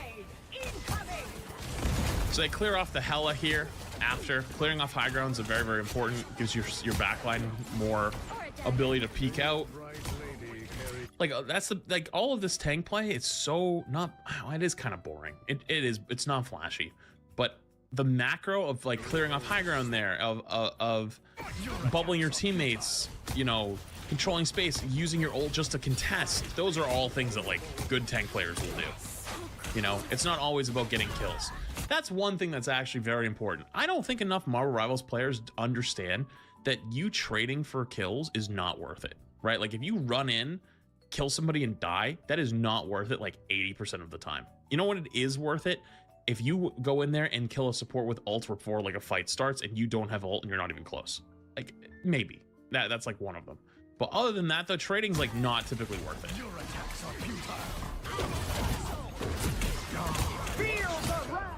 Okay, no bubble up yet. What? Has ult for the cloak ult, or bubble for the cloak ult if needed. Hasn't used it yet. Hasn't needed to use it. Oh, their mag dies, so now it's free to do whatever. Everybody's just gonna turn and shoot the Hela. Oh, never mind. They died. Now we run. Oh yeah, everybody has to run. Hopefully no stagger here. A stagger here could be disastrous. Oh, gets away. Gets away huge. Not dying there was awesome, but also because they backed away and didn't die and still get to come back faster, like, they can hold a little bit more aggressive here. Instead of holding at the pillars or for last fight, they get to hold at the choke, which is a little bit more advantageous. Jesus Christ, CC Simulator. I think he just got rolled. I think the Hela pull, that was it. Just good night. Bro's getting pushed back because he didn't pre-goon this fight. No, actually, you know what? Everything went downhill after the gooning. I'm just telling you. That was a pretty good ult. Doesn't kill anybody, but holds it almost the entire time. That way, the Thor, that's actually something really, really, really, really interesting. So remember we were talking before about how using the ult on point was nice, but even though he died instantly, he didn't get a chance to, like, really show it off. This is a good example of using the ult for stall, where it's actually really good. So the Thor's on point down here, getting his absolute ass beat, has mostly shield, has about half health, but most of his shield that makes up for it. Instead of looking for like a direct kill, like only looking for a kill out of it, holds it almost the entire way, still tries to get the kill, but holds it the whole way just to use it as almost like a defense matrix. That way you can stay alive for longer. And hopefully buy some time for your supports to come back, which looks like they might have. I think they're probably still going to lose this fight, though. Yeah, there goes the Invisible Woman. Yeah, and they're just going to get chipped down. Yeah, the Cloaco was coming. It just was a little too late, unfortunately. Did she have like 1 HP left? Yeah, she almost died. It almost killed her. And now they have overtime spawns, so they're not gonna make it. Well, actually, wait a minute. The Cloaco was huge. Now the Invisible Woman ult. Hang on. Wait a minute. They're kind of cooking. Well, no, I think, well, no, they lose this. No, they lose this. Ready to put on a show. Yeah, they lose that. Okay. It was still a good hold, though. Still a really good hold. Great. Let's go back again. So now we're back on defense. They had a really, really good hold the first time here. Magneto's really strong here.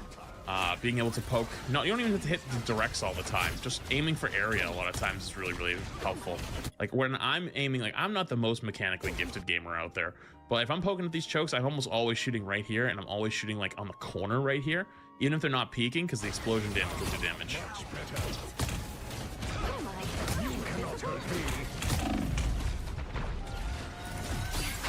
Takes a lot of damage, so backs away just to be safe, but gets healed back up, just takes that space back. Oh, that's one thing that I don't know if I've really pointed out enough is whenever they can, they're always pressuring these flankers. So like the Storm who's off angling, always pressuring the Storm. Gets them half HP every time. Doesn't always get the kills, but just getting them half HP is enough to be annoying. Requires them to get healed up. Can't let them play aggressive. Poking backline, not even shooting tanks. That's actually something you maybe have noticed throughout this is honestly he's not really shooting at their tanks almost ever. Always shooting at supports, always shooting at DPS. Like just straight up fucking ignoring the Magneto right in front of him. I am ready to put on a show. And the reason for that is because like look at how much they get pushed back, right? You want to see that from an up top view? Let me show you what that looks like from up top. As the fight develops, you'll see it, they all walk in and they push them back. So now they're kind of like back in this corner. But as they take the fight back from them and start driving them back, they're going to be able to swing back out here and put serious pressure on them again. So after they deal with the Captain America, boom, look at now everybody's going to swing wide. And now they can't get through because everyone's holding really, really strong. Now they popped a support ult to walk back in. We'll see how that goes now. But this is all positioning. This is literally all positioning.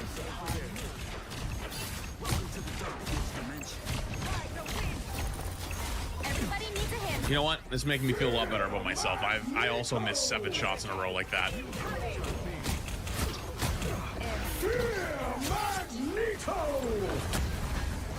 Oh. And they win that. All right, so they hold. Now it's the attack. Are they going to do the same little tech again? The battle starts in 5, 4.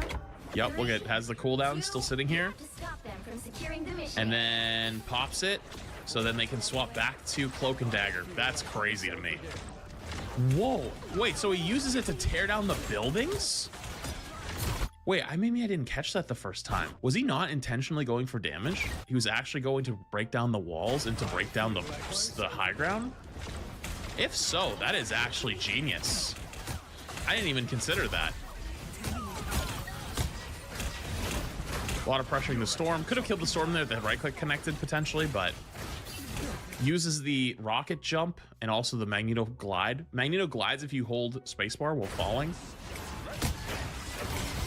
It's not worth to stay up there though that time, but I see the vision.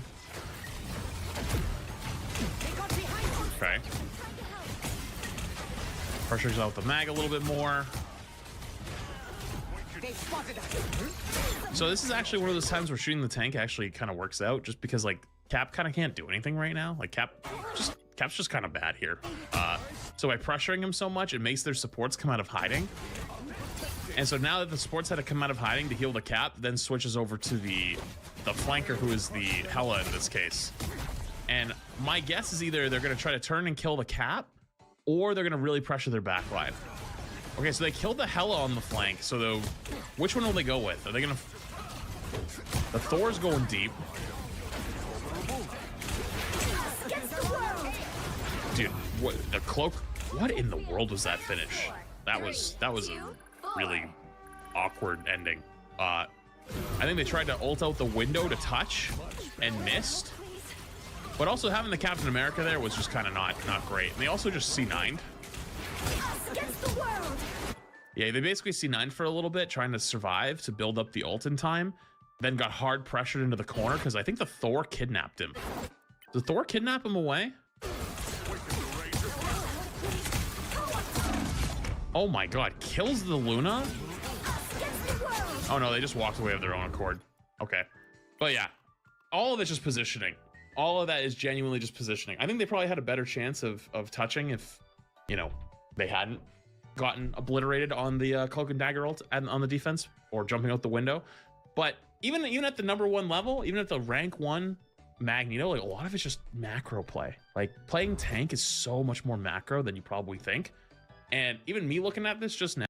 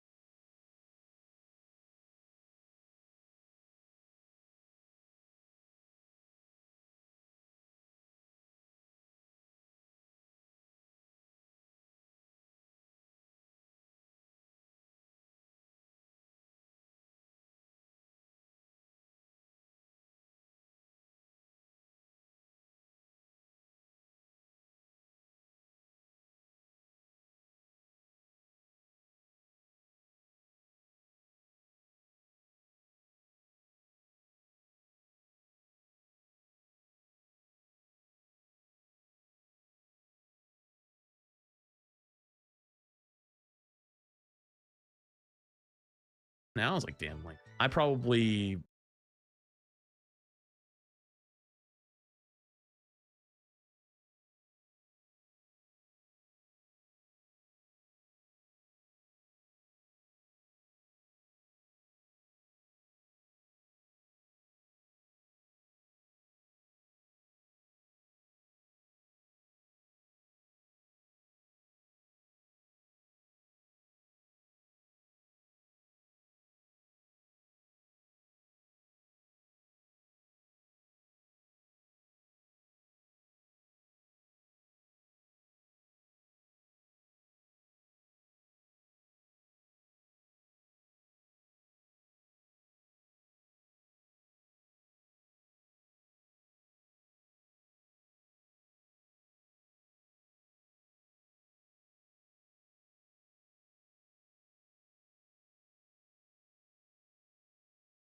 either play a little too aggressive sometimes or like don't bubble other people enough. So yeah, there you go. Number 1 Magneto gameplay.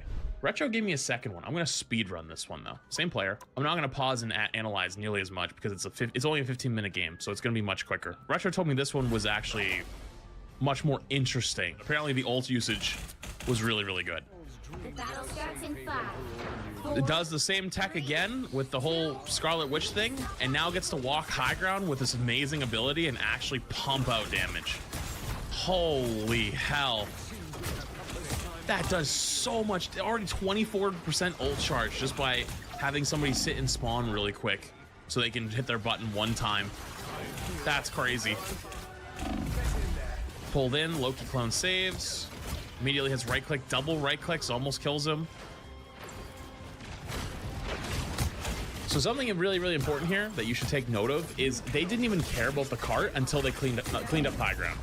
Cleaning up high ground is super important, especially as a tank player. Way too many people try to go force cart, and I understand why you do that. Like your teammates are yelling at you, guy, tanks get on point, tanks get on point. It's like, if you didn't see my video the other day that went out of Plat is like hell, Retro made the title, which is funny as shit because like Retro sometimes trolls me a little bit with stuff like that. But like, I was getting hard screamed at by some random Plat players. Hard screamed at.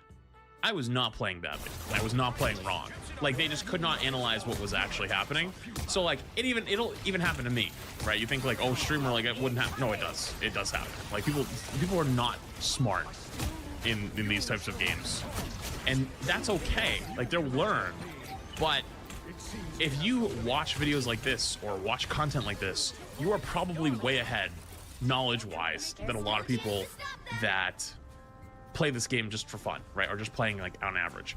So yeah, you might get yelled at, but that's okay because clearing high ground is the correct thing to do, and you'll probably win more games in the long run. Now might be a good time to stop them. You cannot fight me.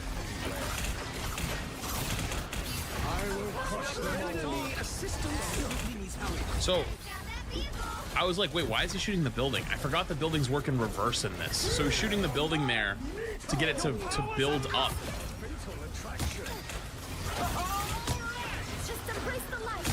That was gross. That was fucking gross. So that was a good example of killing the Cloak and Dagger easily with the Magneto ult. That was the Loki copy version, but you know what it means. You know what I mean. Oh boy, here they come! I feel like myself again. Spectating bronze, is this a silver lobby? YouTube, you guys gotta get it together. You guys you cannot make this your reputation.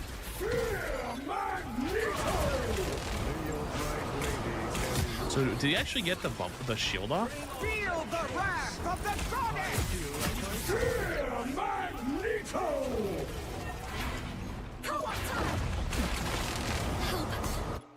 Did he miss, or did he get the shield off?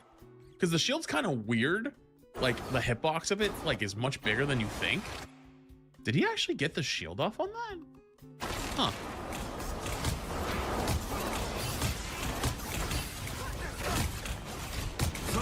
Well, either way, they didn't die to it, which is nice.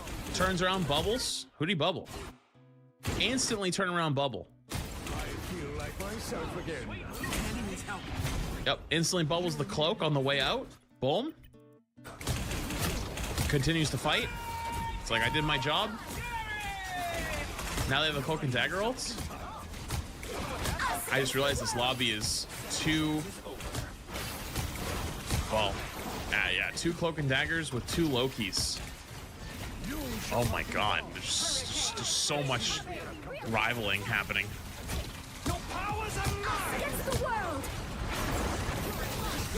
Okay. This is yeah.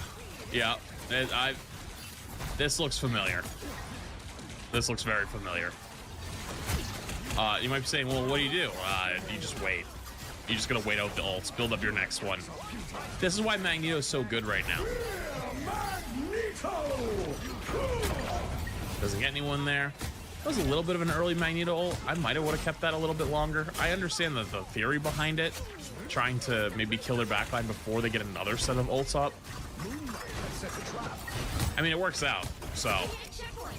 Now might be a good time to stop them. I don't know, maybe I'm the one being too conservative with my ult. Maybe if I build it really quickly like he does there, because like their ult cycle was really late, maybe just rip it. Maybe just rip it and see what happens. They're going for a storm ult already. Interesting.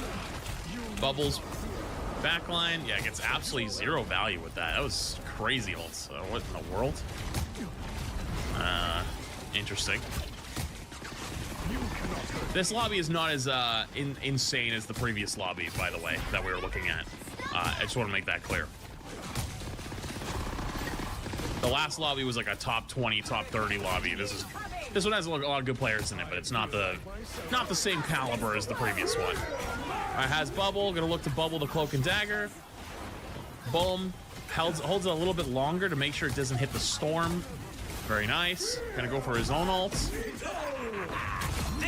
So something you might notice, something he's been doing on every single one of these ults, is that he always hits him with the pump fake.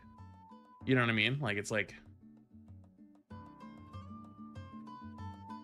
just kidding. Like, it always like turns back around every single time.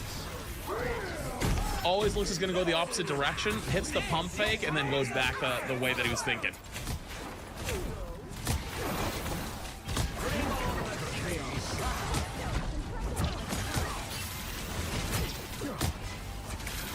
Now we're just back to rivaling again.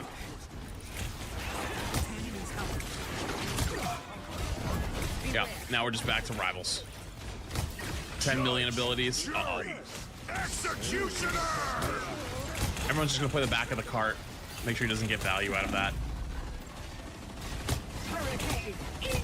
Yep, now after their own storm ult's gonna go off. Oh yeah. Have a great day.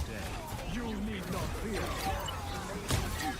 Yeah, I think they're probably a 4-stack in this group. That would be my guess. This is probably a 4-stack. Because like those, well, I pointed out to you when the next round starts. Like 1, 2, 3, 4. Like these 4 are crazy players. So it's probably 4-stack in this one.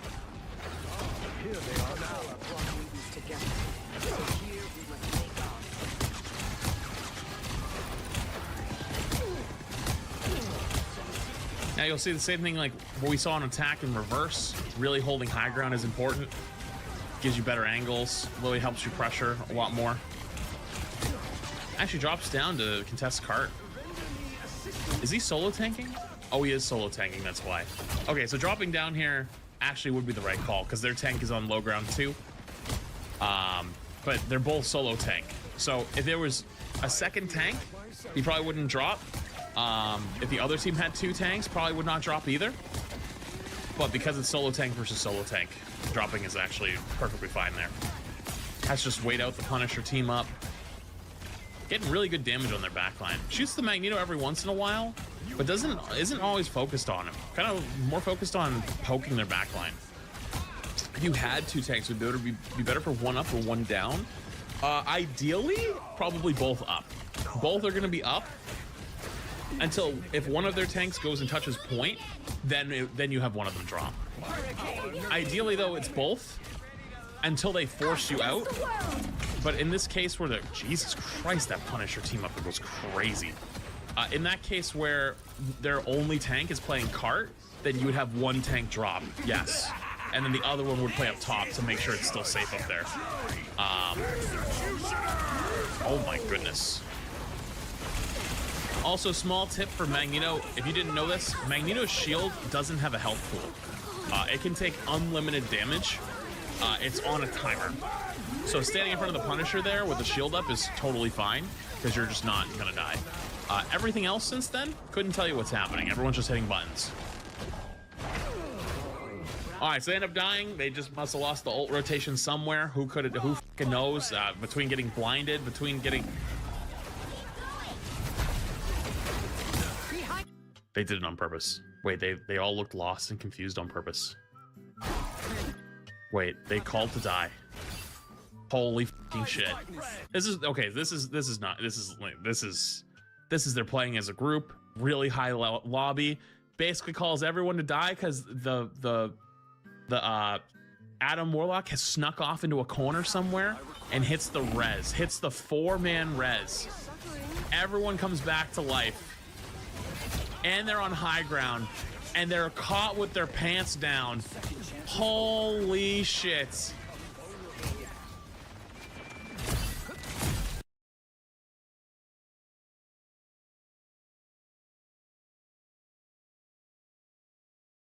So, you want to main Magneto. Magneto is a big, chunky tank with tons of ways to enable his team, a big meatball for an ultimate, Magneto! And he really only has one weakness, the Holocaust. Your fate.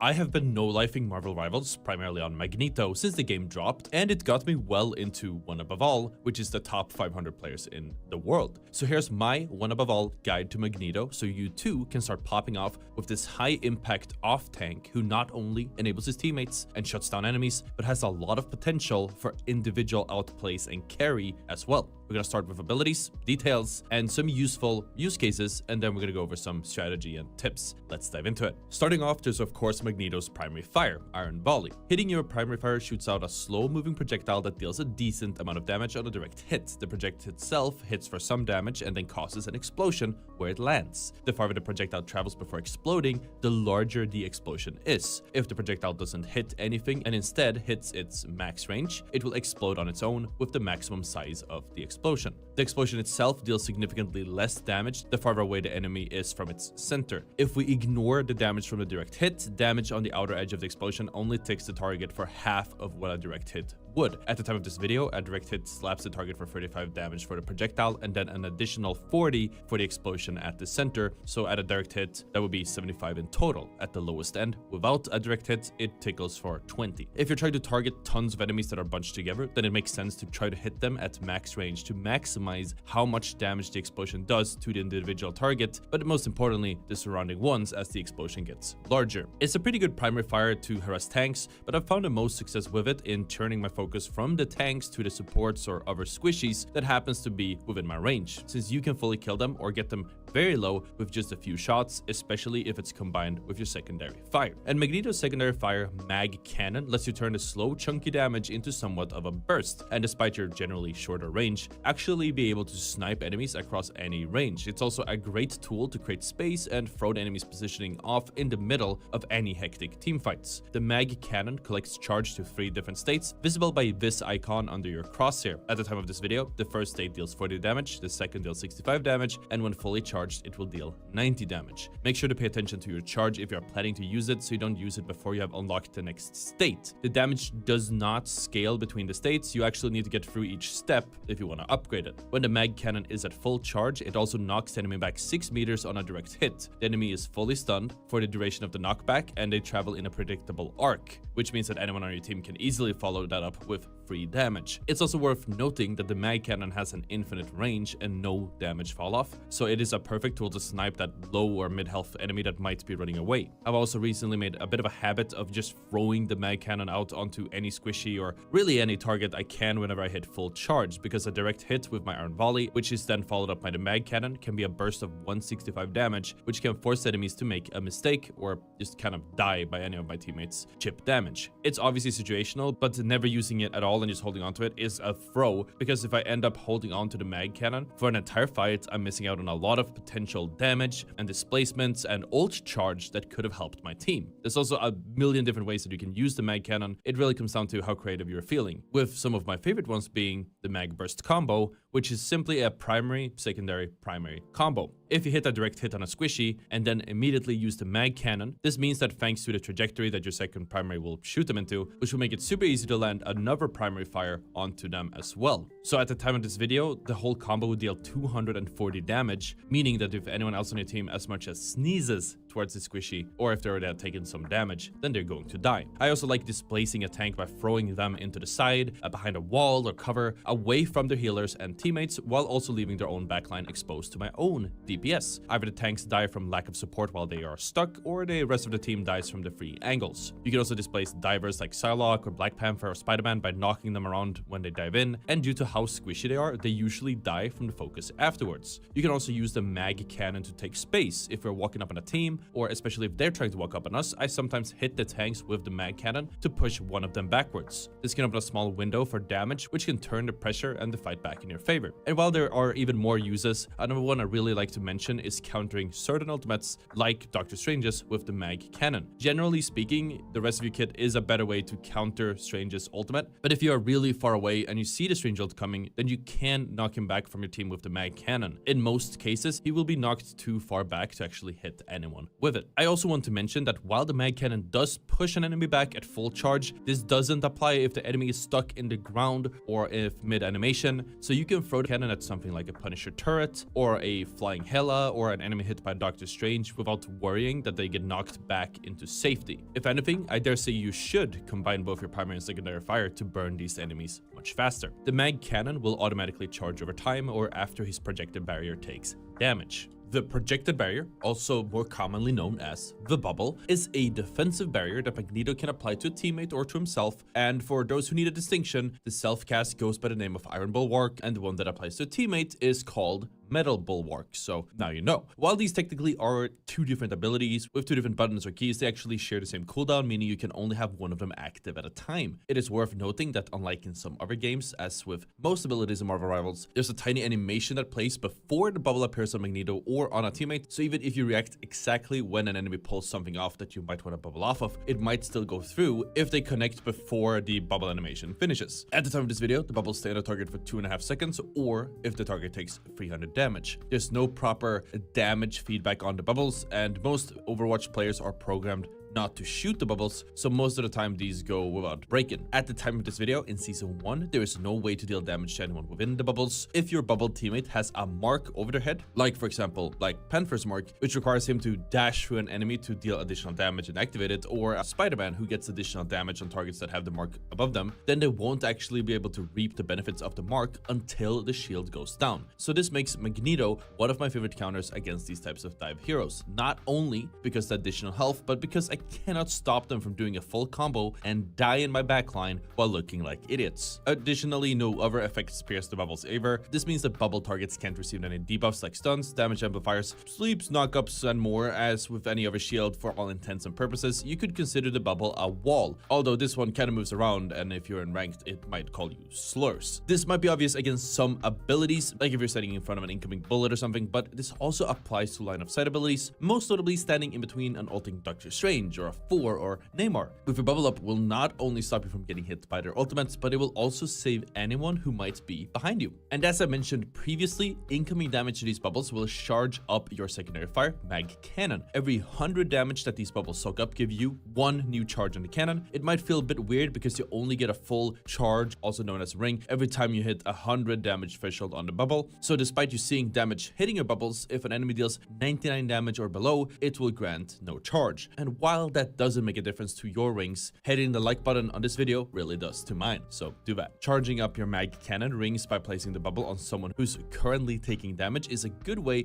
both to deny the enemy ult charge while also protecting your teammates, and of course giving yourself some nice damage with the mag cannon. But you shouldn't use the bubbles off of cooldown because they have a ton of uses, and unless you set plays up with the bubbles, then you usually need to use them reactively if you want to help someone in trouble. Personally, I do try to use them when they are off cooldown as much as I can, but I don't haphazardly throw it around. Currently, the bubble has a 12-second cooldown, so when it comes off of cooldown, I start looking around at my teammates to see if there's anyone who could need a bubble or so for the next few seconds. And if I don't find anyone who needs a bubble at all right now, or I just don't see an optimal use for it, I tend to hold on to it for a bit longer. But if I can save my teammates some health, or if I can get myself a little bit more mag cannon charge, I usually end up placing it, even if it might not be optimal, if I don't think there's going to be something big happening within the next 12 seconds. Knowing when to use the bubble versus when you want to hold on to it is a constant balancing act, since using it does give you that immediate benefit through health, damage denial, and ult charge, but if it's on cooldown, then your teammates might end up dying without you being able to do anything. It is a very situational call, and there are a lot of variables that goes into what you should do. I suggest trying to think ahead. What do the enemies want to do next? What does your team want to do next? If your teammate is ulting, in most cases, it's a good idea to bubble them to ensure that the ult play goes off well. Bubbling a Star-Lord makes a lot of sense, but even bubbling a hero like Doctor Strange or Iron Man will stop them from getting stunned or killed when going for it. If the enemies are going to use certain ults, or you know they're diving specific targets, then you want to hold onto the shield so you can protect whoever is caught up by these ultimates or coordinated dives, aka priority targets. The nature of the bubble, and I guess Magneto in general, forces you to be the glue in every team fight, keeping your head on a swivel, constantly looking around, and staying very vigilant about everything happening around you, and having somewhat of an understanding about what's about to happen will let you figure out where your shield will be the most valuable. Most players, even in Eternity, and one above all, rarely expect Magneto to turn around and help the backline with shields and more, and so many fights are saved just from me turning around for 1 second and bubbling our Luna so the Black Panther can't one-shot her. Some good use cases for these bubbles can be, first, as I said, shielding a teammate in general. If you're in lower ranks, you'll probably get a lot more value out of shielding teammates that end up getting caught or overextend, because a lot of people are going to be overextending in the low-ranked lobbies. There's obviously not much of a reason to shield someone just because they're overextended, but keep an extra eye on these guys, and if you see them start taking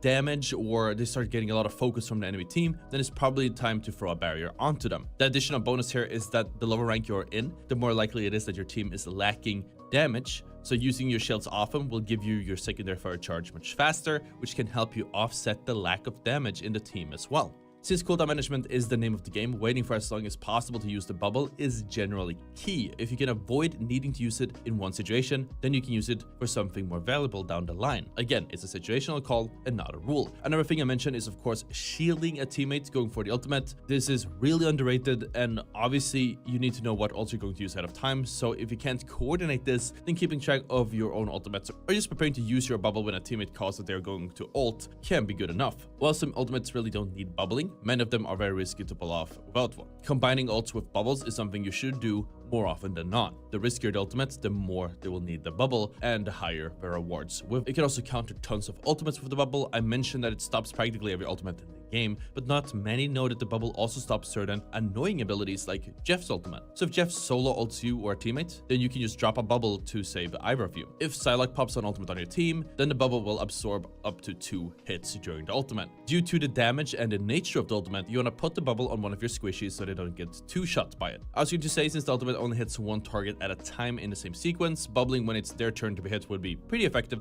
but I might be overcooking this tip since it is very situational. It depends on the amount of people within the ultimate, what the targets are, and what the sequence will be, but hey, if you guys want to try it out, let me know how it worked. In addition to these use cases, if I'm playing Magneto as an off tank, so with a Doctor Strange frontlining with me, if my Doctor Strange starts pushing up or if starting to lose the shield fight with the enemy Doctor Strange pressuring him, I often throw a bubble onto Strange to give him a little bit of a respite from the constant pressure. Sometimes this is enough to turn the fight and give our frontline the advantage instead. When I combine that with the backline poke, it is usually enough to make a difference. Also, sometimes I use both the bubble and my square shield as a Magneto at the same time in very niche situations, like if a strange jumps in my face and I suspect that he will ult, but I feel like there's a risk that he's gonna get around my shield or get through it and hit me and any nearby teammates. By bubbling myself, I would protect myself and anyone who is behind me, as well as the larger additional protection from my shield. If we get stuck in one position and we need to sustain a lot of damage, like let's say a Groot ult, and my shield doesn't quite cover everyone, or if I'm just out of a shield, I usually try to bubble whichever teammate is the closest to the enemy team. That turns my teammate into an impromptu shield for the rest of us. Bubbling the squishies works too, but like I said, it is so versatile that it is almost situational. So I'm just throwing a lot of options at you guys. But moving on, there's one more shield we need to talk about. The metallic curtain is a magnetic field in front of where you are aiming, which absorbs all